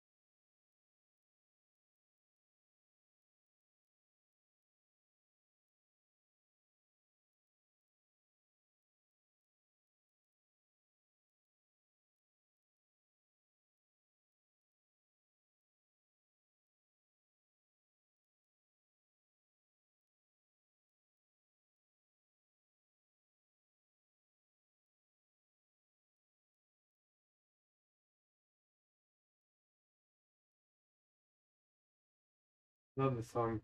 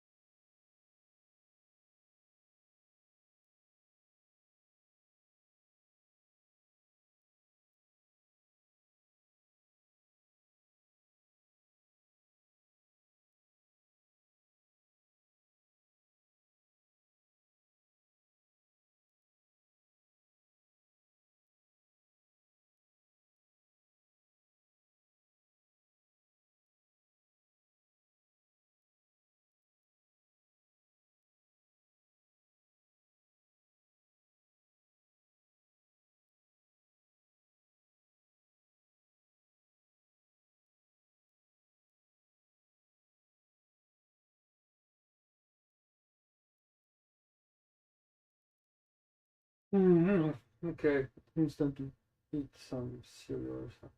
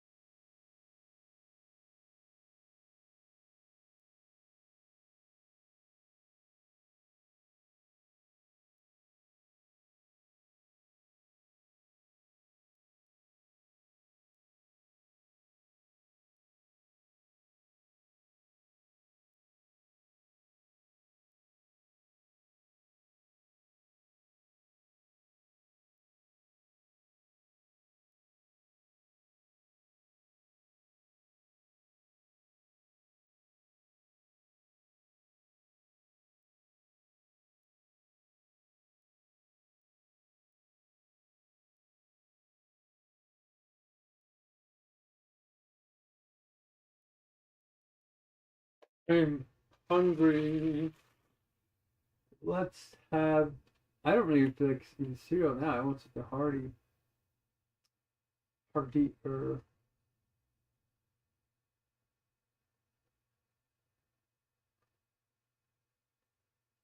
6:15.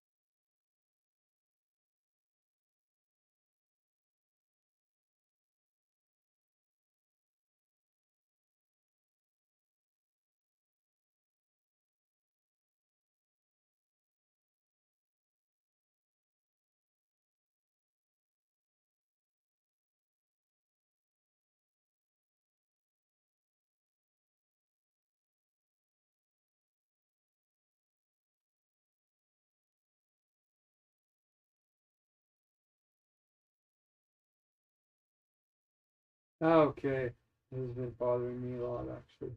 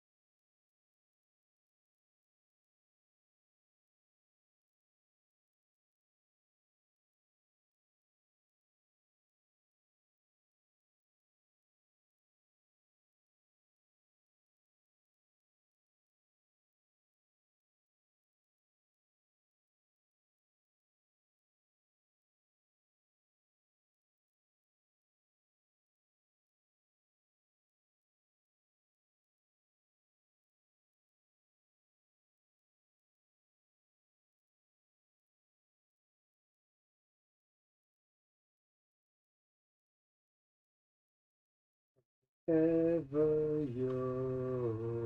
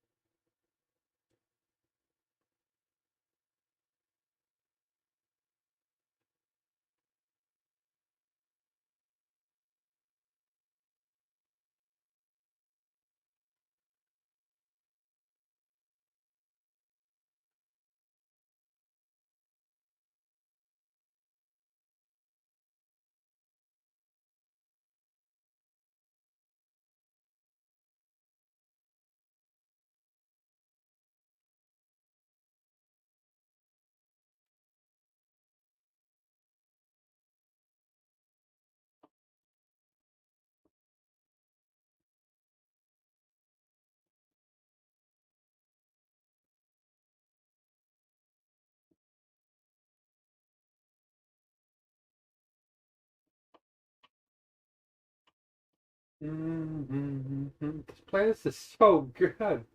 I'm inspired. Oh. Oh.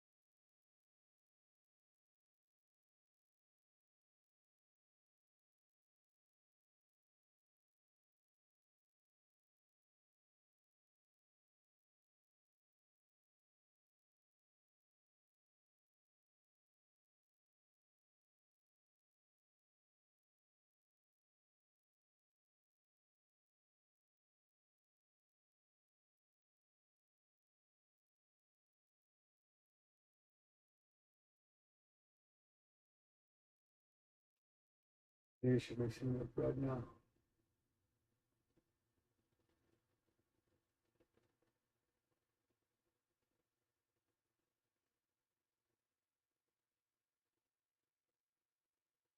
Put pizza sauce in there, throw some stuff on there.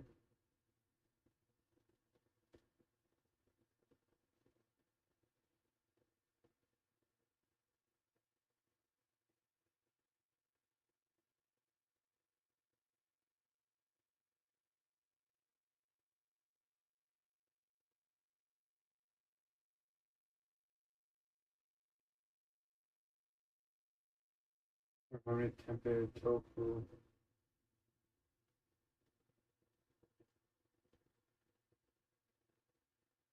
I do with peanut butter.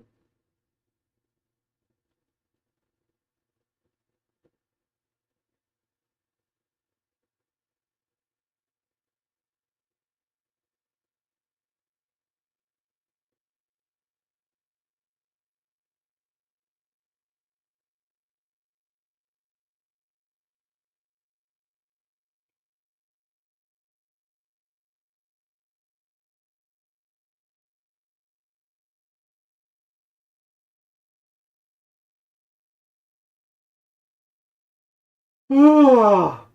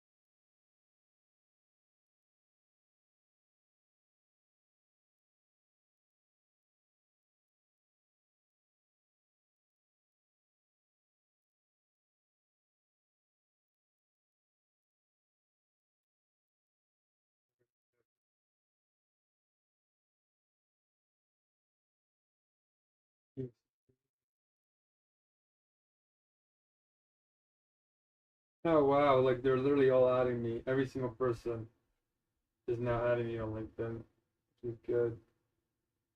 So let's see, who can we really get that's big? Ministers. Let's see, let's try our luck. Ministers.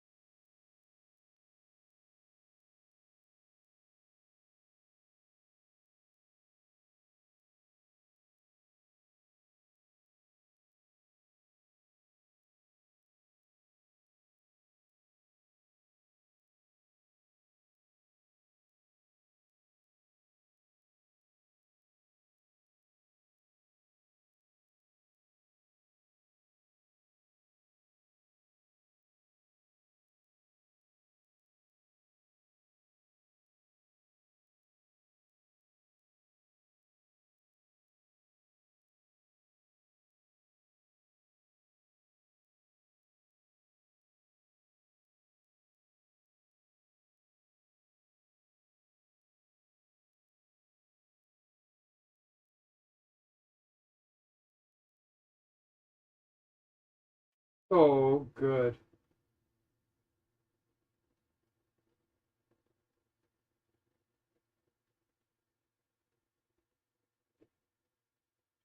Oh, I'm so hungry.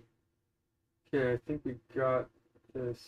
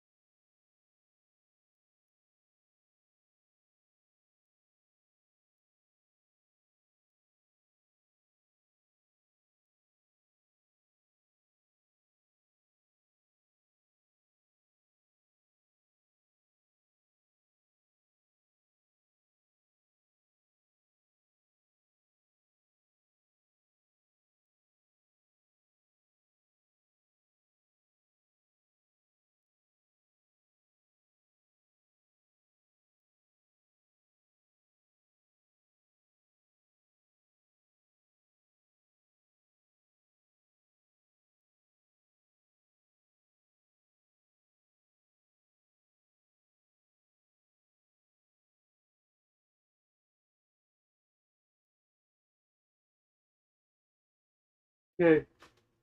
That's going now.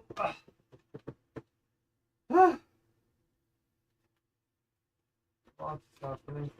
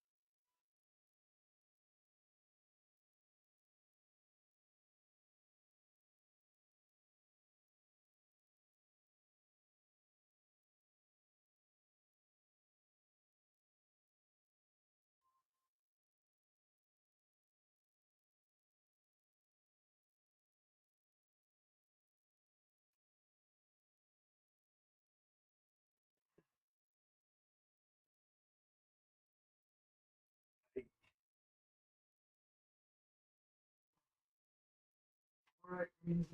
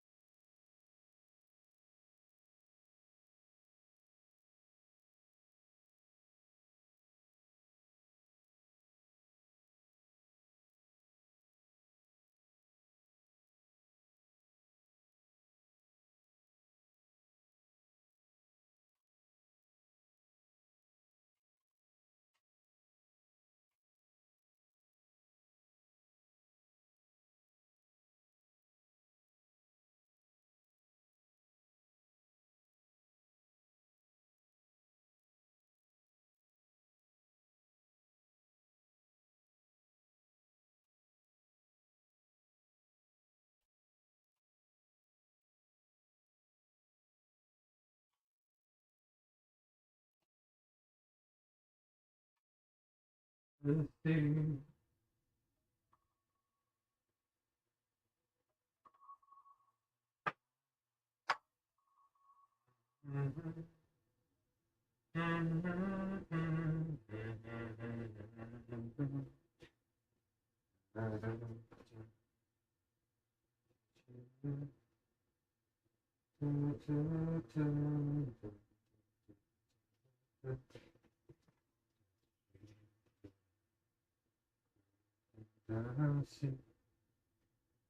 I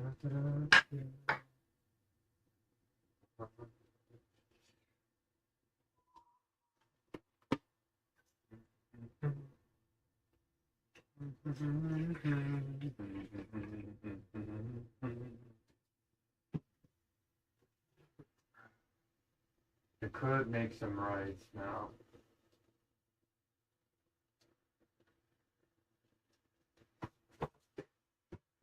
But where is the question?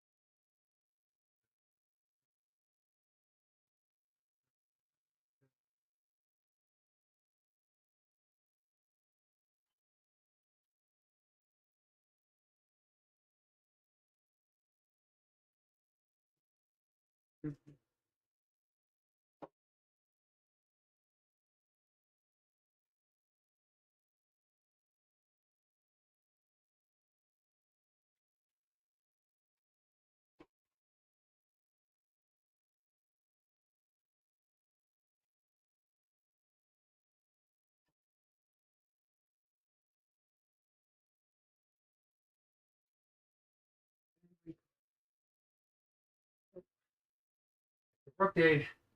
Yeehaw. Ooh, very strong. Good. Okay. That. This.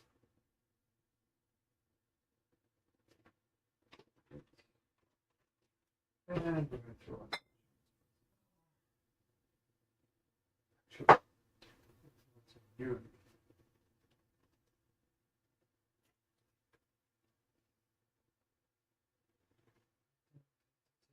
Cabbage.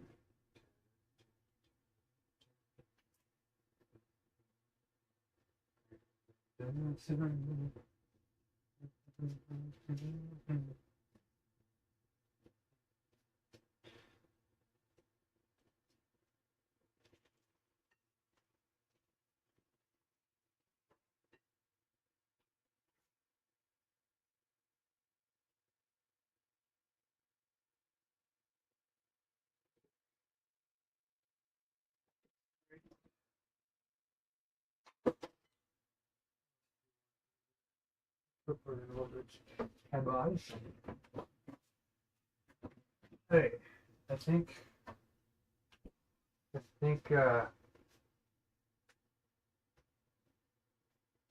Shopping tomorrow is in order.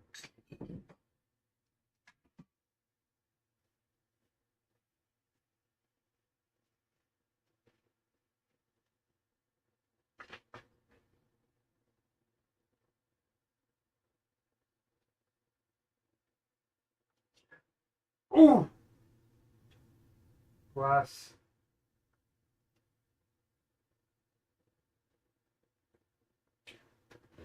No.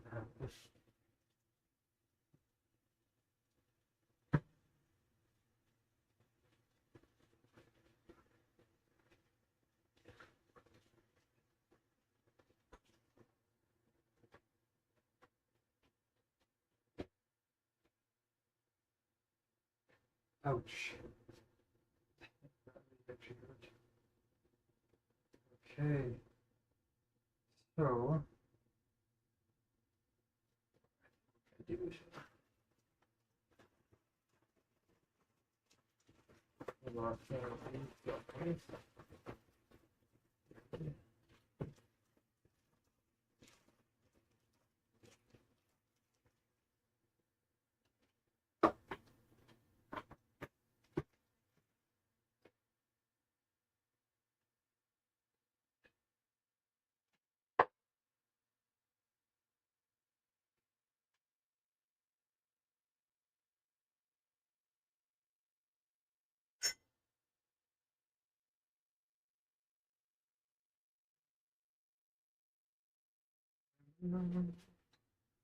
West Virginia.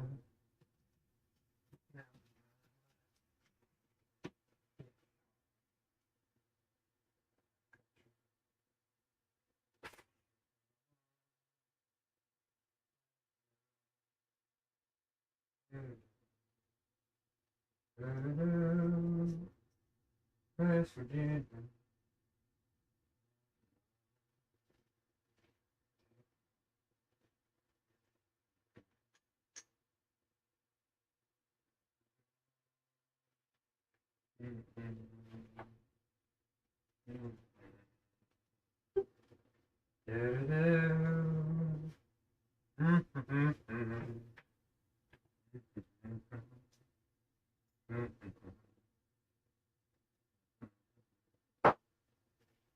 West Virginia. Alabama. Take.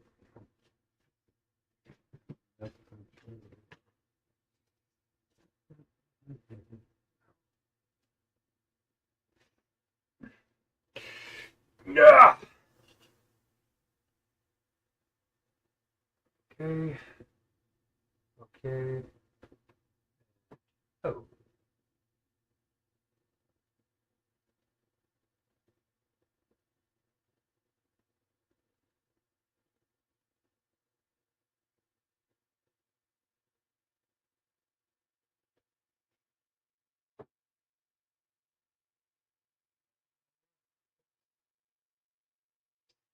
How much do we have left?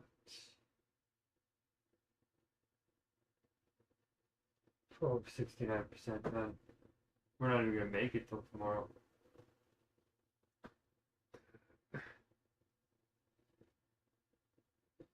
Ooh.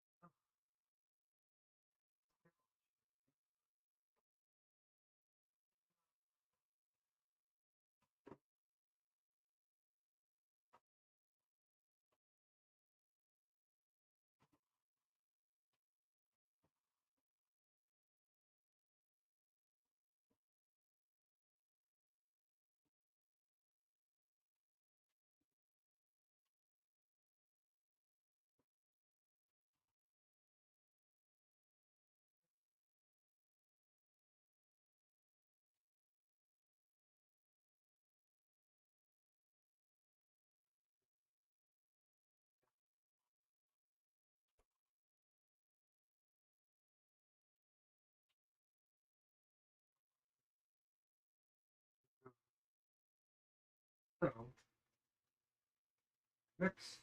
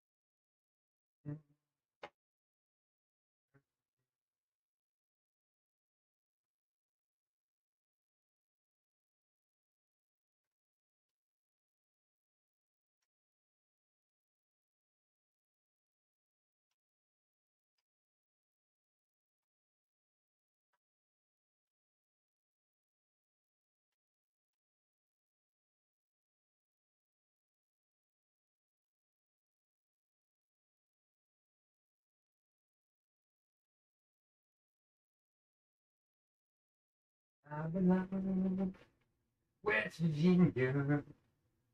As a mama.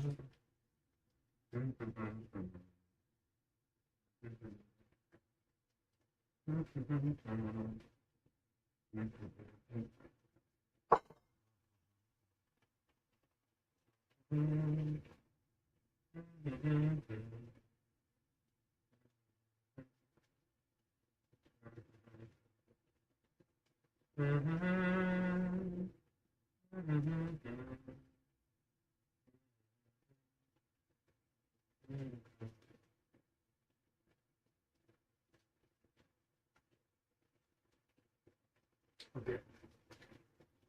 Put this here.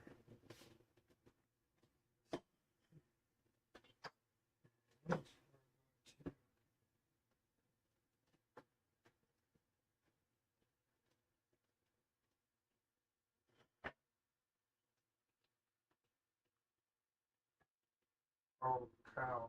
Okay. Let's turn it off.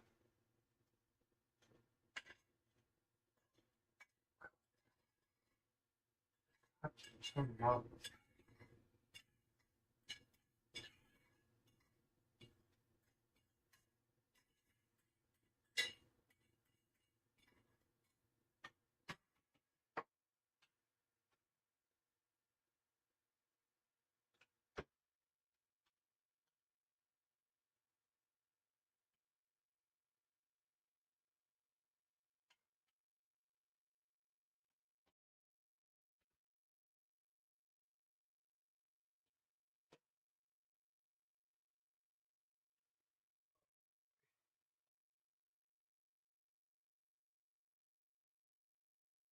Can't believe this day's almost done already.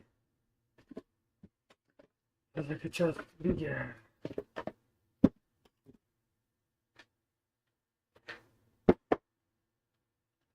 That's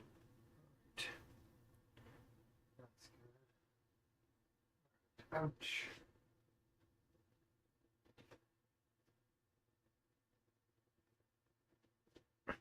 Whoa.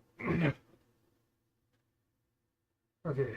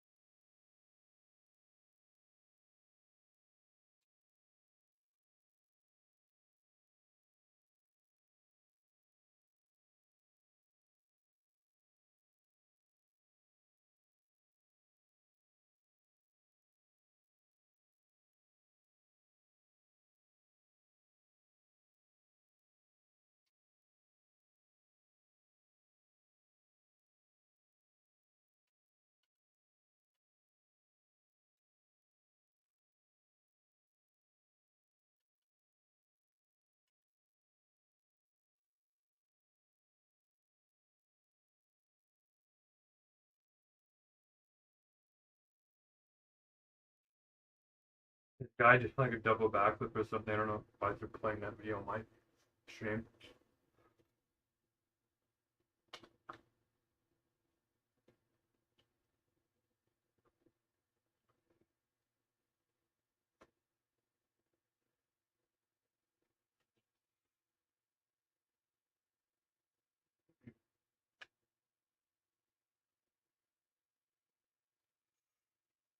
Mm.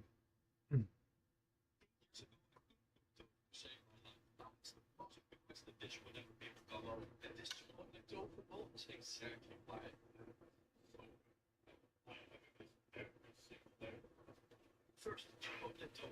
This is where all the flavor lives. Mix everything from marinade and dairy flour into rough chunks, which gives you way more crispy edge.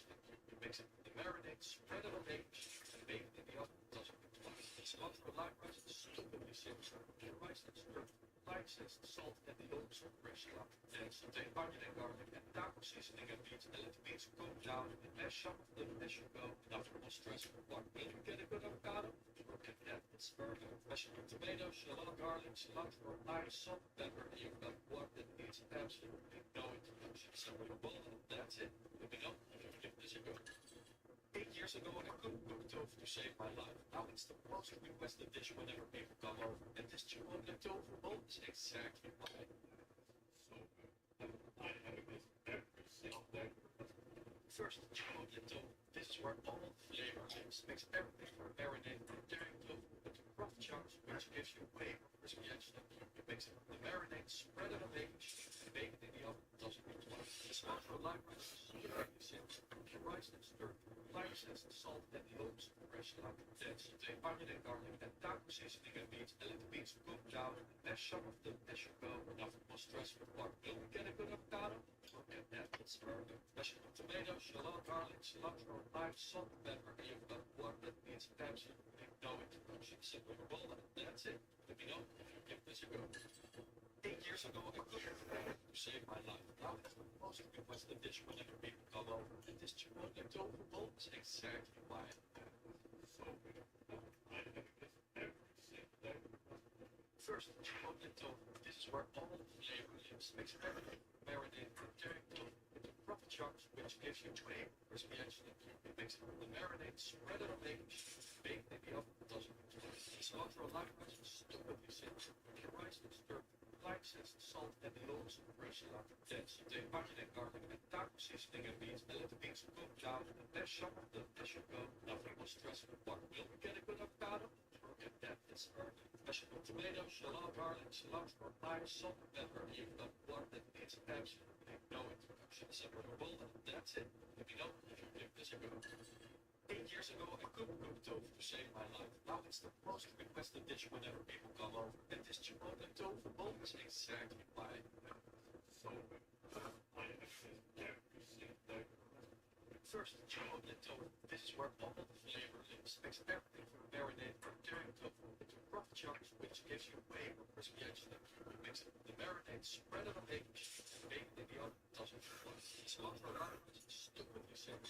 Your rice and stir, lime zest, salt, and the yolks of fresh lamb. Then saute onion and garlic and taco seasoning and beets, and let the beets cook down and mash some of them as you go. Nothing more stress for one. Will we get a good avocado? Look at that, it's burger. Mashed with tomatoes, shallot, garlic, cilantro, lime, salt, pepper, and you've got one that needs absolutely no introduction. Simple your bowl, and that's it. Let me know if you give this a go. 8 years ago, I couldn't cook tofu to save my life. Now it's the most requested dish whenever people come over. And this chipotle times of friends.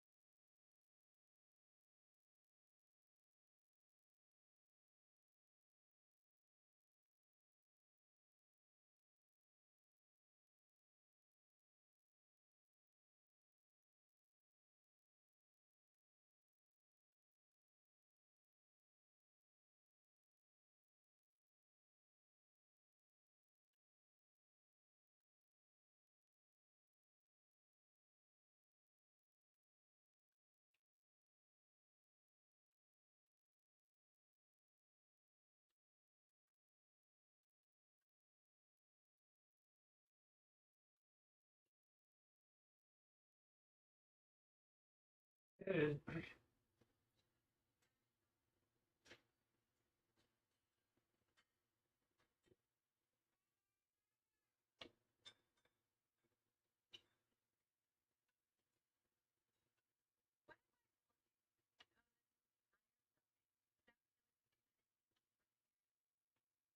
your line.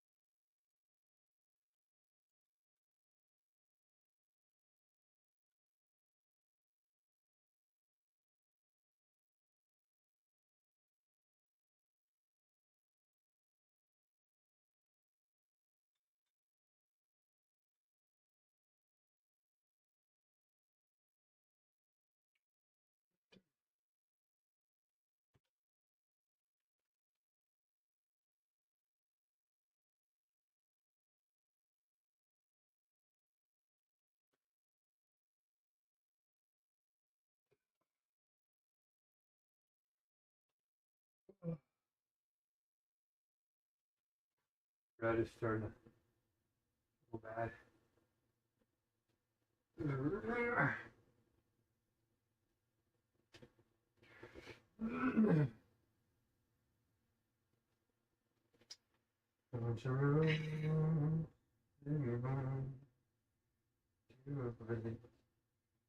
I belong West Virginia. At the bottom.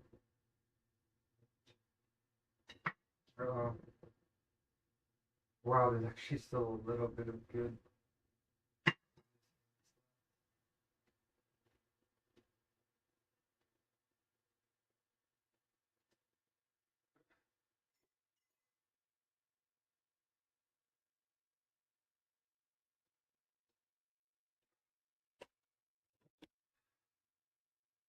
Okay, let's do this.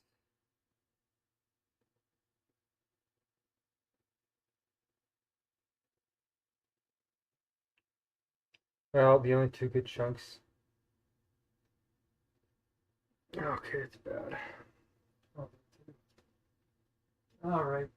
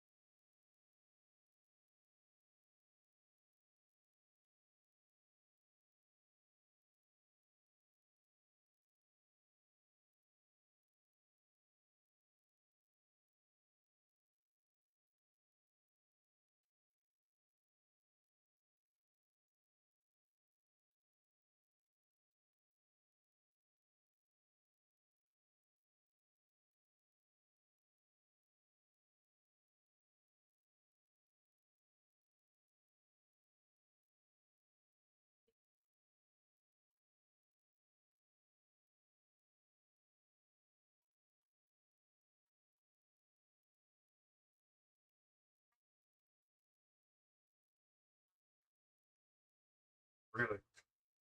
Holy cow!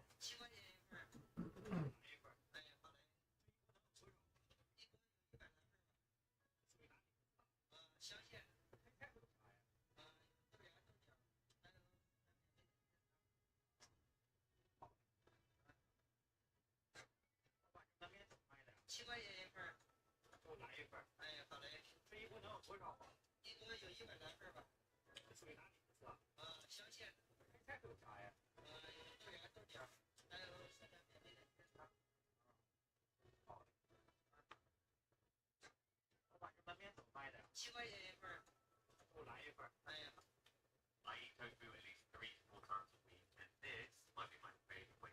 I've been vegan for around 10 years, and I've eaten a lot of tofu at that time. Stir-fried it, baked it, scrambled it, blended it, you name it, I've probably done it. And after all these years, consuming an ungodly amount of soy-based protein, I think this method might actually come out. These tofu smash tacos involve crumbling the tofu and combining it with a bunch of fine sliced flour. The mixture is then pushed down onto a tortilla and fried until it's perfectly crispy. It's a really simple method that probably meets all the flavor finds every part of tofu, and there's also this one to get extra crispy. I like to serve with pickled veggies and sriracha mayo, and that's all there is to it. Enjoy. The XRP strategy that Coinbase doesn't want you to know about. Do not buy more XRP. Recycle. Your XRP is sitting on Coinbase doing nothing. But Coinbase is deploying your XRP into liquidity pools and collecting. I eat tofu at least 3 to 4 times a week, and this might be my favorite way. I've been vegan for around 10 years, and I've eaten a lot of tofu at that time. Stir-fried it, baked it, scrambled it, blended it, you name it, I've probably done it. And after all these years, consuming an ungodly amount of soy-based protein, I think this method might actually come out. These tofu smash tacos involve crumbling the tofu and combining it with a bunch of fine sliced flour. The mixture is then pushed down onto a tortilla and fried until it's perfectly crispy. It's a really simple method that probably means you're able to find every part of tofu, and there's also this one to get extra crispy. I like to serve with pickled veggies and sriracha mayo, and that's all there is to it. Enjoy. I eat tofu at least 3 to 4 times a week, and this might be my favorite way. I've been vegan for around 10 years, and I've eaten a lot of tofu at that time. Stir-fried it, baked it, scrambled it, blended it, you name it, I've probably done it. And after all these years, consuming an ungodly amount of soy-based protein, I think this method might actually come out. These tofu smash tacos involve crumbling the tofu and combining it with a bunch of fine sliced flour. The mixture is then pushed down onto a tortilla and fried until it's perfectly crispy. It's a really simple method that probably means all the flavor finds every part of tofu, and there's also this one to get extra crispy. I like to serve with pickled veggies and sriracha mayo, and that's all there is to it. Enjoy. I eat tofu at least 3 to 4 times a week, and this might be my favorite way. Excellent.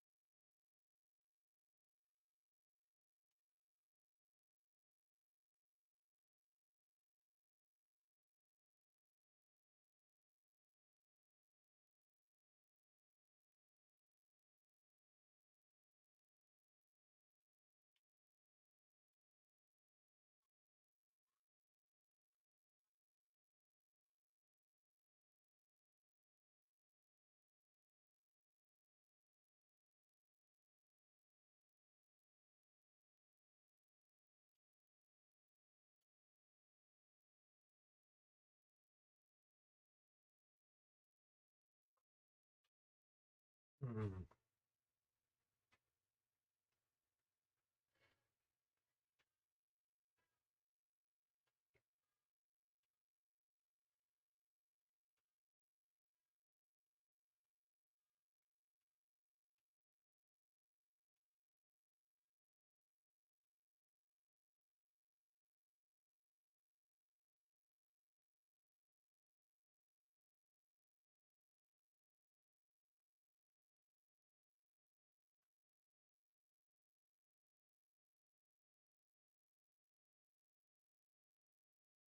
All right.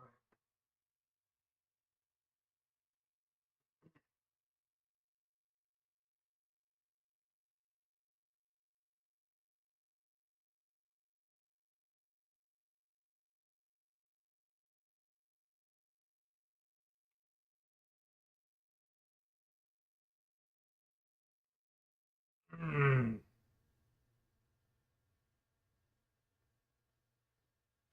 Mm.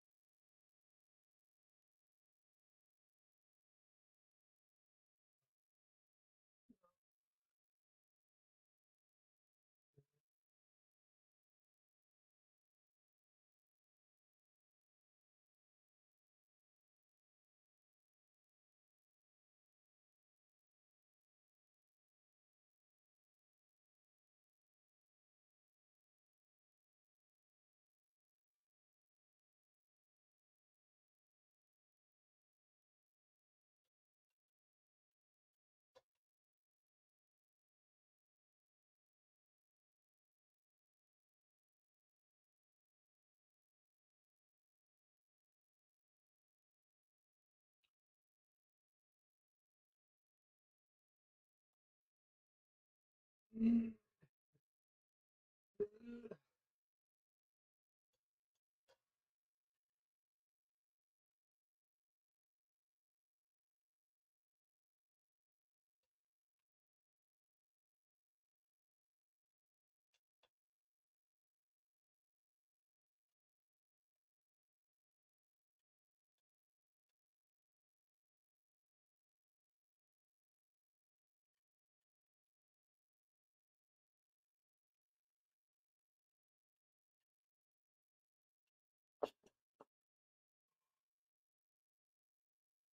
There we go. The chats are fixed. What has happened?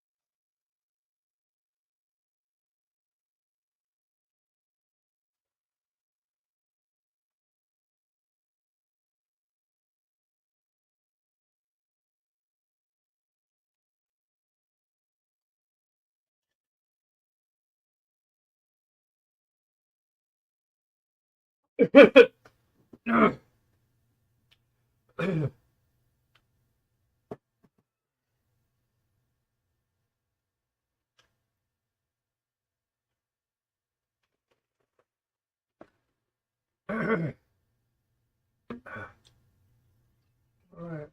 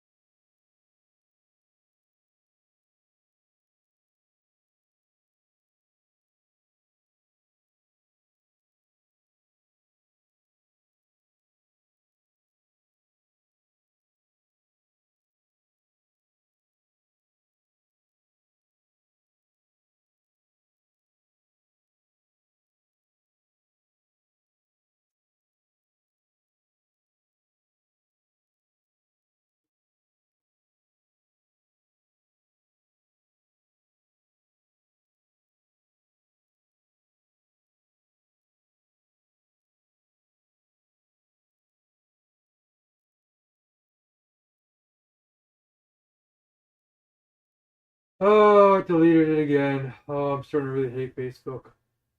I don't hate anything. Hate is a strong word. I'm really starting to dislike Facebook.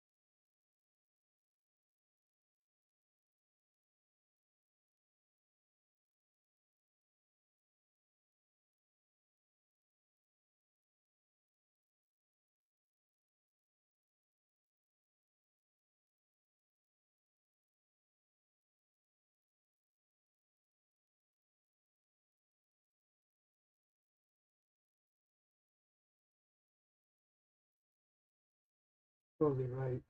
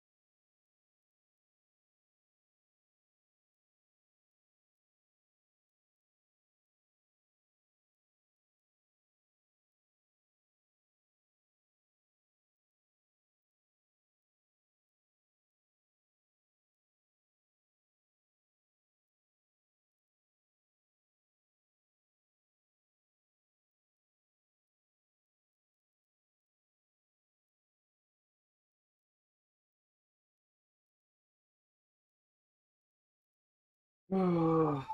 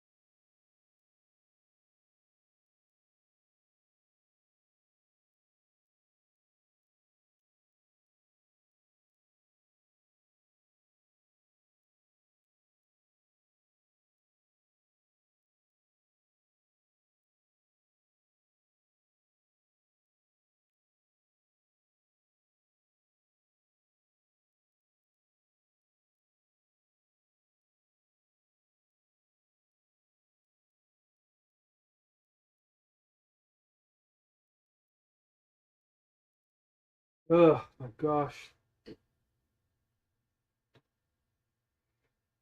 All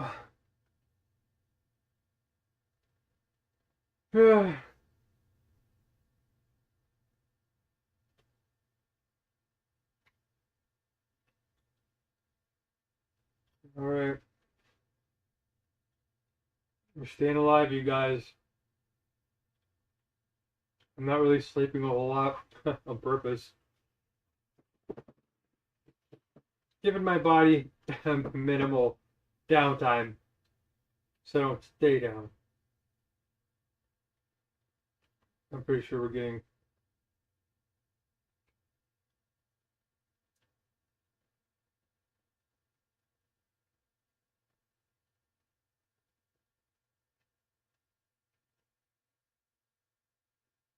oh.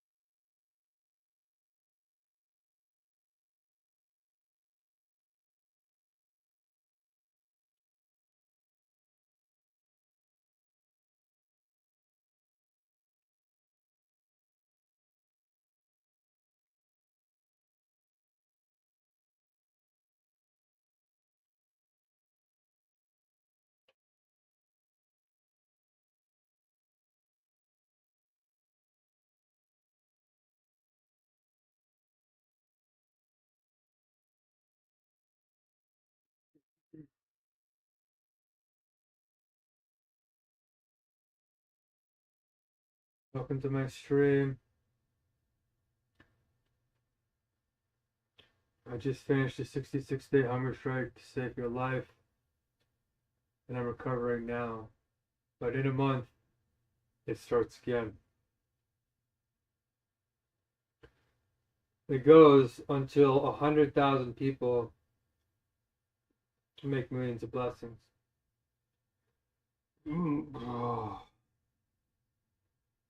And then we start building towards global critical mass. And you can be a part of it. My body's still very sensitive, as you can tell. Every 12 hours, I check my stream. If you want to ask any questions, you most definitely can. And I will try my best to answer you. But I'm shutting off this other stream now, so jump on over to the other one that I just started.